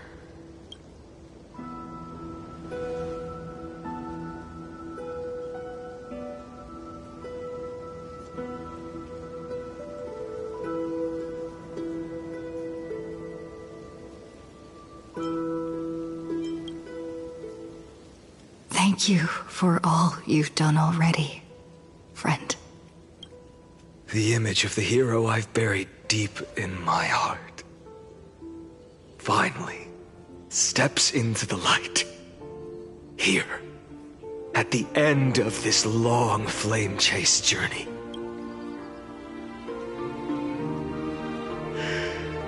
Cyrene, A page never seen before has just been turned. Lend me the power of time, and send this hero back to the origin of time. Back to your side. And I will walk the unfinished path, just like the countless versions of me before. Unwavering as always.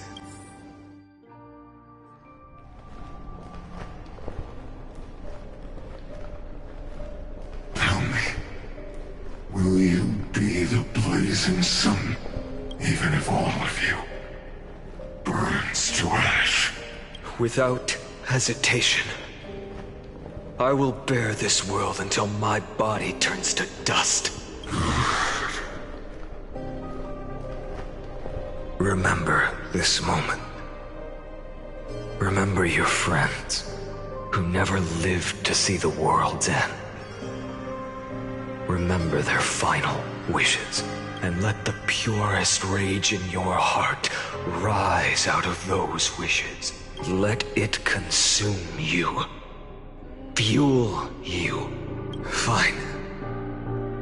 If I can defy fate, then in the name of world-bearing, I promise you, Kefali will never forget this. Take it. Everything I bear.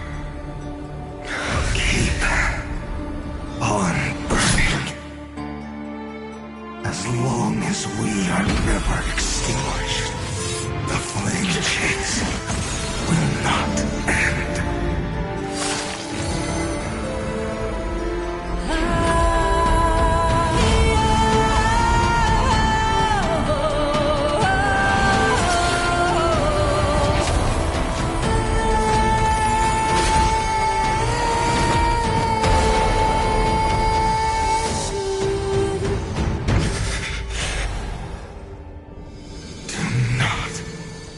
Bow your head to them.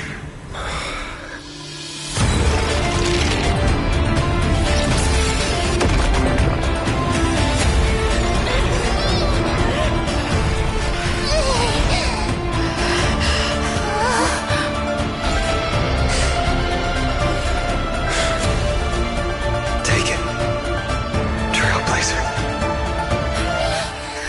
May this blood be like gold. Never tarnish.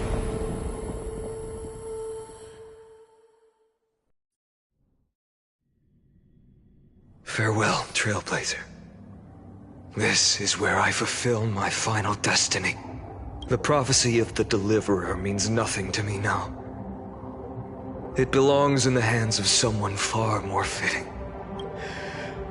Kaslana, the name of one who bears chaos, does not belong to a single person. Rather, it is the embodiment of the mythical Kefali, and a symbol of all heroes. As the prophecy foretold, you will bear the blazing sun until the pale dawn breaks. May the name accompany you in my place, in the epic you write with your own hands. Another attempt, another failure. I won't remind you how many times you've reached the end of history. But I will still place the choice before you. If you've lost count, let me tell you. This is the 33,550,336th ending.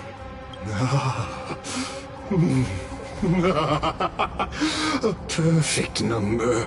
How poetic. You and I both know the truth. In all these millions of futile endeavors, Amphoreus has never changed. If the outcome is inevitable, then why not silence your searing rage and embrace your fate with dignity? Your silence lasts longer than ever, Lord Fine. Shall I Take that to mean the will you've carried across countless cycles is finally starting to fracture. Fracture? No. I'm just disappointed. I've retrieved memories from 30 million past lives, and I remember every conversation before every choice here. And yet, even after all this time, your arguments remain the same. Repetitive. Uninspired. If you had any hope of breaking me, you should have spent those endless cycles refining your rhetoric. You had infinite chances to sway me into the future you want. And yet here we are. The score: 33,550,336 to 0. So tell me, Lycurgus, who's the real loser here? Ah, how unfortunate. This was never a fair game. I have all the time and patience in the world. I can wait for you at the end of history another billion times, and another billion after that. But you will never escape this cage. You can claim victory of the spirit if you wish, but we both know that is the moment I shall sound the paean of Era Nova.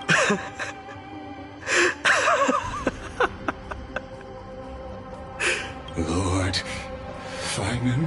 Your incompetence disappoints me. But what truly makes me laugh is your utter lack of self-awareness. Think about it. In this story, who is truly the one in chains? Who is the one shackled to mindless vengeance? Perhaps you're right. Maybe I should have tired of this futile struggle long ago. Because you are both a prisoner to the gods and to me.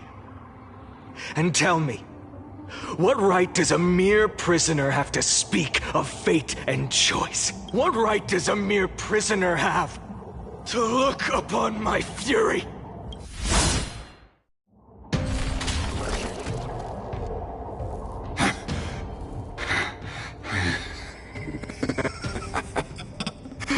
You know this is pointless. You can't kill me. Of course not. But I am tired of being measured against a worm the gods keep as a pet. Listen well, creator of destruction. This cry comes from all your abandoned creations. In the 10th cycle, I drove Dawnmaker through the heart of every Titan. Golden blood ran down my fingers, divine fire seared through my nerves, nearly breaking my will. But I endured. In the 10,000th cycle, my former comrades had all become my enemies. The endless slaughter dulled my senses to pain. The painful. In the 100,000th cycle, the destruction had already fused into a blazing sun, surging within this fragile body. My rationality had been burned away at the dawn of the era. In the 23,570,000th cycle. This time, I felt it. A tiny, by its faint glow. Once again, no, countless times again. I endured. Now, that son is me. All the countless versions of me from the past, along with my countless brethren, dragged into existence against their will. Drowning Nanook, you arrogant fool! You think we were born to only serve as fuel for the fire? Fine then! Just as you wish, let the fire burn! If I was born as the blazing son of destruction, Then let you and your lackeys be the flares erupting from my core. And let this rage, burning futilely for 30 million epochs, engulf everything! And grant you a dawn where all stars burn to ash!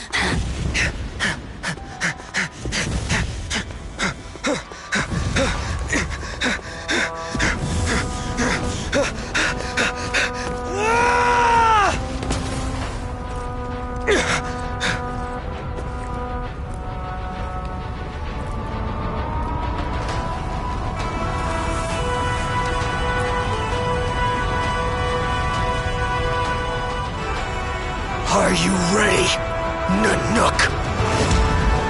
I've brought you destruction!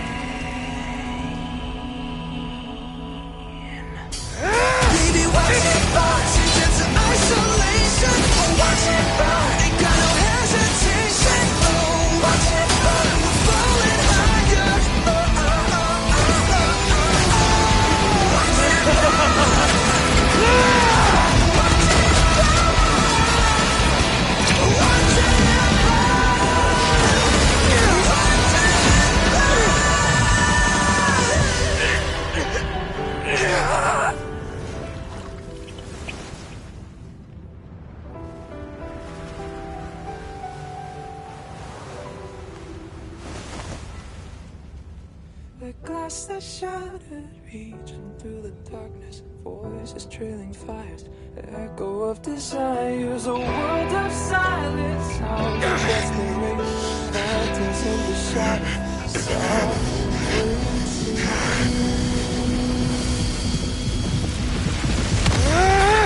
tear it down, embrace the detonation, craving our damn creation, breaking a chain, I'm reaching for you.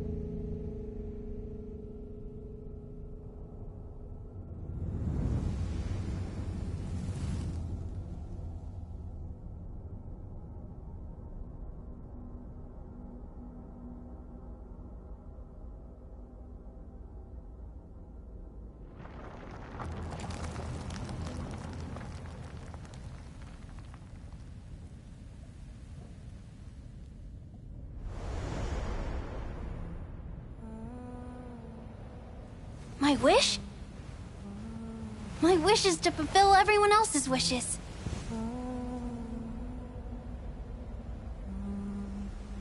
If I can't fulfill them, then send them on to tomorrow.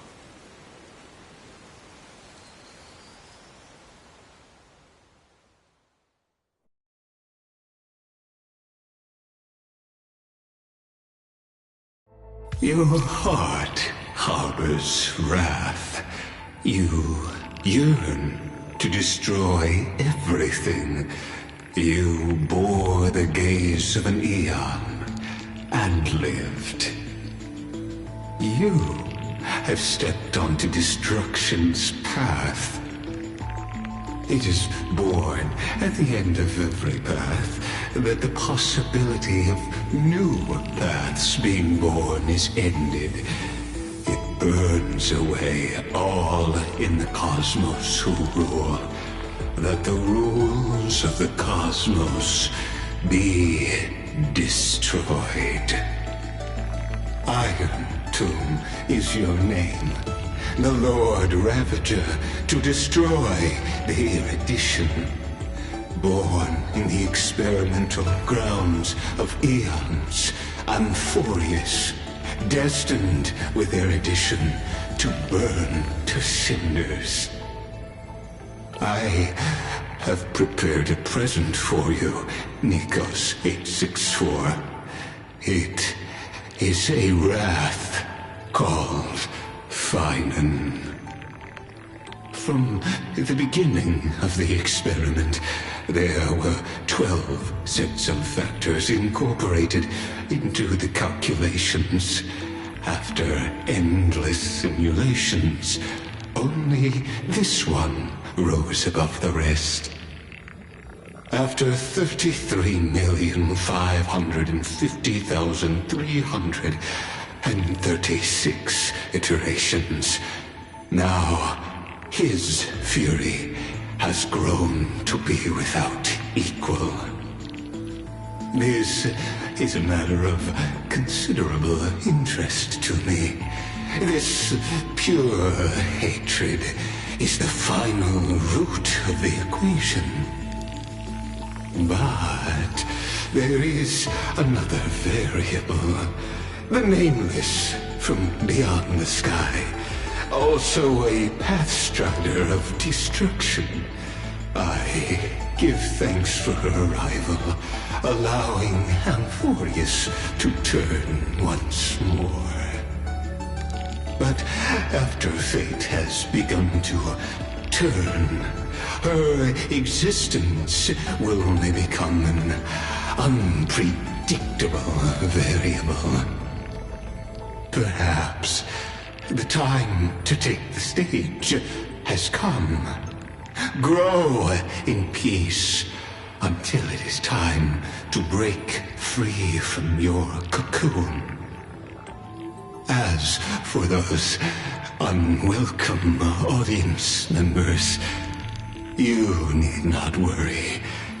If you do not mind, I will personally get rid of them for you.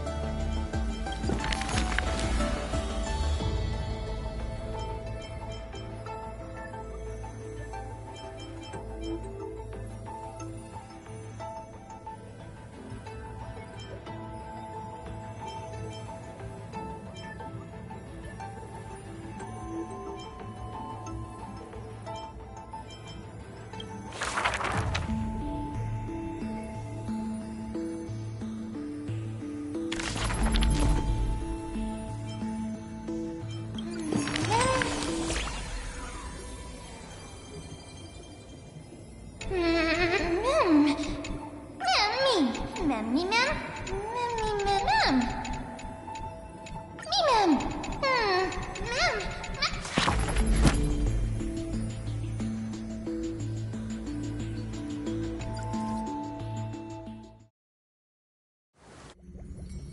Wake up! Wake up! Buddy! Wake up! You're finally awake! That's a relief. We were so close to being swept away by the reverse flow of time. It's lucky we found a safe place. Now, I'm going to send you back to the very start of time. But before we part, there's something I need to tell you. Something very, very important. That's right! At this very moment, my memories are finally whole. After watching so many fragments, my past is finally coming into focus, little by little. You're smart. You must have a clue now, or maybe... You knew the answer long ago, didn't you? Not surprised at all, huh? That's because I'm simple at heart. No matter what form I take, I've always been true to myself.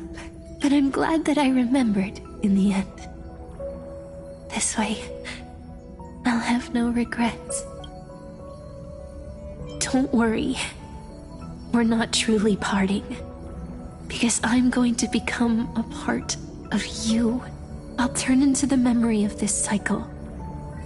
The 33,550,336th Flame Chase journey. And forever reside in the heart of the Time Demigod. This way, you'll carry all that has come before, crossing time itself to reach the next cycle. My mission ends here. But looking back, I still feel lucky, after all. Across 30 million Sirenes. I was the first, and the only one who got to finally meet you. So, believe me, in the next cycle, there will be another Sirene waiting for you. And in the one after that, and the one after that. I will always be waiting.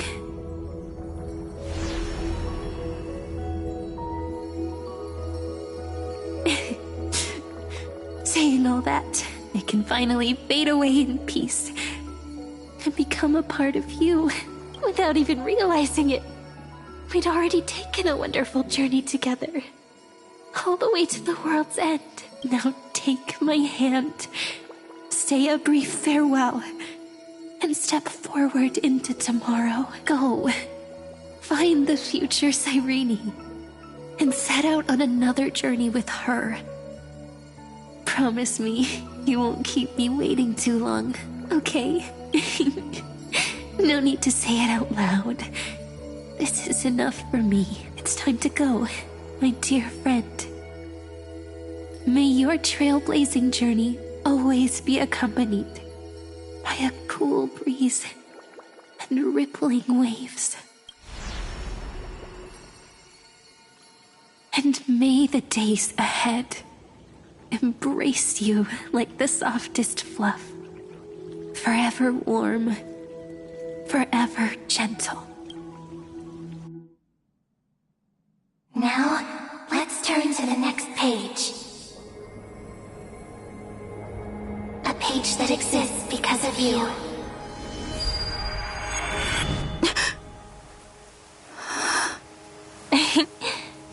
Is this a meeting ordained by fate? Or a long overdue reunion?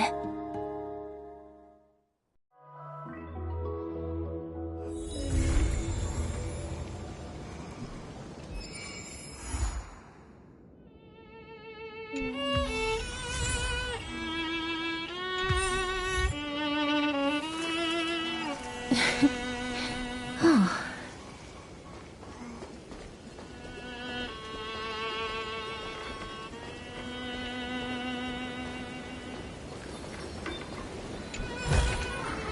I want to make something with it.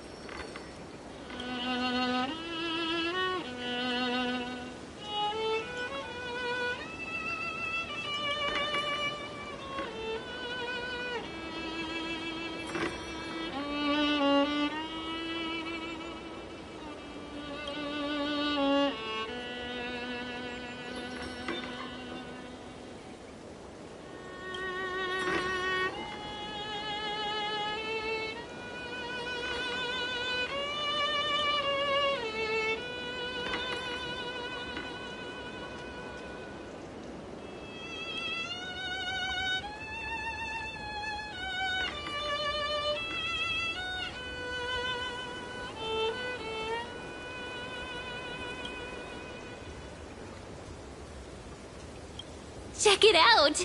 Doesn't this scarecrow look just like you? I spent ages observing just to get it right.